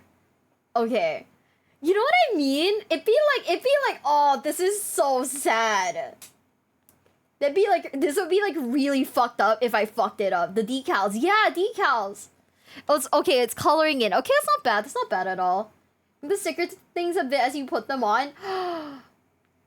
Okay, I need to like watch like an in-depth guide on how to like do stuff like this.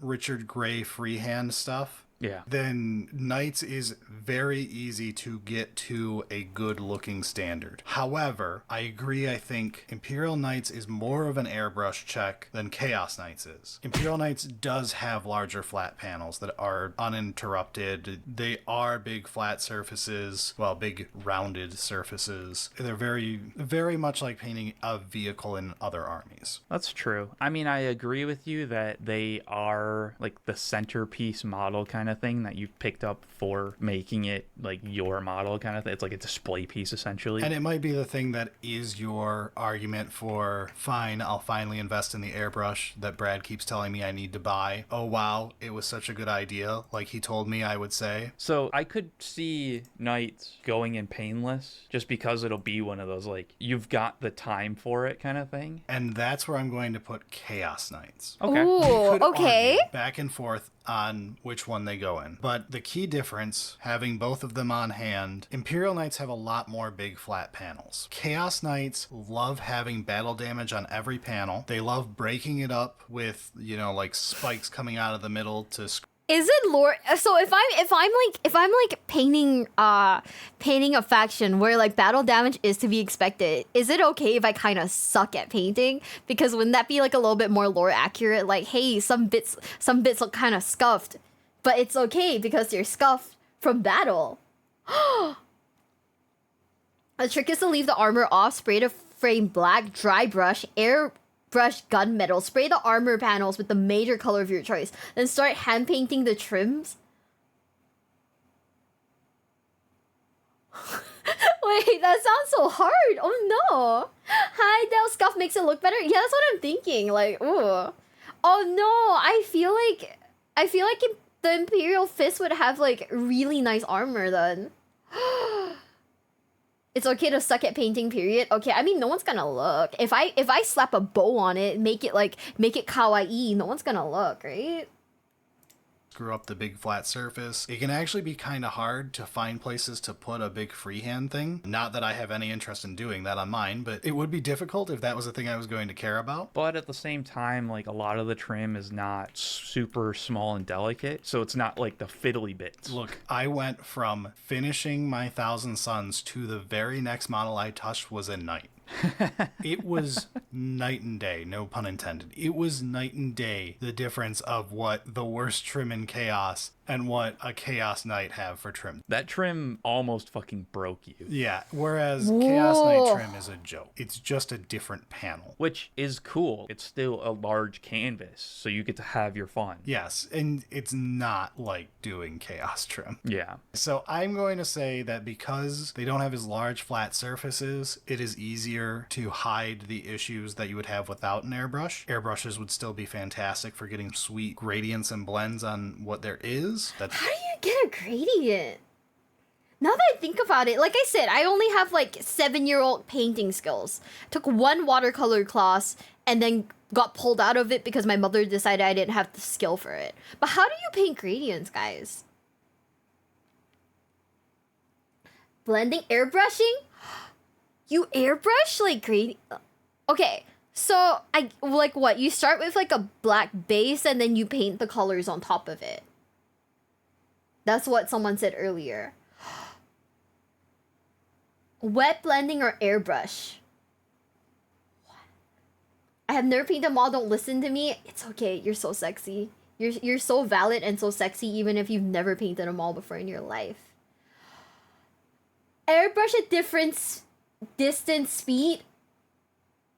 That is insane. Wait, I low-key want to watch a video of someone painting a model now just to see how they do it. Is there anyone that you guys recommend when it comes to like building models? Like someone who makes like really fucking beautiful ones. Duncan Rhodes. Damn, I only know Cody Rhodes. Okay, we'll look for Duncan Rhodes then. Duncan Rhodes. Painting Academy.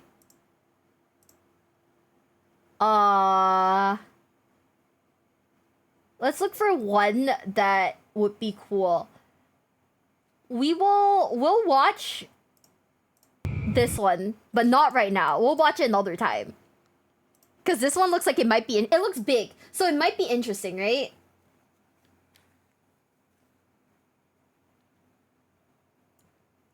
Eons of Battle. There's so many people who are good. Damn.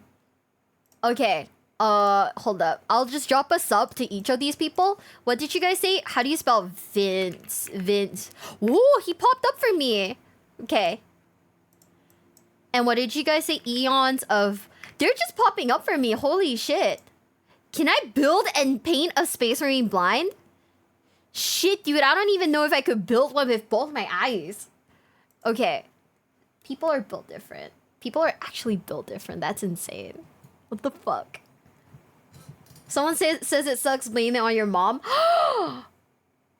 That's crazy. We're gonna keep going. That's what I did, but it's a lot easier to brush those than it is for brushing the big curved flat shoulders of an Imperial Knight. Yeah, and I mean, it's one of those that, like, at a certain point, every army can get benefit from an airbrush, but there are some that are like, if you have an airbrush, this is a substantial different feeling than if you don't. Yeah, I could see Chaos Knights being okay without it. So, moving on. All right, Eric, now you can ask for it. Necron, I mean, Spacemen. Space Marines are the reason we have blueberries. It's true. I hate that it's true, but it is. We originally made this where everything was its own fancy name because people said we were too boring by using normal letters. Yeah, I think the last time we did this, it was just like S, A, B, C, and whatever. Yeah, so we invented B tier because Space Marines certainly aren't painless. Ask anyone who paints them. There's actually a decent amount of work that needs to be done. And airbrushes make everything easier, but they are not an airbrush required faction by any means. Definitely not. Unless you're just painting a shitload of rhinos, then sure. I mean, at that point, just go to your hardware store and get a spray paint can and call it good. Yeah, so they're why B tier exists. They are your baseline we're judging things off of for this for the most part. It's not that they're difficult or anything. It's just there's going to be some models that you're probably going to get annoyed with at a certain point where you're just like kind of done with this and you've got like 3 more to finish for that unit. Yes, it is exactly that middle tier with your characters you have fun with. You lose 3 hours and you go, holy shit, I love this character. Robot Girly Man! I love him. He's so funny. I can't believe he wrote the wrong book and then like fucked up everyone for like years, but it's okay. He's just a guy. I love him so much. I custom painted that mustache. I spent like 30 minutes. I wasn't even paying attention to the passage of time. He is my favorite. And then you're on your 4th squad of Assault Intercessors, and you've painted the exact same model so many times that you're like, I just don't care. These aren't hard, but I have to finish so many of them because I need to put them on the shelf, so I'm done with them. But at the same time, it's not one of those I can just dunk it in some paint and call it good. Like, there's still work that needs to be done. And to be honest, at times, because it is such a, I'll say, regimented army, you end up with a everything is blue or everything is red. Yes, I see what you're saying. Where like you're gonna want to find the steps to actually getting a model from nothing to painted and follow those steps. Yes, and at times you'll become bored of, I have been painting highlights on blue for the last 4 days of hobbying. You don't want to be in that spot. It's an unfun spot. It's not painless like Orcs where you're like, what's this knob going to have? Oops. No, that's actually on purpose. Damn, okay. Yeah, there's not quite so much of the just have fun with it kind of thing. There is a certain amount of expectations that they're similar. And this goes for all successor chapters for people wondering why I'm not wasting my time talking about Space Wolves. They're all right here. Some of them have some of their own specific things, but lumping them all together is fine. Do you think that's the same for like all of the chapters? Like they're all like meh levels of like painting. The Nerf gun, honestly, the Nerf guns are so funny. Have a unique thing where no models have to look the same because they want to stand out from their brothers. Oh, okay. Various degrees of B tier. Okay, that makes sense then. Lost in 2,000k points of unpainted Blood Angels. 07. Blue, thank you so much for the follow. Thank you. Welcome to the basement. Welcome. Unless you pick a heart color like yellow or white. Fuck! Those are like my two favorite like factions. I like my IKEA-tism boys, and I like my Gotta Go Fast boys. Shit. Those are like my top 2. Like if I were to ever build an army, that's who I want to build. And they both are hard to paint. It's okay, guys. That's why we paint them pink. That's why we in our fucked up evil little mind, everything is Barbie themed. Trust. Sweet King Doppio, thank you so much for the follow. Thank you. Welcome to the basement. Welcome. You like Slanesh and want a white army? I've got one to suggest, the Corpse Brethren. That I've never seen that before. I've never actually heard of that before. They aren't tough. Oh no, pink is hard to paint. Fuck. I couldn't just like get like a pink spray spray can and like just go to town with it. Kit bashing also helps keep it interesting. I wonder if we're high enough level to learn like kit bashing. Corpus Brethren. Oh my god. Today is another day where I can't say my R's. What is hard because of shading and highlighting yellow? Because yellow paints have coverage problems. Okay. There's some good yellow paints. If you paint them pink, yellow looks great on top of pink. That's true. That is very true. We'll have to think about it.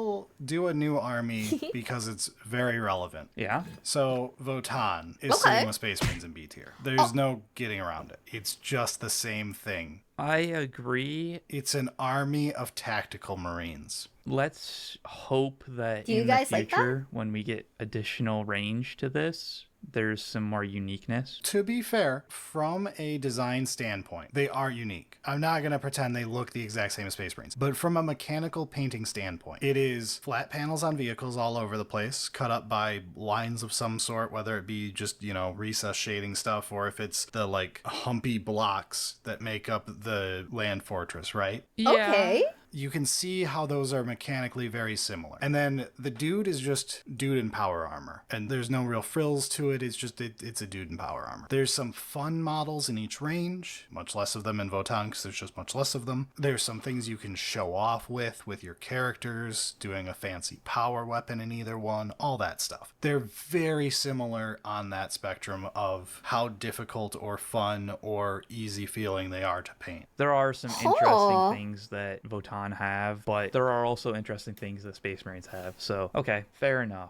But let's move on to something wildly different and kind of complicated with Eldari. Okay. Where do you want to put Eldari? Ooh. Oh, it's so fucking difficult just because... These are the clown ones, right? No, are these not? Yeah, these are the clown ones, right? Okay, I'm ready. I'm ready for them to put it in shit tier. Because GW has screwed us. Okay, first off, let's pause on Eldari. Let's move over to the Darkkin. Okay. So Drukhari, I painted mine. They were a project for me where, with most of my armies, it's me saying there's certain things I want to do when I hobby it. My Drukhari army was me learning contrast paints. It was me playing around for the first time with oil recess shades. You learned a lot. Wait, the wings are so pretty. Holy shit. That looks so nice, guys. What? What the fuck?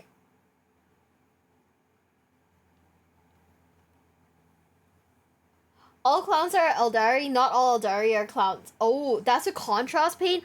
Whoa, that's so cool. Lot. This was a big learning army for me. Basically, all those things that I saw in YouTube videos, I said, this is the army where I'm figuring it out. And you've got a lot of examples of trying to figure it out. Damn. Show my grotesques and how none of them match because it was me learning different. Yeah. Oh, I love it. Wait, he's not happy because they don't match? I think they look so nice, though. I honestly think they look really nice, guys. Huh. So, yes. That said, I would downright say Drukhari is painless. Which is fascinating to me. Okay. There is irony, the power from pain joke, but it's interesting because if you don't get hung up on, like, painting every pouch. Okay. Or trying to paint the grenade on this guy's waist. If you focus on the bigger parts, they're really pretty quick, especially with contrast paints. Or if you wanted to go like a grimdark style with some streak and grime, play with some enamels, they're very fun. There's a lot of different ways to handle them. Fair enough. I would... Those are all kit bashes, by the way. So, what do they look like then if they're all kit bashes? I mean, what are... Oh, wow. Okay, I think we gotta look into what kit bashing is. Because now I'm like, okay, these look really good. If you hadn't told me they were kit bash, I would not have expected it. Huh.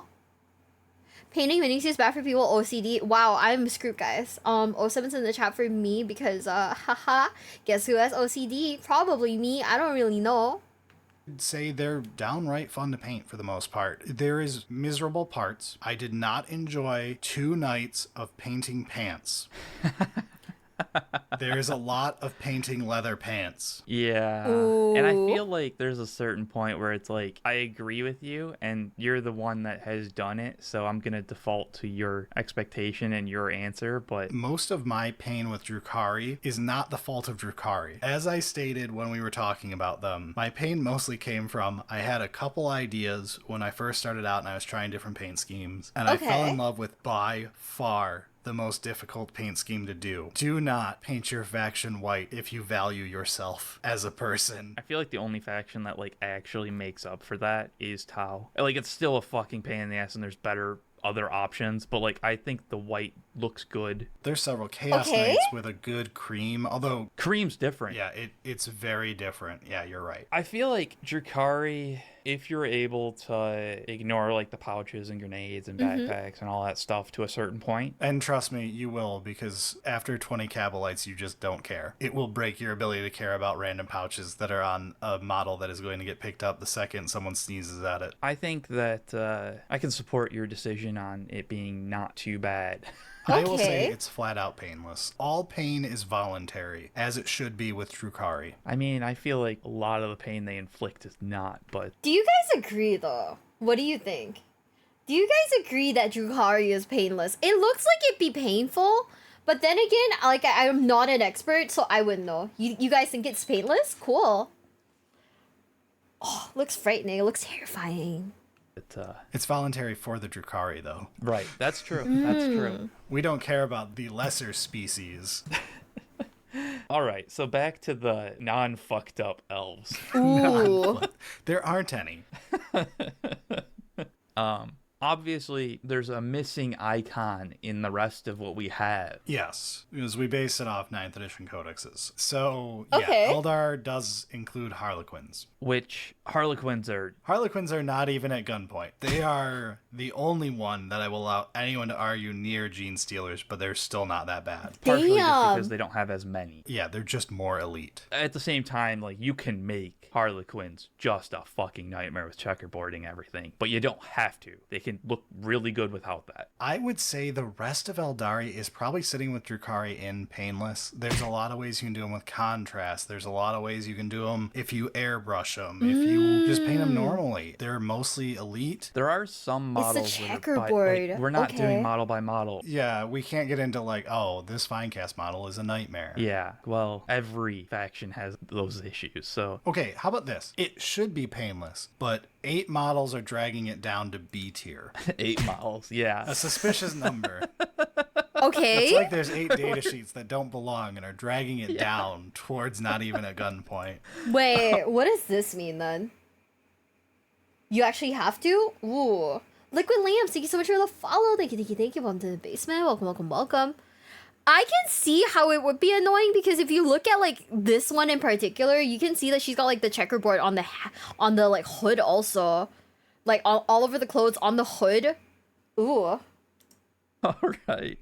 You know what? Fair enough. If only they weren't in this and had their own proper faction that had more than 8 units. Yeah. Moving on. Let's do another like chaos. Sure, let's get some more chaos out of the way. CSM is sitting with the other two. That it's what I said for World Eaters. We know what it was going to be. Yeah, it's not unexpected at all. They're basically the same kind of thing. There are fun things in these factions in the Chaos Trim Zone, by the way. It's just they come with the psychological damage of painting Chaos Trim. You have to know that. Yeah, you can have fun doing it once or twice. But you paint one Helldrake, and you're changed for life. Not the Helldrake. Wow. Okay, let's hop gears a little bit. Grey Knights. Let's hunt some chaos. Okay, they're too good at hunting chaos. This one was judged by my wife, so this is, I guess, for newer audience members, because we may have a lot who don't know our older content. Eric did not paint his Grey Knights. Fuck no, I didn't. Eric paid my wife to paint them for him. What? Which is why in the old lore, if you go very far back in time, you will find an audio episode in which we did our first talking about, like, getting into the hobby, and Eric was replaced by my wife. I was very much not a part of that. Eric would have had nothing of value to add to that conversation. Damn. Okay. Guys, get a wife so she can help you with painting. That's how you cheat code it, guys. Put the wife on the podcast. I'm sorry, we gotta replace this guy with the wife now. I'm sorry, besties. We gotta replace this dude with the wife. Conversation at the time. I had built a few models. Yeah, you built a couple models, like under 10. And then I said, fuck it, I'll pay somebody else.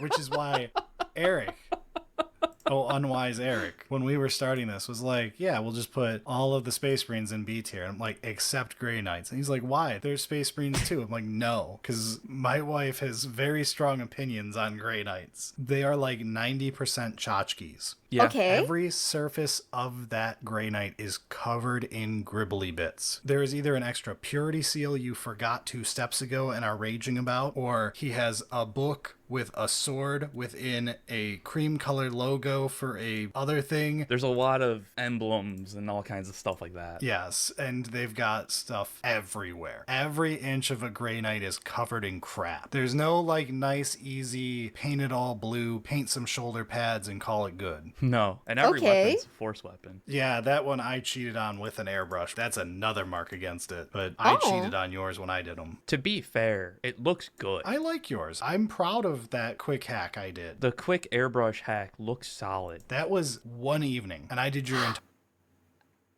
This is the baby. This is the fucking baby carrier one, right? Oh my god. Hey, sorry to interrupt your stream, but you're my favorite glitcher, Miwa. Thank you, Duologs. Never forget, yesterday this man sent me his like Raid Shadow Legends invite link and then threatened me to like sign up with his Raid Shadow Legends invite link. My boss, by the way.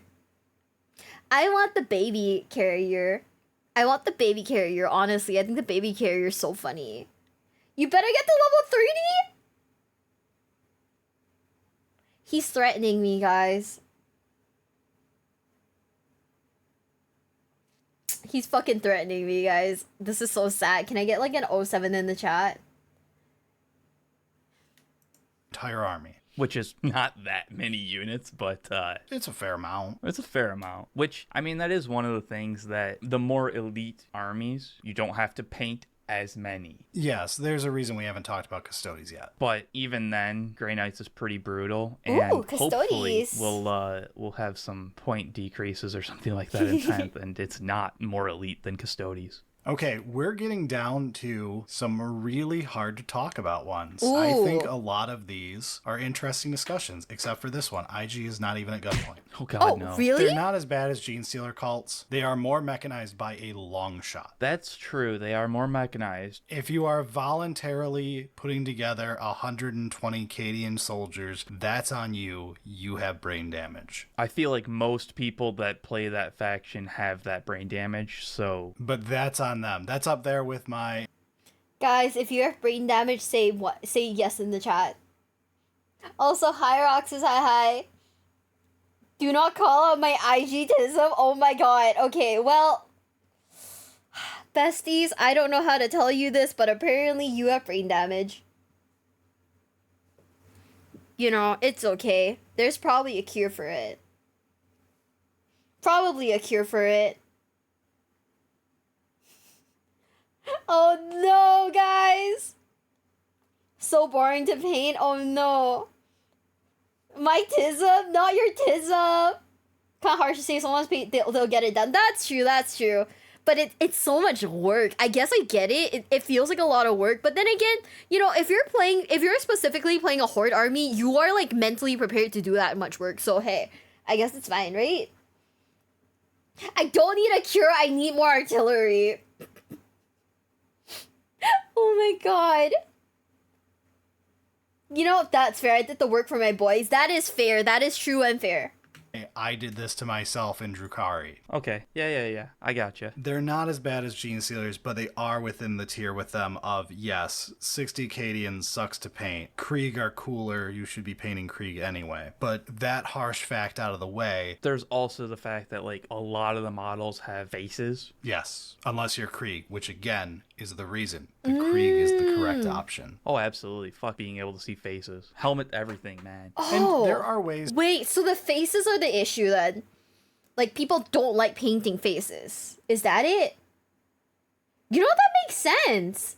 That makes a ton of sense. Like, painting a helmet, it would be way easier, huh? Ah, because you need to add, like, depth to the skin. If not, it looks, like, dumb. Okay, that makes sense. That makes sense. Okay. Guys. Hand sanitizer. Am I right? Ah, that makes sense. Okay, that makes a ton of sense.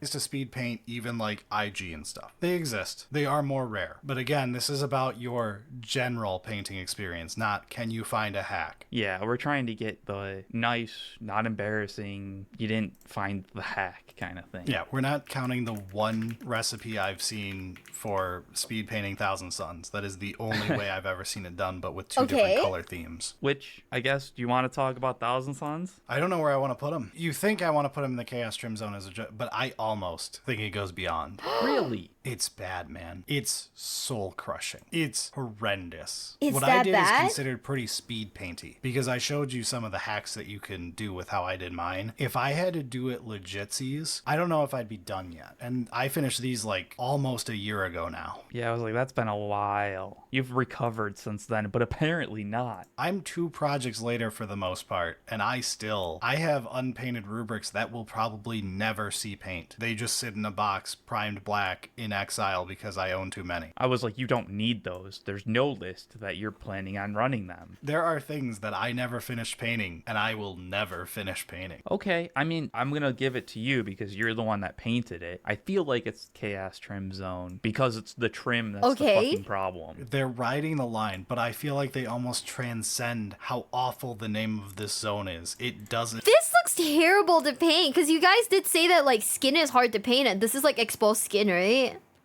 Huh. I always prefer helmets if they have them. This looks difficult, right? The guy who didn't paint his own army trying to talk about what's difficult. Oh my god. Oh my god. K-Salad, get his ass. Some models are all skin. Oh, that sounds even worse. Tell you how bad it is, but I will put them here. But it's an elite army, Brad. You don't have to do as many. Come on. No,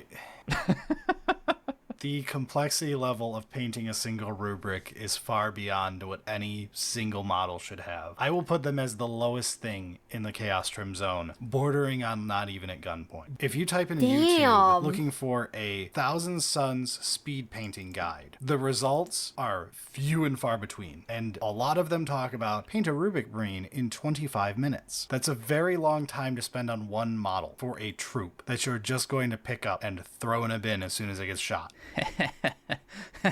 Speed painting Thousand Suns in 60 minutes. Yeah. Did you Google it?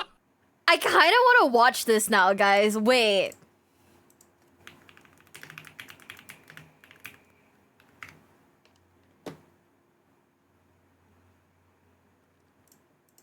We'll put this on the side. We'll put this on the side. We'll put this on the side. Okay? I did. That is insane. All right, then. When I was looking it up, I'm not joking. There are discussions in Thousand Sun Discord server and everything else constantly from new people asking like, hey, what's the hack to make this not a miserable slog? How do I want to be in a Thousand Sun Discord server. What? That sounds cool. I stop trying to kill myself on this? And the answer is often, you're gonna not want to play this army. Yeah, just accept that you should pick up another army as the palette cleanser in between finishing. My Chaos Knights were my palette cleanser. I had fun doing the airbrushing on those, but then I got mad when they were like 80% done about stuff that happened the other week and they all went in a box of anger. Do you guys just throw like your unused like unfinished like models into like a box? Is that something you guys do? Also, oh my god, it's our guy Magnus. Today right now. Yeah. TD Tusk. Right. Definitely not at all. Okay, what do we got left? You want to do... AdMech have to go in the not even at gunpoint zone. Our AdMech player won't let me put them anywhere else. They do deserve that. They're bad. It's not Gene Stealer's bad, but they're right there. I've looked at him. He has done a good... Leah, I am so sorry. Your babies are in the not even at gunpoint. And you guys agree? Damn. 1,000 Suns and still Mima can't get a date? SMH? What? Hi. We're watching Warhammer right now. Why am I getting attacked? What the fuck? It's called Pile of Shame for a reason. Ooh. Unfinished is unglued. Oh. You've never heard of Pile of Shame? You know, I have my own Pile of Shame and it's all like Gunpla.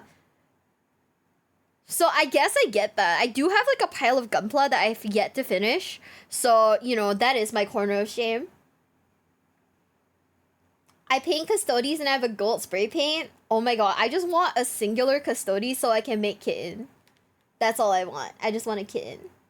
That's it.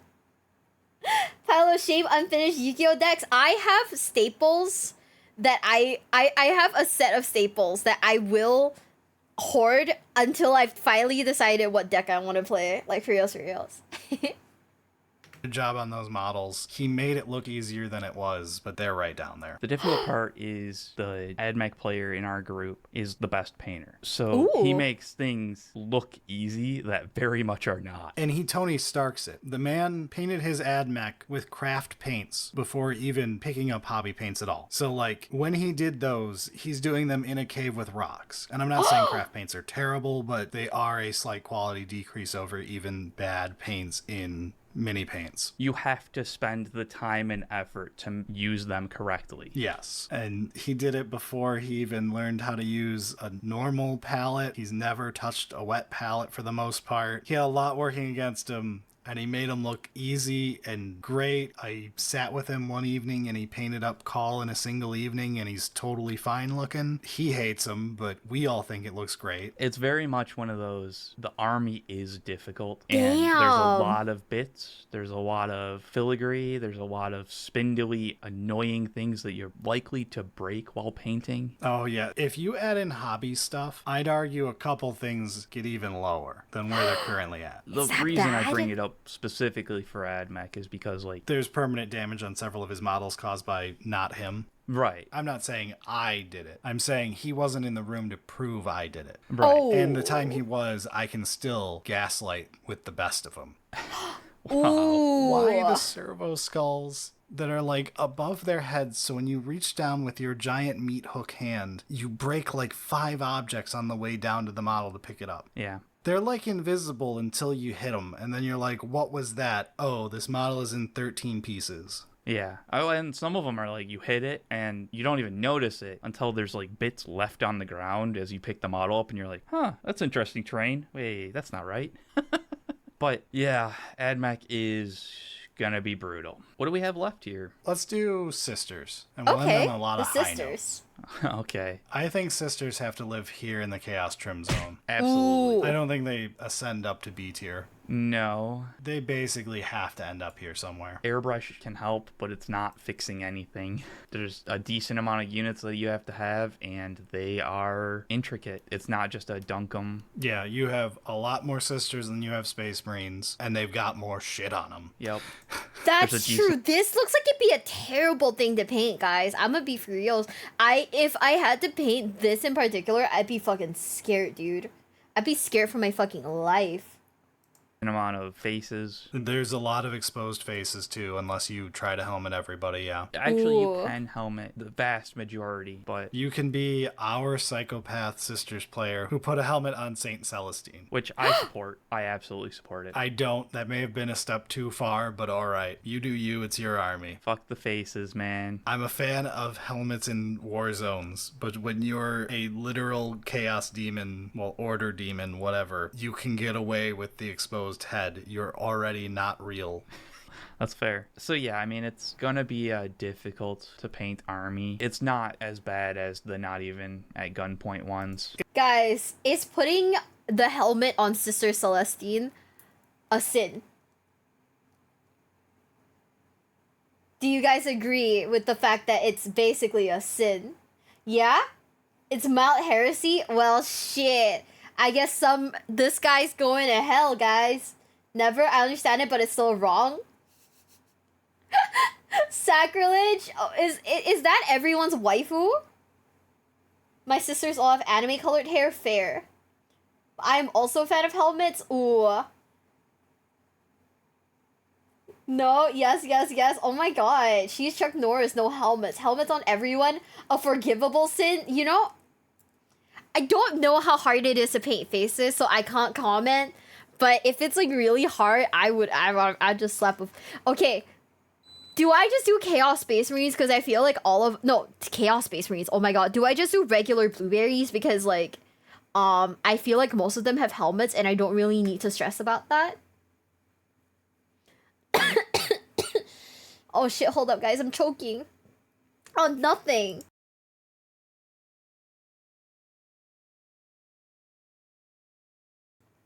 There. I choked. It's fine. I'm alive. Imagine Miwa gets a new partner and every night the helmet stays on. I feel like real men come with the skin already, so there's no need to paint that, therefore the helmet can stay off.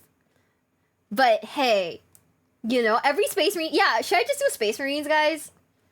Ooh, Imperial Fists have helmets too, don't wander off the path. Oh shit, you're so right, bestie.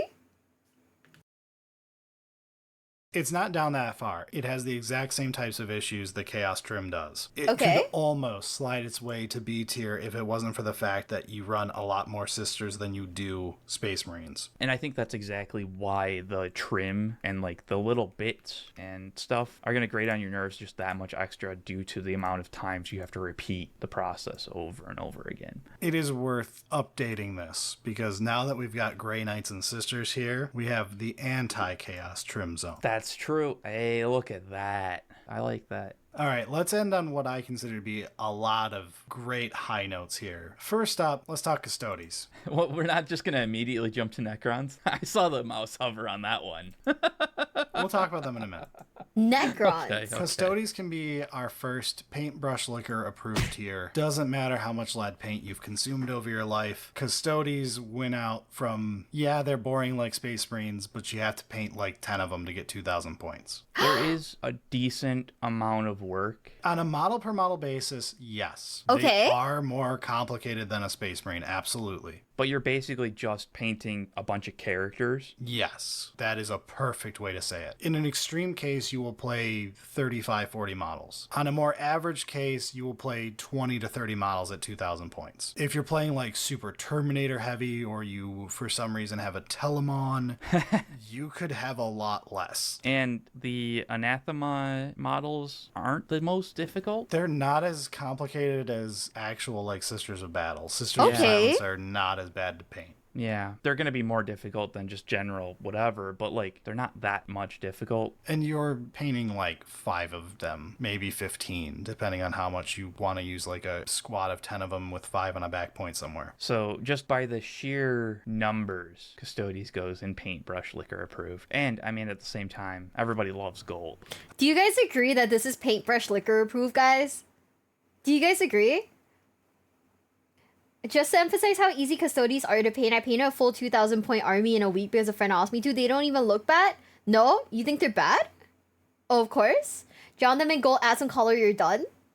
I kind of want to paint one of these just to cop out a little. Haha. They're all just gold. He says when that's Sister of Silence. Okay. I sometimes like trip up on the terminology too. It's so like hard to keep track of stuff. Anything that requires paint is pain and suffering. Girl, I paint my nails. I paint my nails and that makes me want to cry. Hi, Cyro Pie. Hi. We are watching Warhammer right now, bestie. Hi. How is that new game? What is it called? Like I don't know why I thought it was something Thanos, but I know it's like something not Thanos. What is that new game called, guys? You know the one that's like a Souls-like that just came out and like everyone's playing it except for me because I suck at Souls-likes. And I'm just like a baby when it comes to shit like that. But like, you know, I'm just a girl, so it's like, you know, don't expect like too much from me. Haha. You know the one? Kazan! Yeah! That one. See, I don't know why I messed up the name. But yeah, it looks fun. It looks really good actually. How is it though? Is it actually good?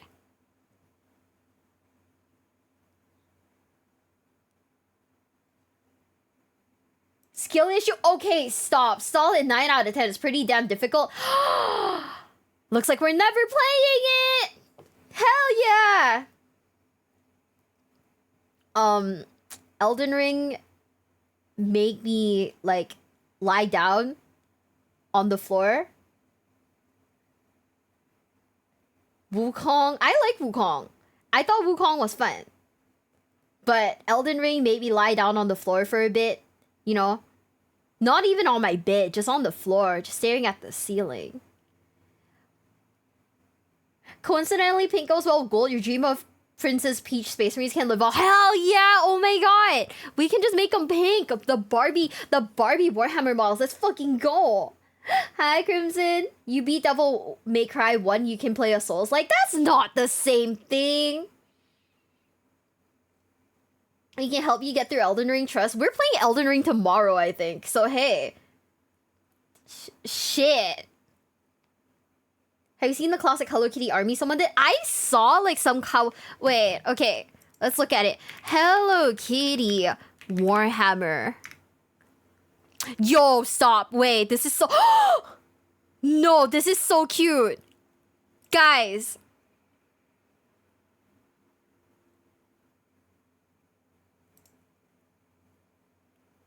How did he get the little Hello Kitty on the side? No, stop. This is not real.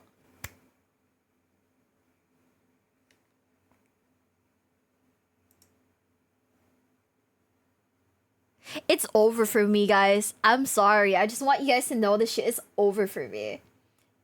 That's because Wukong's not Souls like it's a God of War. Like, you know? 3D print it? Oh man, oh my god. I so want like to figure out how people do this thing. Like how people do this. Wait! Oh, look! There's a Hello Kitty at Adepticon. Wait, these are so cute. Guys, is this kit bashing? Is this technically kit bashing? And if you saw this, would you be like, get the fuck out?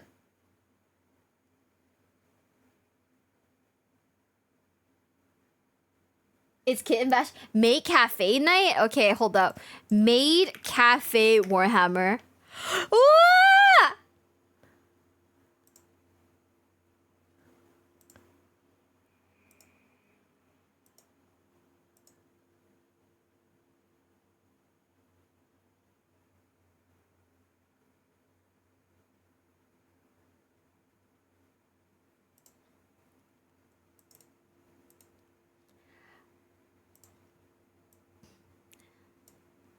I'm just saying, we're gonna do this, guys. Oh, wait, this is so cute. No, stop.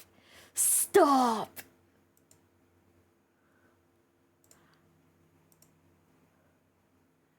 No.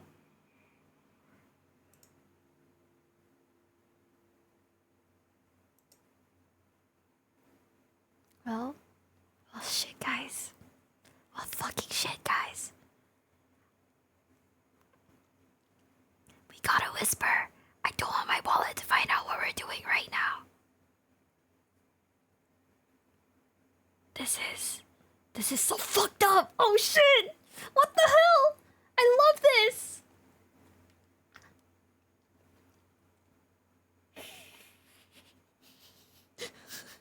No! It's over for me, guys. Can someone drop a heavy fucking prayer for my wallet?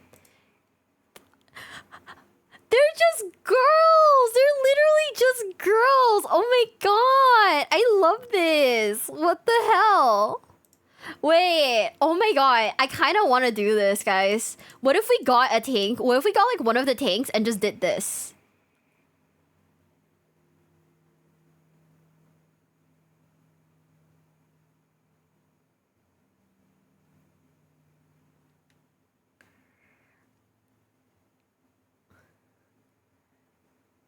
The window sides are so nice. I mean, okay, this is like a hypothetical, okay? Because it's not like I have the talent to do anything like that, but in a hypothetical universe where I do have the talent... Oh, Seven's in the chat for my fucking wallet. Where's my wallet? Shh! Be quiet. I don't want my wallet to hear what's gonna happen. Trove, thank you so much for becoming a member. Thank you, Trove. Thank you, thank you, thank you. And also, Lawrence, thank you so much for the follow. Thank you, thank you, thank you. Welcome to the basement. Welcome, welcome, welcome. That's more cursed than Warhammer 40k in general. It is just a tank. You know, they're just guys. They're just tanks. I kind of fuck with it. I'm not gonna lie. Oh, man. Okay, let's keep watching. Let's keep watching. Ooh. All right, we'll save Necrons for last. We all know where it's going. Where are the Necrons going, guys? Yeah. Let's talk Nids. I think Nids is straight up painless, which sounds crazy. I actually agree with you. It's probably lower, probably in like B. If you had a bad experience, you may say B tier. However, the models, much like orcs, are incredibly fun. Yeah. You could argue to some extent they are an airbrush check. I'd give that one too, depending on how you think of it. Because yes, the army can definitely be a horde army. Absolutely a valid thing that I'm sure many people have. Their hordes are often 3 colors. Yeah. It's not like painting a neophyte hybrid. When you put one of those next to like a Termagant is color for body, color for carapace, and then the eye color / gun color. Maybe some gun specialty stuff going on there. And then you'll do some highlight colors or whatever, right? But there's 3 core colors there. If you look at a neophyte, there's like 35 different colors on that model in a standard paint job. Yeah. One of the things about the horde aspect in Tyranids is they're not supposed to look unique. Yes. Okay. They are the mass. The swarm. The wave of bodies. Honestly, design-wise, they are a horde done right. Oh, absolutely. You sometimes will run 60 plus models of the same type. But when you do that, the models are simplistic. They look gorgeous, but they're simplistic. And they kind of like disappear into each other. Yes. Okay. Whereas when you get into IG, AdMech, Gene Sealers, those do not pass that test. On the other side, there's the big fancy models of Tyranids, and those are just fun. Those are up there with Knights, the best parts of Orcs. Yeah. They give you the real hobby, do what you want to do. That looks so cool, though. I love that. Also, you said made Warhammer.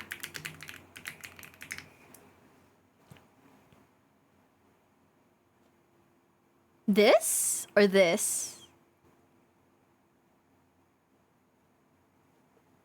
One or two, guys? The first one? Okay, hold up. We're gonna watch it real quick. おかえりなさいませ、ご主人様。Whoa. Welcome to the night cafe.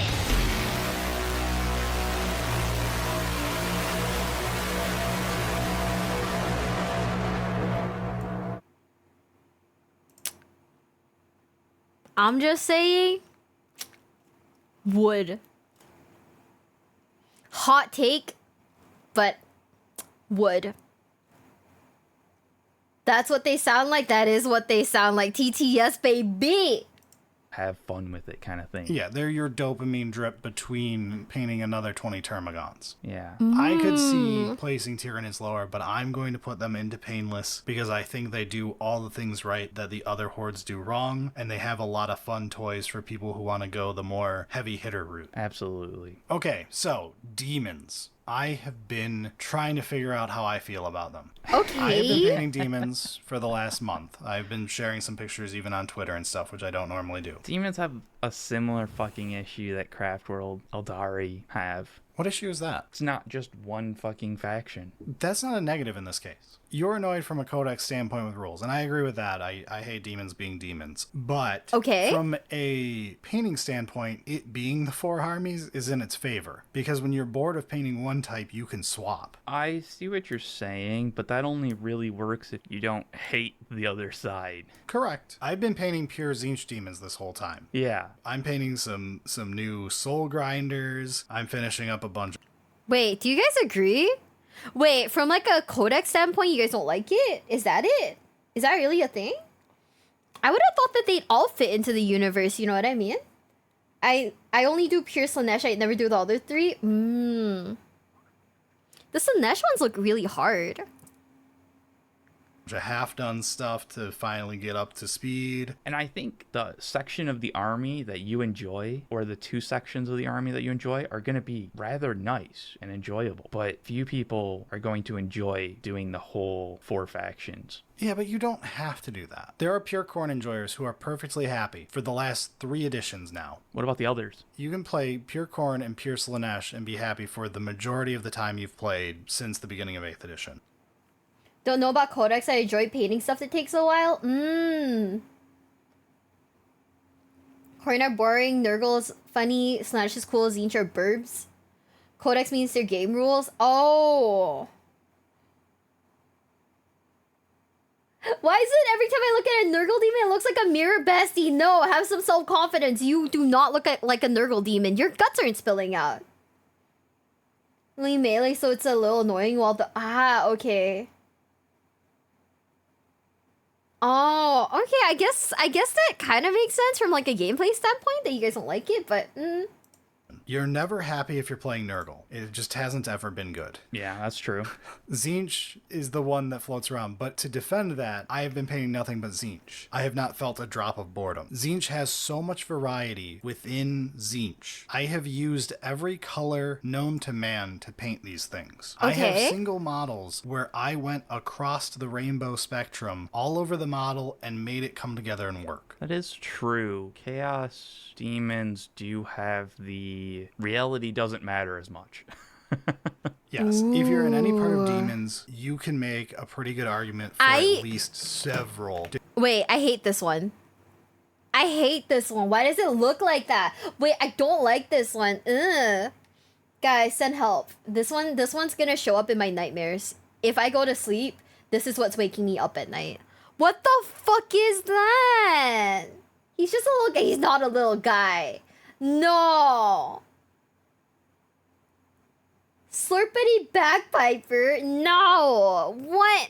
If you're in any part of demons, I don't like you can make a pretty good argument for at least several different color choices over the course of your army. Which is nice. I've seen all sorts of styles. Some people go for like the ultra grimdark stuff. Some people go like mine is, where you're going for this one's incredibly vivid coloration. Yeah. My Khorne is actually probably not going to go that way. I have not painted my Khorne demons yet, but I've been kind of wanting them to be like a polar opposite to my hyper colorful Tzeentch. I'm really hoping that you end up going like cell shaded for... I don't know. There's just something about how goofy it looks. I'm like, say you liked it in the video you posted today. I think like, okay, he looks very happy. But I kind of hate the whole stomach thing. I don't know. The stomach bagpipes kind of throw me off. I don't know if I noticed it before. But after I saw it, I was like, wait. Don't know if I like it.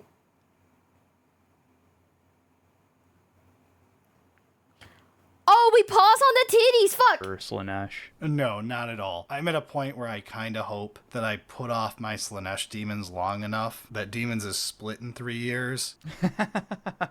And I won't have to paint them. I'll just sell them and go buy more of the stuff I like instead. Yeah. The only thing I like in Slaanesh is my greater demons, and I will always keep those because that's like the only fun way to play all the Chaos Gods. Okay. Well, and I mean, there is a certain aspect of like, even if you don't really like that part of it, you can still enjoy this is the centerpiece kind of thing. Yeah, and I'm fine with keeping them as an art piece. But overall, I agree with the variety is actually a boon for painting, even though I still fucking hate it.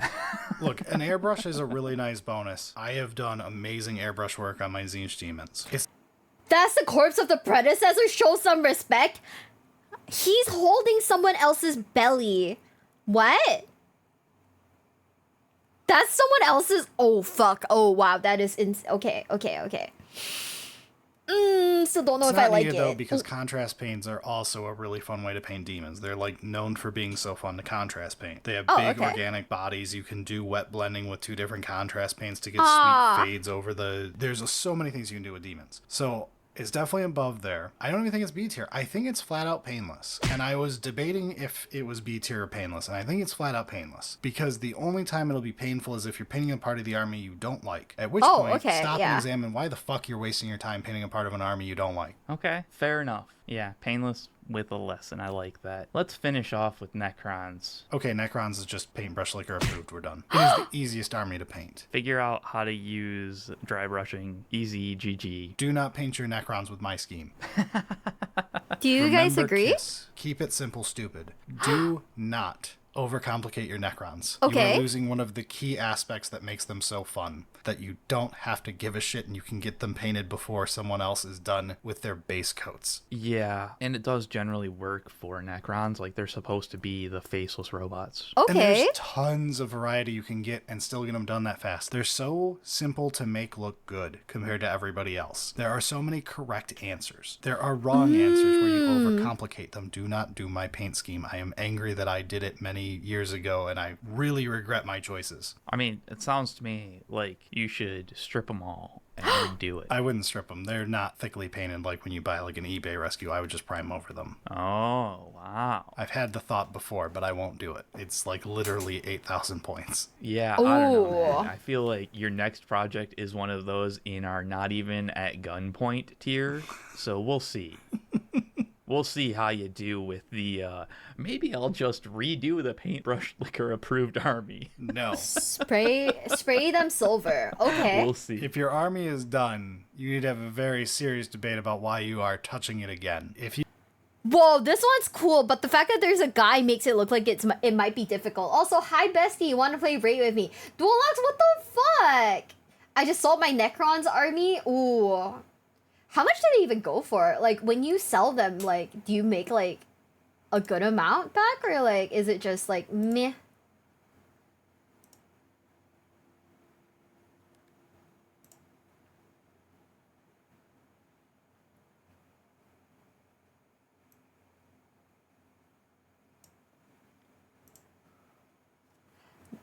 Drink... What? Oil? I don't get that.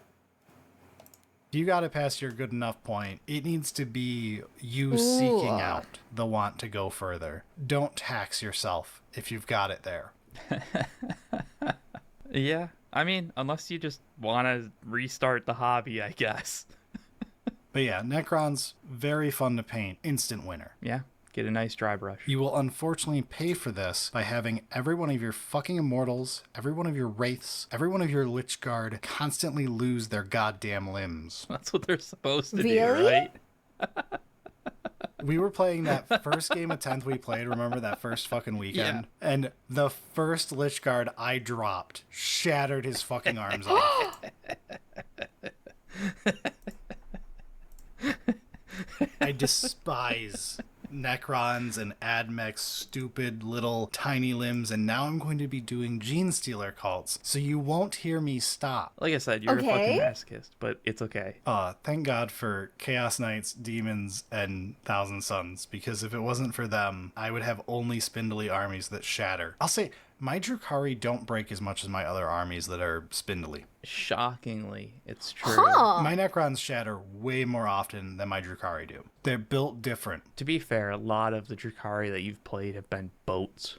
True, they stay off the table more. And as another thing, Drukhari tend to have small weapons, and part of the problem with Necrons and Admech is you'll have a spindly little tendril, at the end of which is a giant hunk of plastic, which is what happened with that Lich Guard. His arms broke off because he had a sword and shield. And those are more heavy than the Lich Guard. Yeah, and then you like try and like put them all together so that they're like, you know, a coherent unit. And they're like, nah, I've got big spindly bits that are in the way of other big spindly bits. And it's like, oh, fucking hell, man. Yeah, a Lich Guard gauze rifle hooking around another one, guaranteed you end up with two Necrons with no arms. Yeah, haven't seen that before. That sounds annoying. There's a lot of super glue on my Necrons at this point. Yeah, I haven't had too much of a problem with that other than one fucking sword, which has just disappeared now, so I don't have to worry about it anymore. Oh, don't buy Fine Kids. Please make us a new Kaldor Drago GW. Fucking annoying bastard. It looks so cool, and it could be so cool, and now he just doesn't have a sword. I love that the sword is just gone now, by the way. Oh, it's just gone. It used to be a joke that Kaldor Drago's sword constantly broke off. Well, you just put it on the base. But then we were moving the models into the new shelving units, and I picked up Drago from the old shelf, and I cleaned off the rest of the shelf looking for the sword. It is nowhere. It's on no one's base. It's not jammed in someone's armpit. It is gonzo. Yeah. Ooh. That's great. I love it. So Kaldor Drago has an invisible sword until they make a proper model for him, and we can throw this one in the trash. He's just using his super psychic powers. Just imagine there's a sword there. All right, on that note, we're done with this topic. Feel free to give us any thoughts you have. Feel free to comment on YouTube Was that and tell us how interesting for you wrong guys? we are. I hope you guys enjoyed it. I thought that was pretty interesting. Like, I didn't think that much detail went into some of. I mean, I knew a ton of detail went into some of these, but like the really technical aspects, I didn't know. We'll watch like the speed painting Thousand Suns, and then I'm gonna go pee, and then we can finally watch Lore by what was it? No, it's not this one. What is it called? Timeline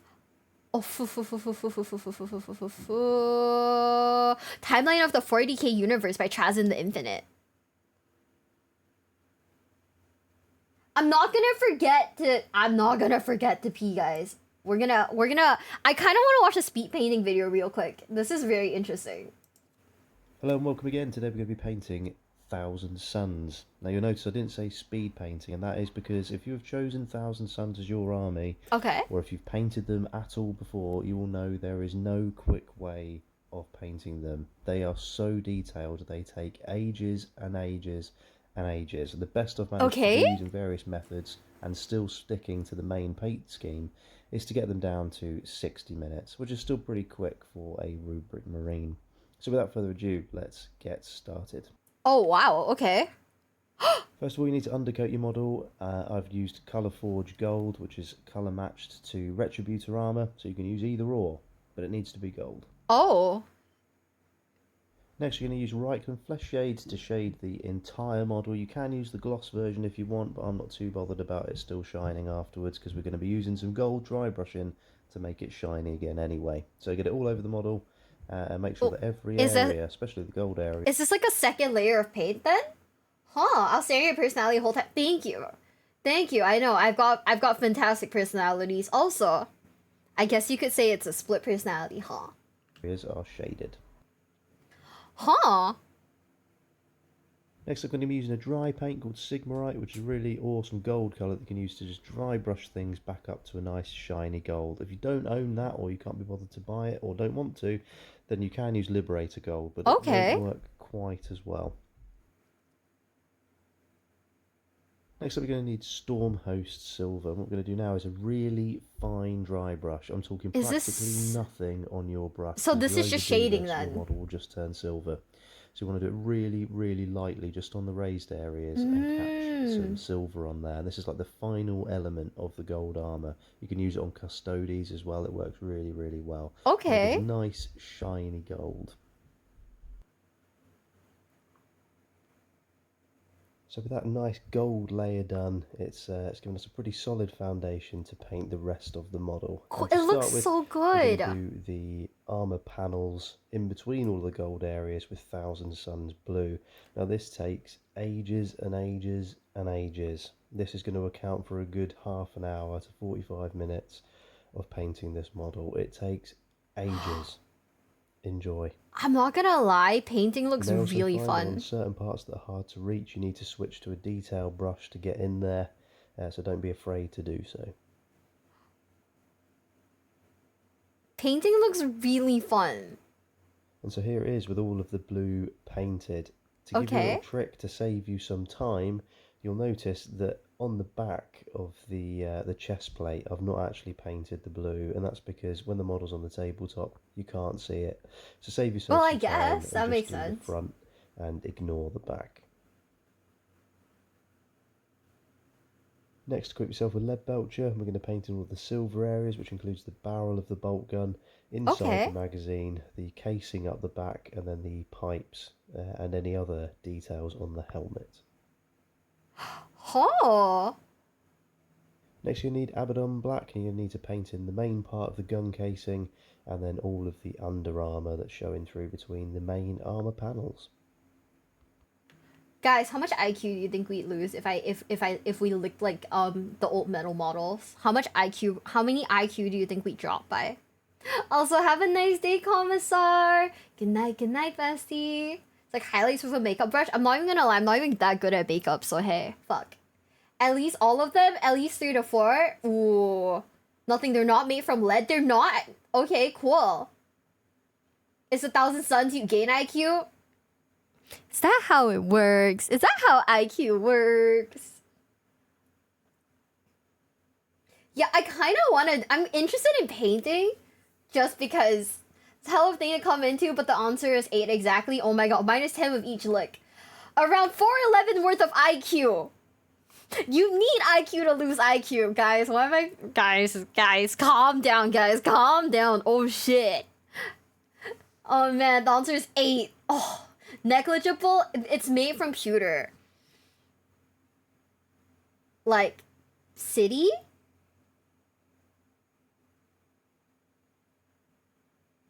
From the 1980s were made with lead alloy, so if I specifically want to get the negative IQ damage, I have to find a Warhammer model from like the 1980s then.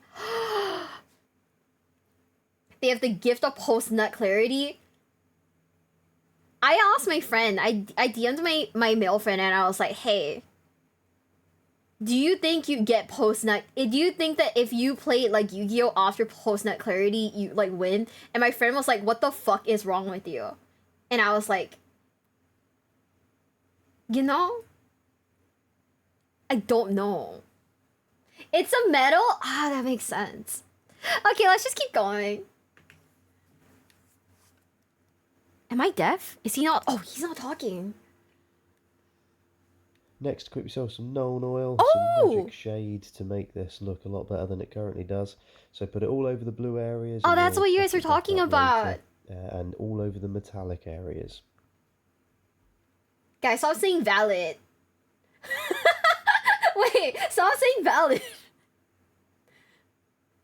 With everything shaded, your model is going to look something like this. We're at a good stage right now, and if we wanted to, we could paint in a couple more details and call it a day. But although we're speed painting, we also want to make it look as good as possible. So we're going to get some Thousand Suns blue. That looks really good already. A little bit of blue back into the main areas of the blue. You don't need to spend ages doing this. Just give it a little touch up to. That looks really nice already. Especially on the areas where the light would hit. Wait, and Hansen Man, thank you so much for the follow. Thank you. Welcome to the basement. Welcome. Like I said, don't spend too much time on this. Just give it a really quick once over. You want to spend 3 minutes tops doing this. Equip yourself with Arum and Blue. We're going to do a very selective edge highlight. By that I mean we're not going to edge highlight everything like we would if it was like a gold standard model. We're just going to pick the areas that the light would hit most prominently, shall we say. So around his boots, on his hands, on the elbow joints, and then just at the top of each of the blue panels between the gold trim, and that's just going to make it look like we spent a lot more time on it than we actually have. Next you're going to need Mechanicus Standard Grey, and you're going to use that to highlight the bolt gun casing and also to pick out the runes on his bolt gun. Now this can be a little bit fiddly, so just do your best. If you want to make them look like they're glowing, then use blue. However, I'm just going to make it look like they're etched in. Ooh. It's a little bit fiddly. Known oil saved my marriage. Guys, no. Guys. So do your best with a detail brush. It doesn't have to be 100% accurate. You just want to make it look like they're standing out a little bit. I completely get what you said about the oil. Next, it makes it so white. nice. We're going to use that to paint the cloth details that are, or the tabard that's hanging down between his legs. Oh. Be as neat as you can. Try and avoid getting anything on the gold that you've painted. It's going to be a little bit fiddly as well due to some of the patterns on the gold. So just do your best. I'm gonna do my best, bro, just because you told me to. Once you've done the tabard, switch to a detail brush and continue with Corax White. We're going to paint in the eyes now. Just be as neat as possible. Try and keep it on the lens. If you make a mistake, you can touch it up with gold. But thankfully, they're not too small, so it should be quite an easy job. If I dated a Warhammer man, could I reasonably ask him to paint my nails for me? Genuine question. Yeah? Okay, good, because I paint like a fucking 5-year-old. Outside the lines. Okay, guys, now we know. I keep hitting the mute button instead of the unpause button. What is wrong with me? And so this is where we're up to now. The model's looking pretty decent. We've painted in loads of the details, but there are a few more that we need to do to call it complete. Grab yourself some Avalon Sunset, a good solid yellow from Games Workshop, and we're going to paint in the giant head detail thing that's sticking out of his helmet. You want to pick every other one and paint them yellow. This can be extremely fiddly. Sometimes you're going to get really frustrated overrunning onto the one below, and then you'll have to go back at the end and paint it blue. It can be very annoying, very fiddly. Just do your best. It may take 2 coats of yellow, so be prepared to spend a bit of time on this. Oh, this looks like a pain. With all that done, the worst of things are over. If you haven't already considered selling all of your 1,000 Suns and buying a different army, you can continue on with Apothecary White. And we're going to use this all over the white areas and make them look like we've shaded them in, spent loads of time painting them when we haven't. We've just put contrast paint on them. It's magic, this stuff. What is this shit? It's so magical. Holy shit, guys. What? I really like it.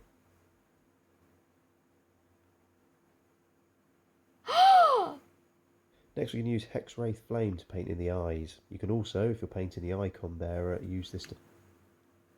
I know I've been pausing it a lot, but I need you guys to like tell me that I'm being fucking delusional right now when I say this. Wow, I low-key want to go out and buy a 1,000 Suns model now just so I can try this guy's like method out. Tell me I'm being fucking delusional. Thank you. Do not. Okay, thank you guys. Because I was about to like add these go through the list, add these things to cart, and get one.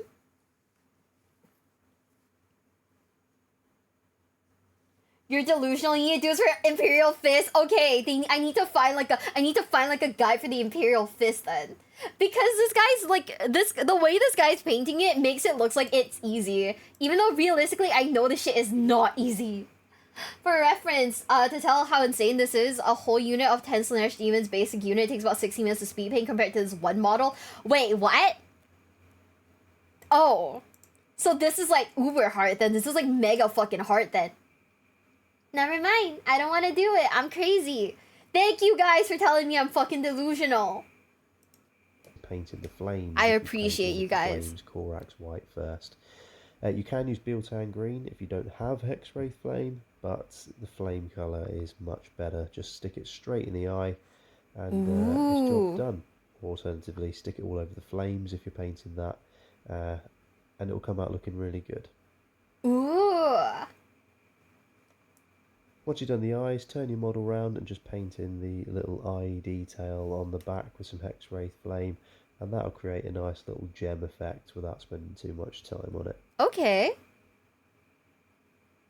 Follow your hubris. Last but not least, you put yourself some white scar, water it down quite nicely, and then just do a little bit of edge highlighting on the tabard to get it standing out. So sum up the edge and then wherever the cloth would fold.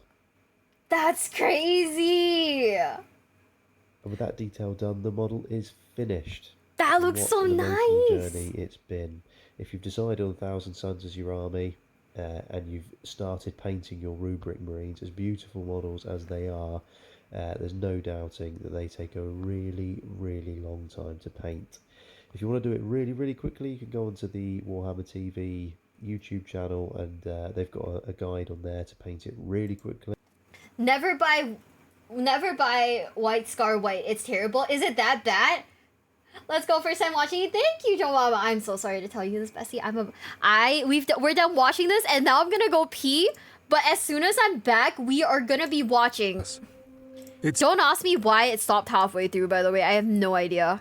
Timeline of the 40k universe by Traz in the Infinite. But I'm gonna be right back. I gotta pee real quick. Can you have fun in the bathroom? Hypothetically, yeah. But guys, let's all have a good piss break, okay? You and me both.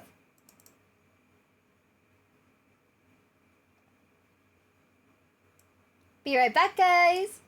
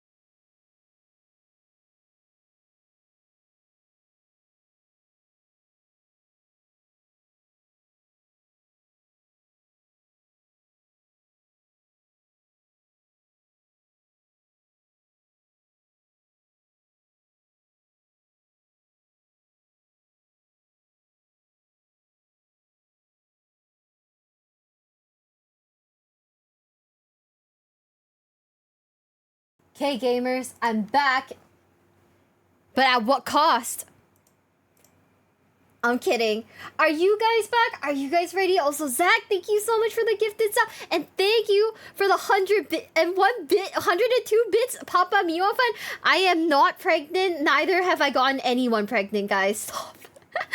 Mr. Wakey, thank you so much for the 3-month sub. Thank you, thank you, thank you. Did I wash my hands? Of course I washed my hands. What? What kind of question is that? Duh. Oh man, you guys. Yeah, we're gonna just try all the I will try all the Warhammer games that are, you know, like what is it called? That are optimized enough to not like kill my PC. So we're gonna try whatever we humanly can. We're not gonna go too far in the back, but yeah, we'll just try it out. But anyways, are you guys ready for Timeline of the 40k Universe by Traz in the Infinite? Not even Leah? Leah's not pregnant, stop. What if we don't want you to wash your hands? Ew, wash your hands, guys. I don't want you guys to be out there like giving people handshakes after you like lose or win against them, and then you just don't, you know, wash your hands. That's kind of not good, guys. Don't do that. That's like literally like toxic damage. Blue Selfie, thank you so much for the follow. Thank you. I bit my tongue. Thank you. Welcome to the basement. Welcome. You know you can play Tabletop Simulator to play the actual tabletop game. I know that is a possibility. I'm not good enough with the UI for Tabletop Simulator to attempt anything like that yet. But also I probably need to get someone to teach me. So I will be begging I will be begging people to teach me eventually. I don't fucking know. But anyways, are you guys ready? 3, 2, 1.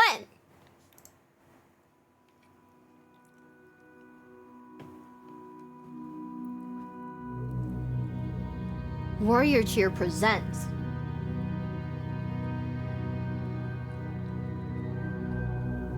narrated by Matthew J. Plumb. My life's work, my museum, our gallery. Within these halls sits the galaxy's most comprehensive collection of artifacts in existence. Ooh. I have spent my long years cataloging the entire culture of all the beings I could, from the dawn of time to the present day. Within these halls are libraries, containing the last known words of countless races who have been cast to the harsh, uncaring winds of time. Truth be told, there are more galleries in my museum than a mortal could wish to visit in several lifetimes. Okay. Each hall is dedicated to a great empire and their achievements, but also their faults and inevitable demise. The history of the universe is filled with such empires, their names forever carved on the steel of time. Ooh. There are others who accomplished little with their gift of life, their existences being short, painful, blighted tales. The tales of history are only reserved for those who earn the right to write them. That was such a sick line. What the fuck? You know? I love that. I will show the halls of my library to guide you on the story of all of time. Okay. Shit.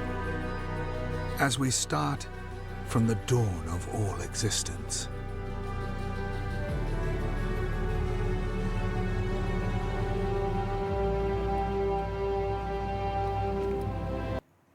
This makes me feel like I'm watching an actual documentary. I'm not gonna lie.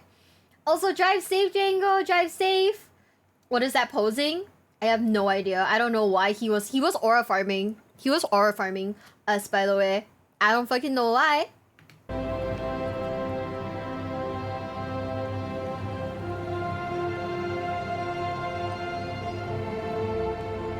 This is so cool.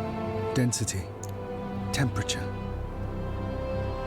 a singularity, initiating the expansion, Primordial gas and cosmic dust sent into eternity to become everything we know or ever will.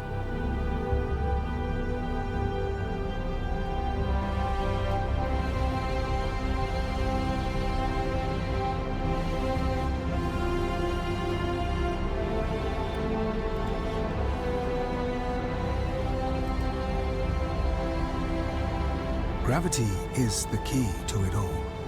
Okay. Gravity birthed the stars. Ooh. It connects the galaxies, guiding them in motion to their inevitable orbits. That haunting cosmic ballet played out over infinite millennia, forever churning in the restless flow of time, locked in the embrace of gravitational unity. Vast ages of time pass. Ancient evolution forms in the stars. Gravity guides worlds beyond count into existence. Ooh. As the stars collapsed and more were driven into the infinite, the impossible happened. What did? The first true life in the universe emerged, Ooh. victorious, in an arms race of evolutionary barbarism.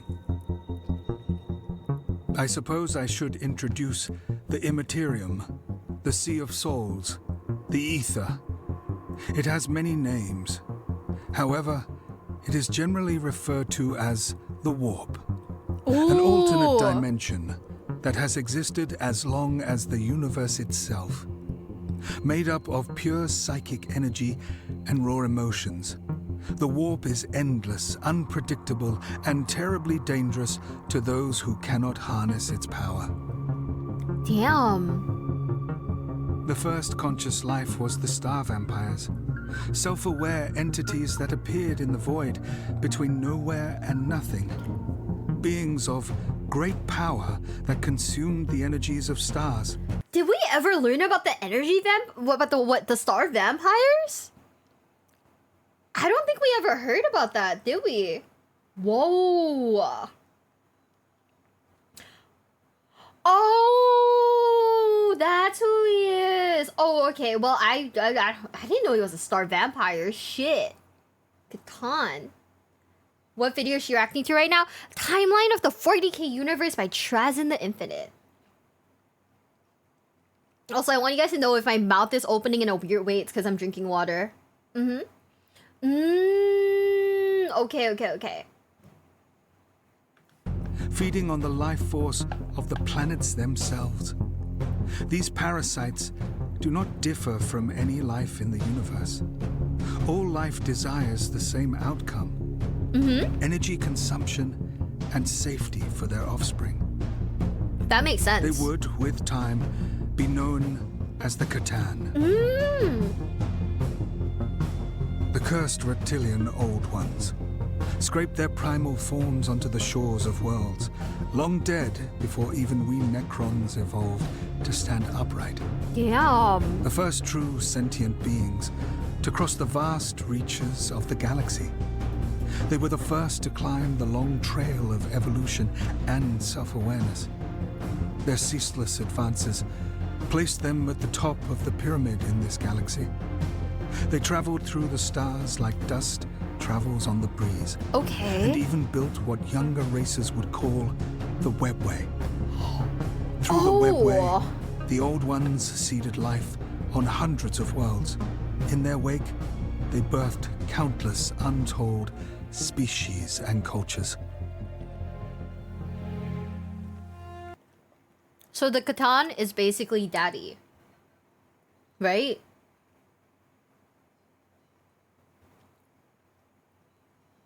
The Elder merely inherited the webway, they didn't build it. Ah.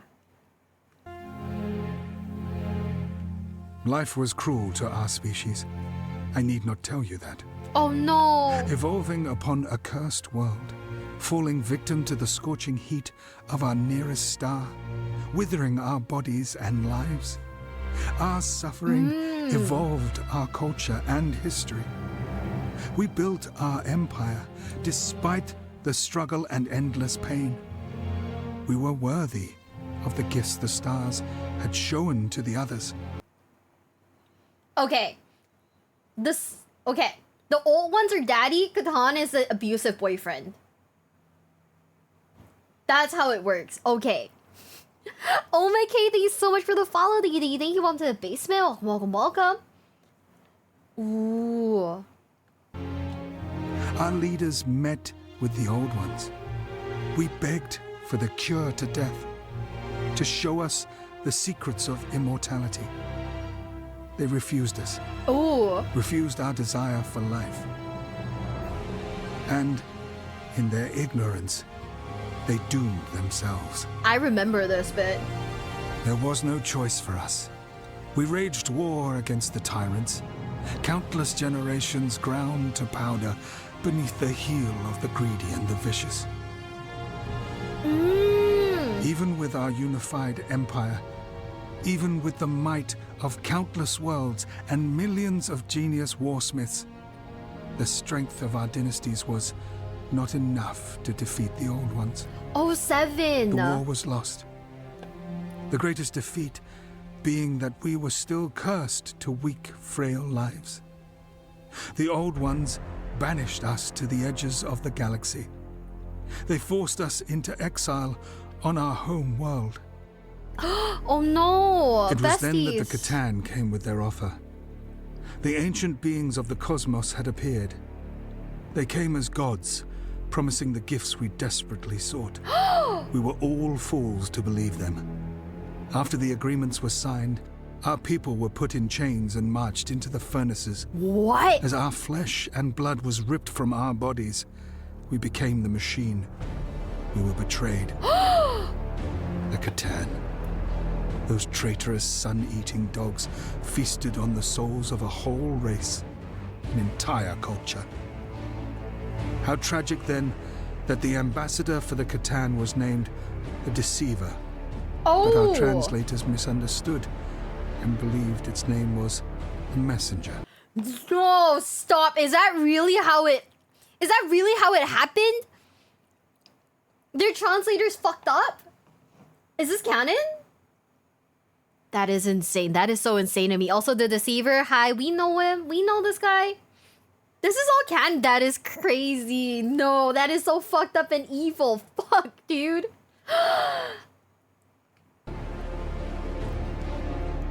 The God War, the breaking of the void, the war in heaven. 5 million years of hate and flame. The old ones were driven back by the combined force of the Catan and us, their steel slaves. Wherever we Necron tread, life fades like a distant spark in a cold night. The old ones, those fools, they grew desperate, creating the Eldar to help them in their losing war. A race of decadent, hedonistic artists to fight steel gods. Fools. Oh! They created the fierce Krork, a species that thrives on war and the desire for war. Little did they know of the plague they were creating. Oh! And on a small habitable world, it was said that they also seeded baseline primate life. As the last defense strongholds are on the verge of collapse, after we have flayed the minds and spirits of countless old ones, they formed their last doomed battle line. As the old ones were pushed into oblivion, Zarek, the Silent King, led our armies against our slave masters. We turned on the Catan. The Catan were weakened by the war against the old ones and the threats of the Eldari and Krork armies. The Catan was shattered, defeated and placed in our stasis chambers, made to watch from containment as the race they sought to enslave freed themselves. The mighty Catan were not much more than prisoners, forced to watch us live on despite their evil desire. Oh shit. Weakened from the wars, we faced the new threats of the multiple upstart races, the Eldari, the Krork, and so many more. The Silent King decided our fate. We were to wait in silence as our armies rebuilt. We need not fear time like our puny carbon-based enemies. I guess. It is during this time the Eldari developed their technology at an exponential rate, becoming the dominant force in the universe. It seemed they had advanced their species to immortality, but how long could they sustain their own desires? I admit, I am partial to the Eldari. Their great works are unrivaled. Their ability to will a world into being is haunting. We must speak about the so-called human element, as their empires take up many halls of my museum. Though sometimes unhinged and unpredictable, they are interesting. Not the monkeys. And present true promise for us. We will cover much of their history, difficult as it is with the conflicting dates set by the Imperium itself. But no matter, we will account their records from our own sources. Imperial records will be our guide, or should I say, those Imperial records which I have procured will be our guide. Ooh. I always found them to be of great amusement. They had begun on a small class 54415 planet, on the edge of the galactic arm of the Milky Way. Okay. They had first crawled from the primordial ooze as advanced water-based life. To think that glorified fish now wrap the galaxy in an iron fist is enough to burn my central processors to solder. However, as we slept, these fish people became baseline primates, class 4 beings. Damn. For much of their early existence, the primitives accomplished little. It was their use of tools that separated them from the other animals of creation. From the first moment a cave-dwelling savage struck a porcine variant with a rock, it was all over. So evolution is real in the Warhammer 40k universe. We are basically Monkai, right? Hi, fellow monkeys. We're just monkeys, dude. Shit. Okay. Slowly, they invented pottery and the bringer of security, that is fire. It was then that the warp entities had emerged from the void, the first knowledge of the immaterium. The damage from our wars against gods had ripped wounds in the universe. From these wounds came the apparent gods, extremely powerful creatures that bask in the souls of the dead, growing ever in power. The mortals referred to the beings as the Chaos Gods. They were named Khorne, Tzeentch, and Nurgle. Ooh! What are 3 more pathetic void beings against the might of this galaxy? We have killed greater beings before. We may have to do so again. It is at this point that the Eldari learned the secrets of the webway and continued their dominance of the stars. The Imperial myth concerning the birth of their God Emperor is as follows. Seeing the inevitable fate of humanity to be consumed by the Chaos Gods, a group of humanist shamans banded together to stop this future. They had devised a plan to save their species from the thirsting gods committing ritualized mass. Wait. Are these so-called shamans just psychers then? Is that it?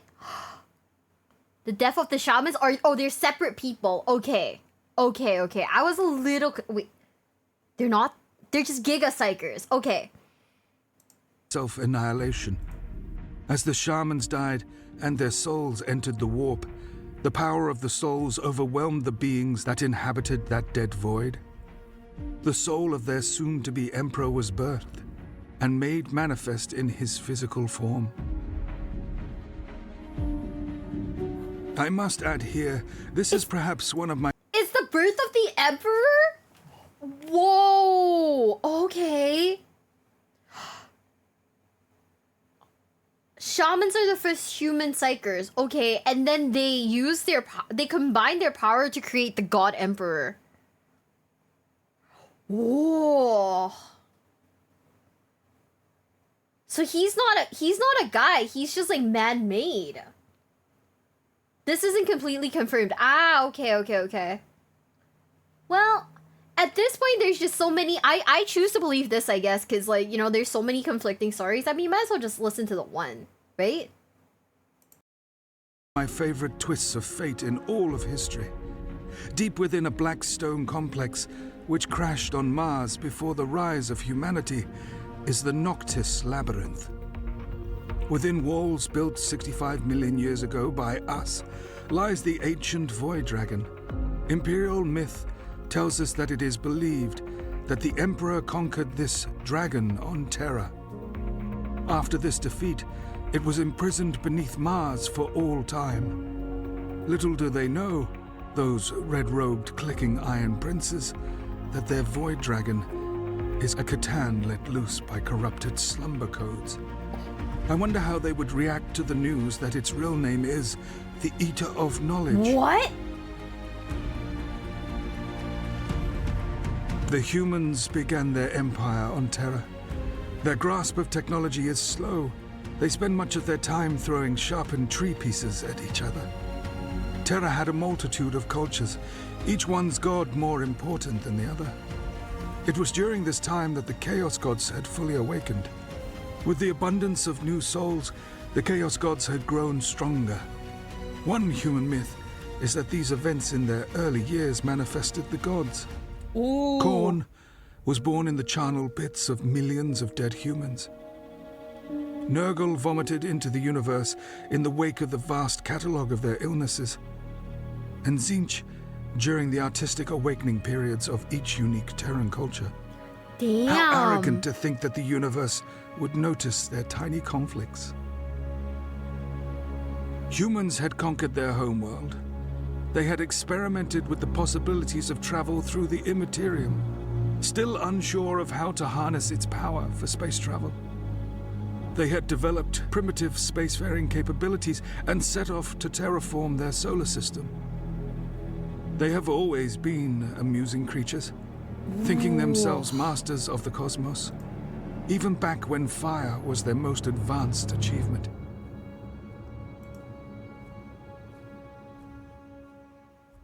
In essence, they are simple jellyfish, a travesty of nerves that stems from an inferior brain, piloting a suit of bone, wrapped in decaying meat.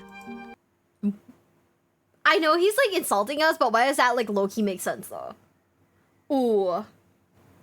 Emperor's sacrifice is from the shaman's fusion. He was born in the traditional method. Oh.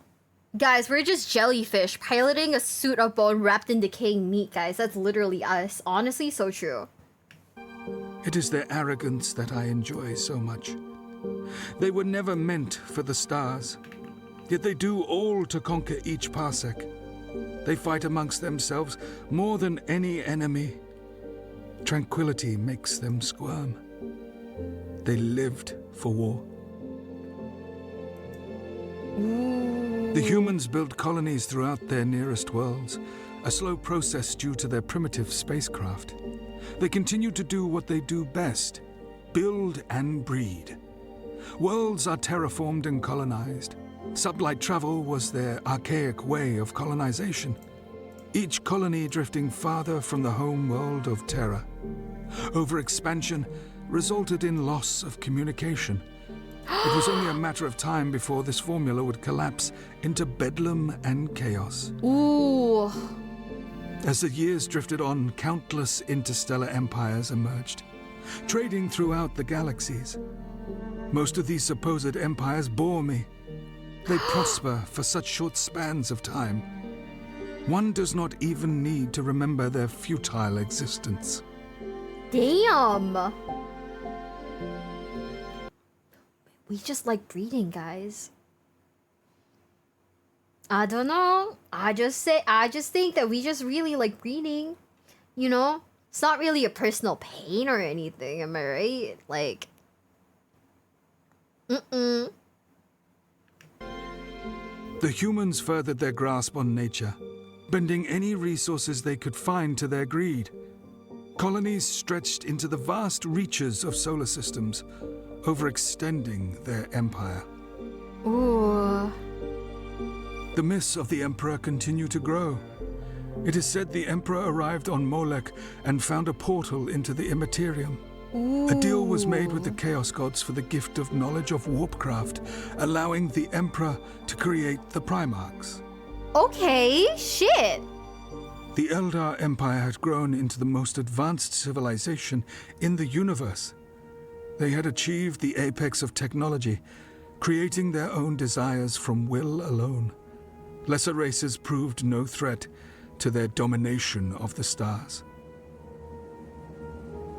The human gene saw an evolutionary jump. There were sudden appearances of psychers, as they call them. Cursed individuals who can draw power from the Immaterium. Humans who developed the navigator gene allowed the first human navigators to make the passage through the warp. I still low-key think that the idea of like psychers is so fucked up because it's like, how many of them like lose their lives again? Like, they're just human batteries, right? That's kind of fucked up. Shit. The great navigator bloodlines controlled warp travel. The humans continued to explore and colonize all that they found. Treaties were signed with dozens of Xeno races. It was truly a golden age for humanity. Technology often gets the better of the primitive species that craft it.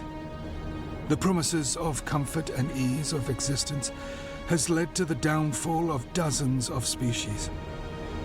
It was then that man's greatest creations, their slaves, turned on their masters in force. What?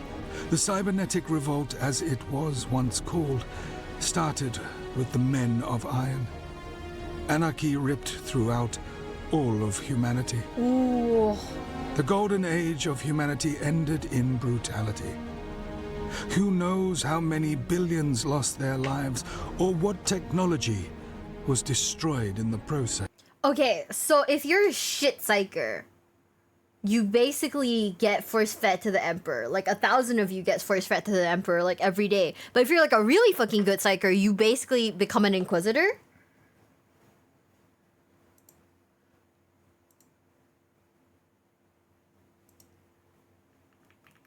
Is that how it works? If you're a shit psyker, you implode. Okay, you become... See...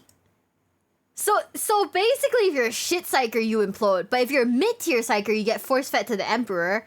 And if you're like a really good one, you become an Inquisitor. Okay. Or Grey Knight. Oh, okay. Yeah, you know, fair. Yes. Across the stars, another empire fell to time. The Eldar had enjoyed their moment of success. Ooh. Technology was not their downfall. Their own desires tore them apart. Sheer physical impulses and depravity broke them. Their yearning for lust and pleasure cursed their kind. The being that spawned from their depravity forever changed the course of the stars. Slaanesh. It was then that the being known as Slaanesh came to be. The Eye of Terror that came to be from the creation of Slaanesh obliterated almost all of the Eldar. She who thirsts, as some have called Slaanesh, feasted on billions of Eldari souls. Ooh. Some of the Eldari foresaw the dark future and left their homeworlds behind. The craft worlds were all that was left of them now. Vast, floating cities that are slowly fading away. As a fan of theatrical renditions of historical events, I find the performances from this era to be especially entertaining. The humans had peaked in their scientific advances. The historical blueprints, or as they are more commonly known, the standard template constructs, became the database of all human technology. Humanity was plagued with warp storms that appeared throughout the far reaches of the galaxy. Warp travel was impossible, and the colonies began to erode. This is a difficult time for my collection. Almost all the important artifacts had been stolen by that damned Mechanicus. Ugh. No wonder they have beef! Shit! No wonder he fucking hates them. They stole his stuff. Okay, that makes sense. You know what? You are so valid for hating on them, bestie. Let's fucking go. Hi, Cosby. Welcome home. I'm sorry you had to work, like, extra hard today. Oh my god. They stole his stuff and woke him up early. No wonder he fucking hates them. Literally makes so much sense, guys. The Cog Boy's fucked up. If only I were awake during this time. The humans are easy candidates for the corruptive powers that inhabit the warp. Through the warp storms, psychic energy flowed into space. The weaker of humanity's psychers suffered from demonic possession. Oh! The human race tore itself apart. The Emperor of Mankind began his plans for domination. He began work on creating the gene seeds that would lead to the formation of his 20 sons, or as they are more commonly referred to, Primarchs. Imperial record fails to state exactly how this event occurred. It only states the Primarch embryos were scattered throughout the galaxy. All blame is laid at the feet of the Chaos Gods for this deed. But who can really say? The Emperor set out on his quest to find the missing Primarchs. My sleep was suddenly over. At least he went looking for them. Shit. It would suck if he never went looking for them, but I guess at least he did? Question mark? Myself and other High Lords awakened from our slumber. My initial excitement evaporated as the realization of how much time had passed. I had to continue my work. It was my duty to my dynasty to store the relics of our past. Even that miserable little pile of secrets Urikin was awakened. Damn! However, this was not our time to reclaim our galaxy. What a time to be awake, to witness this short era of grandeur. This story of this era contains artifacts that are amongst my favorites in all of my museum. The warp storms that plagued mankind for over 5,000 years drifted away. The Emperor of Mankind was known as the greatest psyker in history. He united the people under his rule during the Unification Wars. He made a pact with the cult Mechanicus on Mars. He expanded the human empire while discovering his wayward sons. The blood that was spilled was that of legend. The humans had set to take hold of the galaxy, swallowing everything in their path. Unity was always their strength. Yet, they denied it at every chance they could. Okay. The Emperor was the key to their survival. He colored his legions and sent his sons to fight his wars. I witnessed such glorious battles during this period. So much occurred during these times. So much to record, to document, to preserve. The artifacts from this era are amongst some of my favorites. The Primarchs had been found and sent on their various quests for the Emperor. The Great Crusade had come to an end.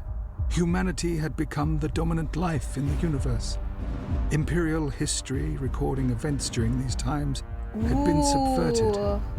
So much has been altered to appease the masses, to appease the Inquisition and the religious maniacs. What is known as fact is the Emperor's favorite son, Horus, had betrayed the Emperor. He and half of his brothers rebelled against the Imperium, and I was there to see it play out. Horus is low-key a bitch, though, so, like, sit the fuck down, bitch boy. The Battle of Istvan III was where the treachery transpired, with blade and firearm. To see the armored warriors battle, brother against brother, it was as beautiful as it was tragic.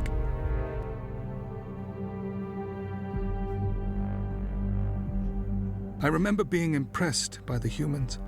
My theory of their hatred of peace was proven once again. Damn! How they loved to fight. The eternal war had begun. He really just said that humans are just allergic to peace, and that's why they're like this. Which is like, you know, yeah, can't really deny that. Reasonable crash out on Horus, to be honest with you. I don't know. I'm an Imperial Fist girly, man. You know, I fight on the side of the Emperor. You know? Above Terra, another civil war had already begun brewing. The Mechanicum split into two. The Red Robes believe in a being they named the Omnisire. Many believe the Emperor was not the true avatar of the machine god. Many believe that the Emperor is, in fact, the Omnisire made flesh. Ooh. An epic battle took place above what the humans had once called the Earth. The traitor sons of the Emperor invaded the human homeworld. They had come to kill the Emperor and take control of the Imperium. This was a staggering battle for beings such as humans. The final battle occurred between Horus and the Emperor after millions were killed by... I gotta say, this art in particular is so fucking sick. It is crazy. This art is insane. I've seen this so many times. Like, fucking... his name is Sanguinius, right? Fucking Sanguinius's dead ass is on the floor. You have Chad-ass Emperor with his, like... Does he use... Is it Maybelline? Is it L'Oreal? Who fucking knows? Hair? And then you have, like... I think this is Horus, right? Looking all bad and shit. But he's got, like, the wolf pelt, so that's, like, pretty fucking sick. Whoever did this cooked. It's the warp. What's the warp? He looks so fucking sick, it's crazy. Took 6 months just to finish.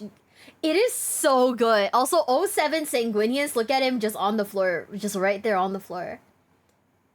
What the Emperor uses to look good? Oh my god. Whatever he uses for his hair, like, bestie, I need it too. Thank you. Their blood brothers. The final blows were landed by the Emperor and his favorite son Horus.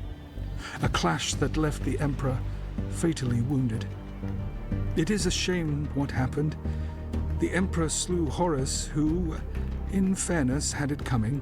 Okay. Much to my annoyance, those loyal to Horus managed to steal his remains away. How I wished to have Horus's armor in my collection. I have spent many centuries harvesting rumors of the remains of the arch-traitor. The fatally wounded Emperor was interred in the Golden Throne, a technological marvel from humanity's old world. Technology the Mechanicus hardly understood. This was the end of the human reign of superiority. It had come to a glorious finale. Ooh. The fact that I'm reasonably confident that the Golden Throne is our technology is not important. Damn!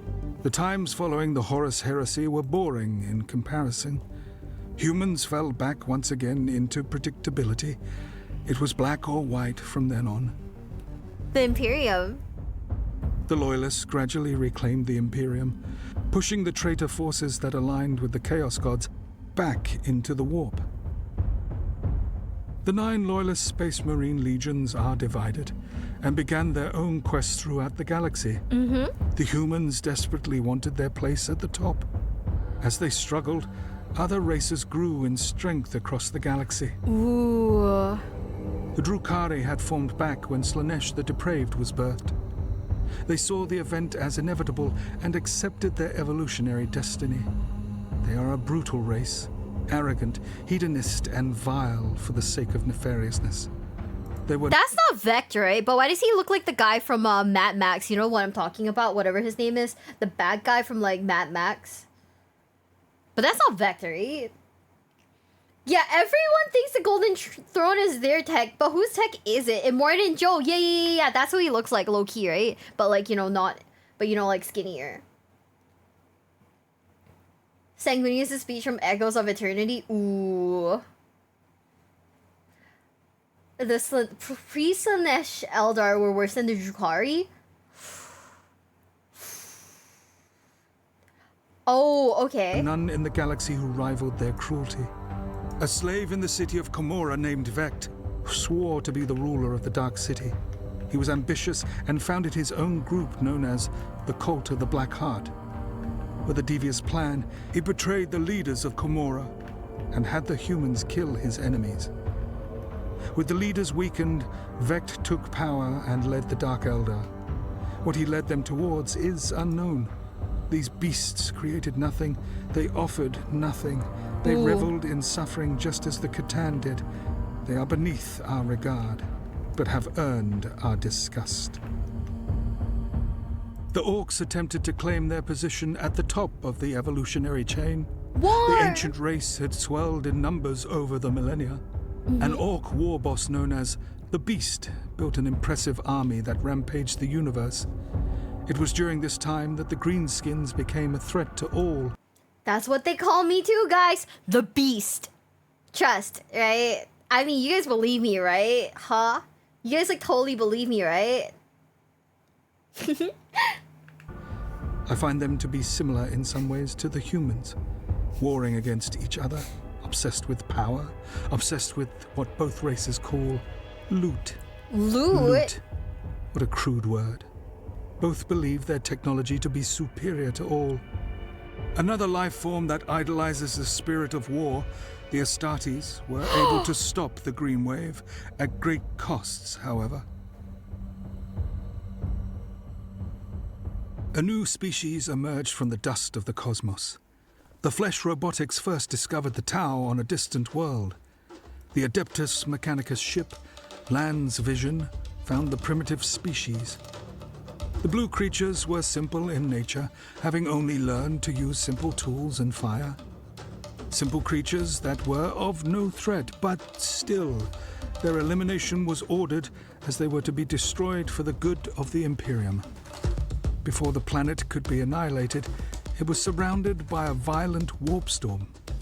The wars soon to take place changed the fate of their world. The Imperium abandoned their plans for colonization and left the species to their fate. I am sure the Imperium uses this story to drive their agendas. The Tau were able to unite under one banner.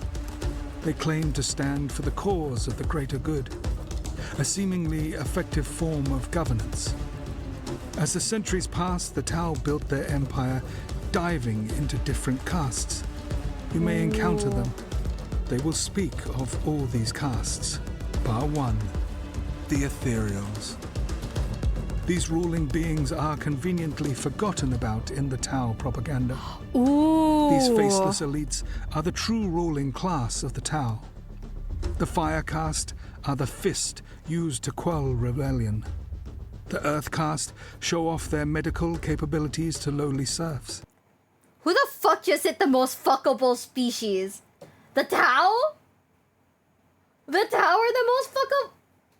Stop, bestie. What? No, you did not just say that, bestie.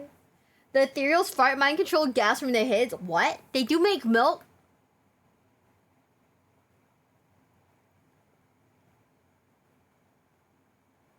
People are so horny for Tau? Really? Why? Oh my god, I see it now. I fucking see it now. I hate that I saw it. I hate that I saw it. I don't want to look at it anymore. The Air caste blockade worlds and offer free transports. And of course, the Water caste. Those silver-tongued diplomats. They promise so much to anyone with the oral receptors to hear. These upstart fledgling fools must learn to tread carefully. They do not have the ability to confront the Imperium that they berate. Only Father Time will tell whether these masters of masquerade will live or die. Guys, big titty Goth GF or big titty Tau GF?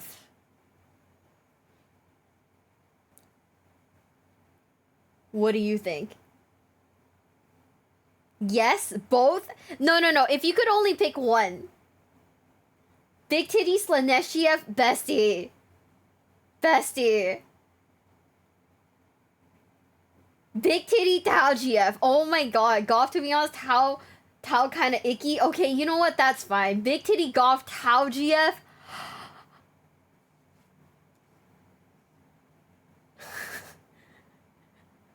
Guys, stop.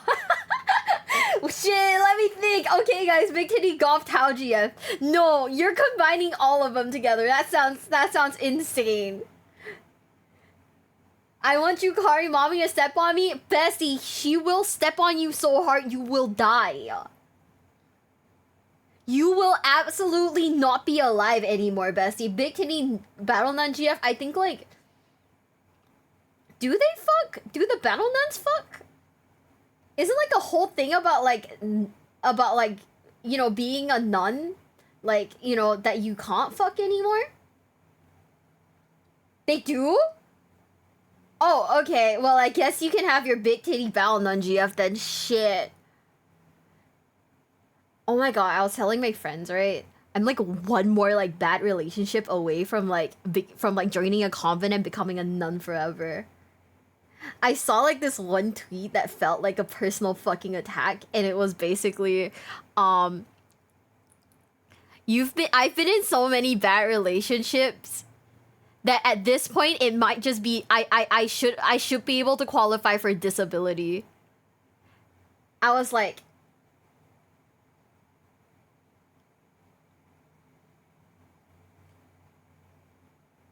what?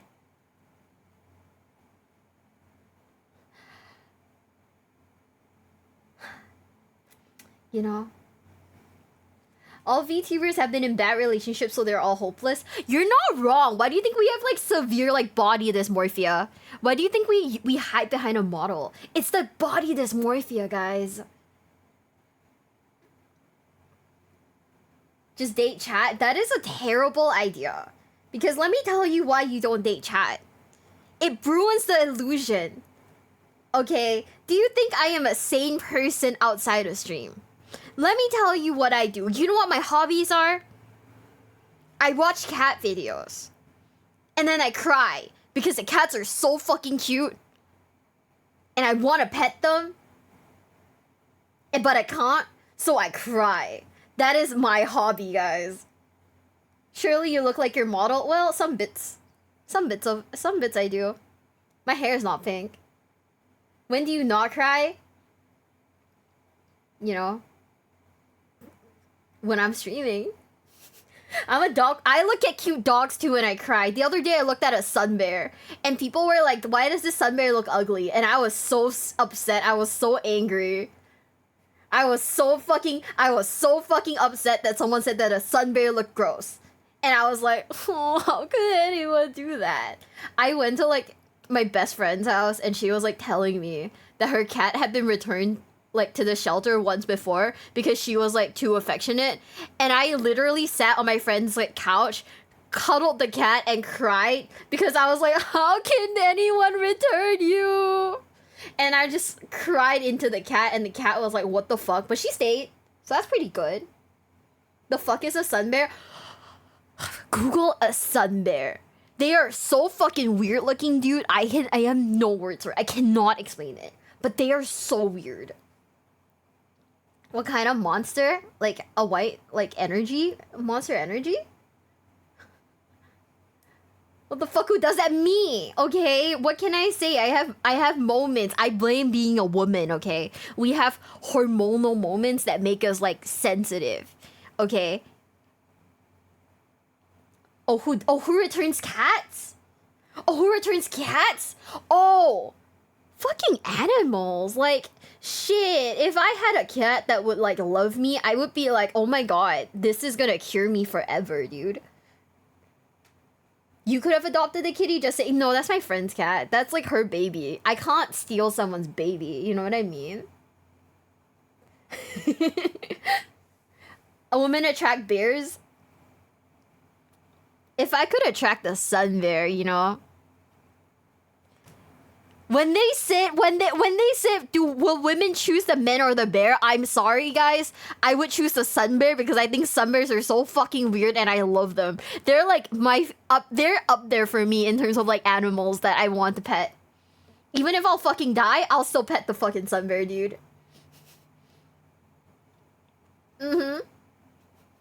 I mean, you can. It's just a felony. I'm not gonna steal my bestie's like cat. Okay. I mean, I don't. The other bears are like all right, but the sun bear though. Would you rather meet a Tao in the forest or a sun bear? I don't care about the forehead Aussie, so I would rather meet a sun bear. Wait, let's keep watching. Another rise in power for the awful orcs. Orcs! Centuries of crusading had weakened the Imperium. Humanity teetered on the verge of collapse. The orc invasions were relentless. Even worse, the more the orcs suffered, the more they grew. Countless star systems fell to the green wave. Ooh. It is their chaotic nature that holds them back from remaining atop their evolutionary chain. A culture predicated on the desire to be bigger and stronger than the rest can only go so far without true governance. You know, Even that makes with sense. their simplicity, the damage they caused almost destroyed the humans. It was not our time to rise. Our armies were set to awake at a later date. However, our tomb worlds were invaded by the Adeptus Mechanicus on their quest to find the lost standard template constructs. Not these fuckers again! Shit, they're just like, are they like certified like the Lara Croft of this universe? They're just like fucking tomb robbing? Shit. Just like Leah? Oh my god, no. She touched me, okay? She can always do that, that's fine. Stazzy, so much for the resub. Thank you, bestie. I appreciate you. Thank you. Do robots have tombs? Apparently, like, the Adeptus Mechanicus went into the robot no-no tombs to, like, you know, steal shit. So, hey, what the fuck? They discovered our tomb worlds. Their curiosity and their degradation of the slumber protocols led to countless members of our race awakening. Oh shit! 65 million years of slumber. It was our time to rule the galaxy once more. To reclaim what we had died for. Whoa. Our metallic bodies regenerated. Our weaponry was to mortals what the storm was to the stone. More of our tombs were awakened. Our armies began their conquest. The Silent King took back his rightful seat on the throne. It is our time once again. How the humans love to hold their martyrs up for all to see. Wait, stop, that's so funny. The premise of the Mechanicus video game is to just try and steal all the Necron shit before they wake up and murder you? Wait, what? Hold on. Do I want to play the Grave Robber game? Also, Crypt Keeper, thank you so much for the raid. Thank you. Welcome in, raiders. Welcome in. If you guys don't know who I am, I'm Miwa Bell. I'll do so Yu-Gi-Oh! And cry. We're currently laughing about fucking the grave robbing the video game. Also, Miles, yeah, my birthday is over. Let's go! I am no longer gaining like ages for the number of times you guys say happy birthday to me. Let's fucking go. Is actual Warhammer. I still don't know what XCOM is, by the way. I have a friend with like 2,000 hours on XCOM, and I was like, can you describe what it is? And he was like, oh well, it's like this is, and I was like, bro, I did not understand what you fucking said. No single world is a greater martyr than Cadia. Ooh, that's In truth, true. I had believed the Terran method of time recording, BC, stood for before Cadia. They speak of this planet so often during battle. Cadians! It was a world of much importance to the Imperium, and to be frank, the galaxy. The fall of Cadia is a loss. Oh, 7! It was a weapon designed to remove the warp from our reality. Its loss must be lamented. True. During the 13th Black Crusade, the War Master of Chaos, Abaddon the Despoiler, launched a massive assault against the Loyalists.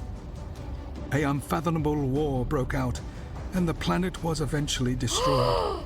It was a significant loss for the Imperium, losing such a beautiful world to their own traitorous kind.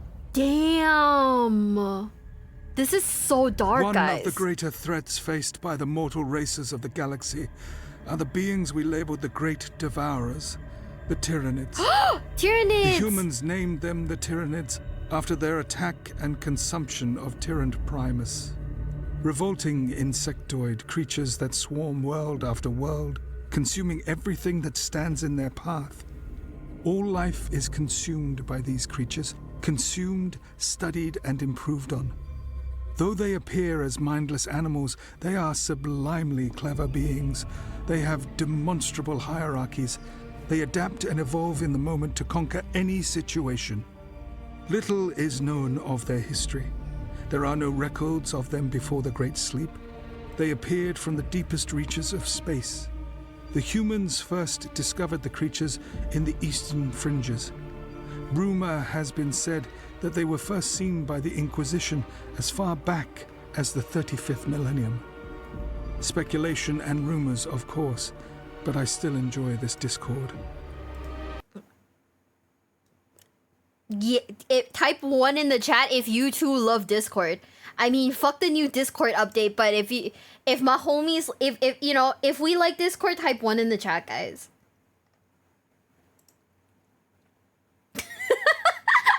It's so stupid. I know it's not the same Discord, but hey, Discord mentioned. Okay. Who do you think would... Okay, I feel like the Slaneshi demons would definitely have been Discord kittens, huh? How's it going? Django, we're being stupid right now. I don't understand the hate for the new update. The thing that I hate the most about the new update is they have severely overestimated my age. Because they've made the icons on the site so small that I actually have to, like, look to find the servers that I want to be in.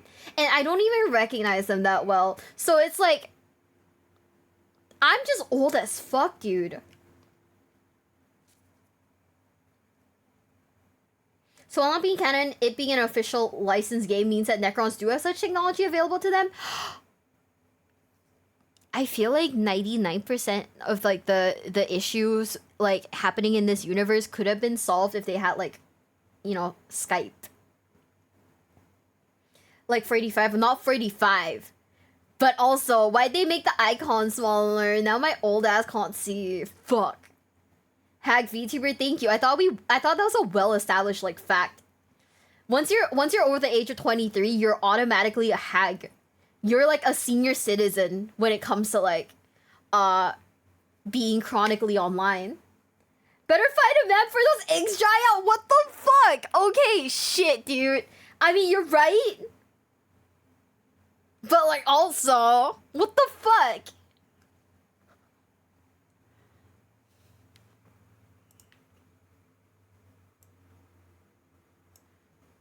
Skype and Excel. Yeah, dude, all they needed, all this universe needs is Skype and Excel. And we're saying Skype, not Discord, because they're still kind of like back in like, in like probably like the early 2000s. Therefore, hey, the age of being old has gone lower. Apparently, if we're over the age of 23, guys, it's time to pack it up. I will pre-order my spot in the old folks' home. Trust. They need MySpace. They needed MySpace. No, but you can't have MySpace because, like, what if you didn't put, like, the fucking, the fucking, like, Imperium in, like, your top 10? Wouldn't they, like, go to war with you for that? It is said that they have begun to surround our galaxy, ready to unleash their own conquest, after being drawn by the Emperor's light within the void. I cannot say if this is true or not. Others believe they are being pushed back, chased into our regions of space. All of this poses a great question. Are these beasts coming to this galaxy after having consumed everything they could in their own? Or, and this is not the ideal case, are they running from something greater? If they continue their rude interruption of the drama that is the galaxy's unfolding history, I may have to add a new section to the gallery. Perhaps I will name it A Brief History of the Tyrannid Species. Ooh. That is interesting. The universe is at unrest. The rapidly growing threats to the galaxies have increased as the weak find power. All of us are grasping for our rightful place on the throne of the universe. All empires rise and fall. It is the destiny of all life to fade away. Damn. Life is a struggle for all who have fought to survive. Even the smallest of life forms face this turmoil. The weak become dust in the infinite darkness, never to be remembered. To rank which species stand at the top would be irrelevant in the current turmoil. Ooh. They all cling to their spot, each battle and war gaining favor, or falling to the side to rise again. The great empires of the past have all earned their place in my halls. They each have a place in the history of the galaxy. Damn. The future of the universe will continue. Others will try to gain their spot, as did all the great empires of the past. It is a pitiful attempt. All life will wither and die. Oh, 7. There is only one race that will succeed them all. We are immortal. We have learned from our mistake. We will rule our galaxy once again. But humanity, in its rapidly breeding expansion, has offered us what we never thought possible. Okay. A means to return to the flesh times. Oh, you were right. We are the infinite. They want to become human again, huh? Subscribe? Okay, guys, we're subscribing to Warriors here. That shit was good. Yeah, we just got through the nits. That is really good. Chazin, we must preserve the galaxy. It's where I keep all my stuff, the infinite. Oh my god. You know a setting is grim dark when a kleptomaniac near immortal skeletal android is considered one of the more amicable characters? This was phenomenal. Detroit become Necron. Oh my god. You're actually right. The Emperor killed Horus, who, to be fair, had it coming. His voice is melted butter. They want to return to Monkey. They want to return to Monkai. Guys. Do you guys like his voice? Is this like you know how like women like the low man voice? Is this like the corpse husband equivalent to men? Old man ASMR? I hope I sound like that when I'm older. Yes. Oh my god. Okay. You guys are like true. You guys are like true like Oshis for this man, huh? I actually think I am. We've been streaming for 6 hours. I actually think I'm a little tired, and I'm probably gonna take a nap before I get up to do stuff. So let me find someone cool to raid. Oh my god, Tyler 1 is live. I'm not raiding Tyler 1. I just said it to be stupid. Let's see who is live right now. I have my wife who is live. And she's playing Monster Hunter. So, do you guys want to go say hi to Mamie? My queen?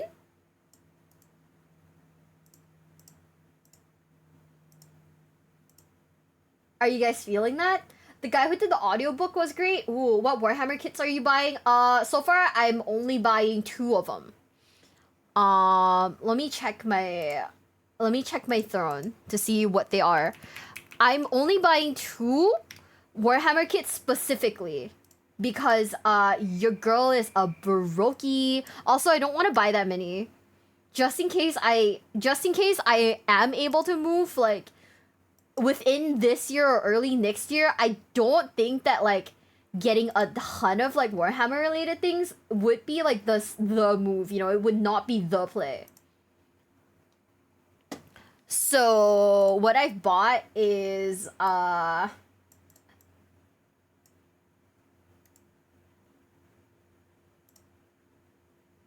okay, so what I bought is this thing.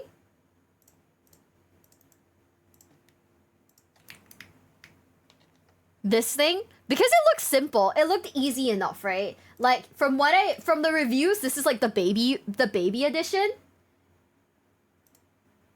And the other thing that I bought was this thing. By the way, I am not like, you know,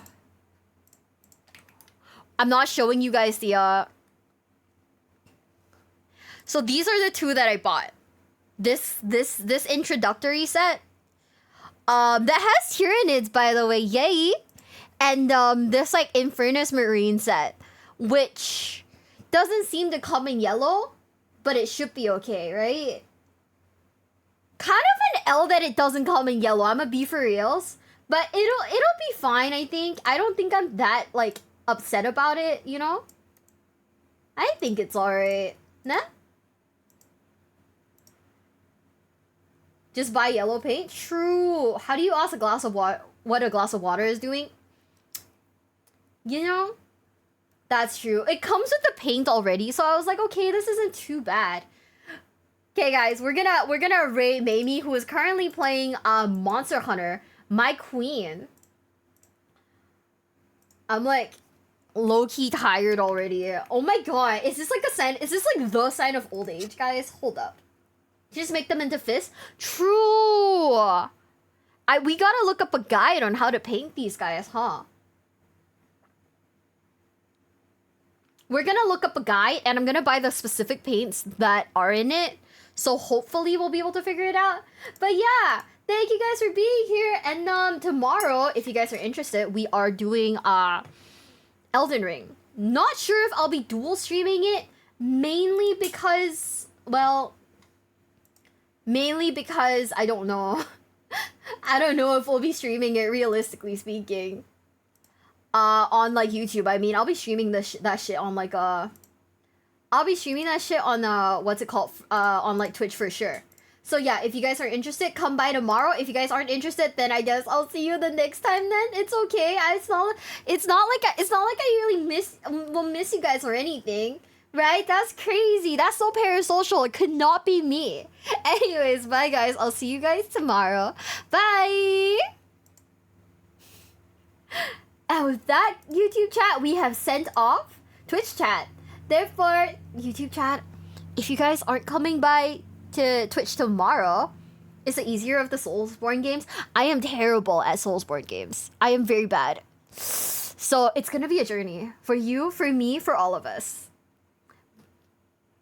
But if you guys are interested, on Sunday we will be doing 12 hours of Suikoden 1, the remastered edition. Hopefully it's fun. Hopefully it's good. I've never played it before, and I couldn't tell you guys if I do well or not.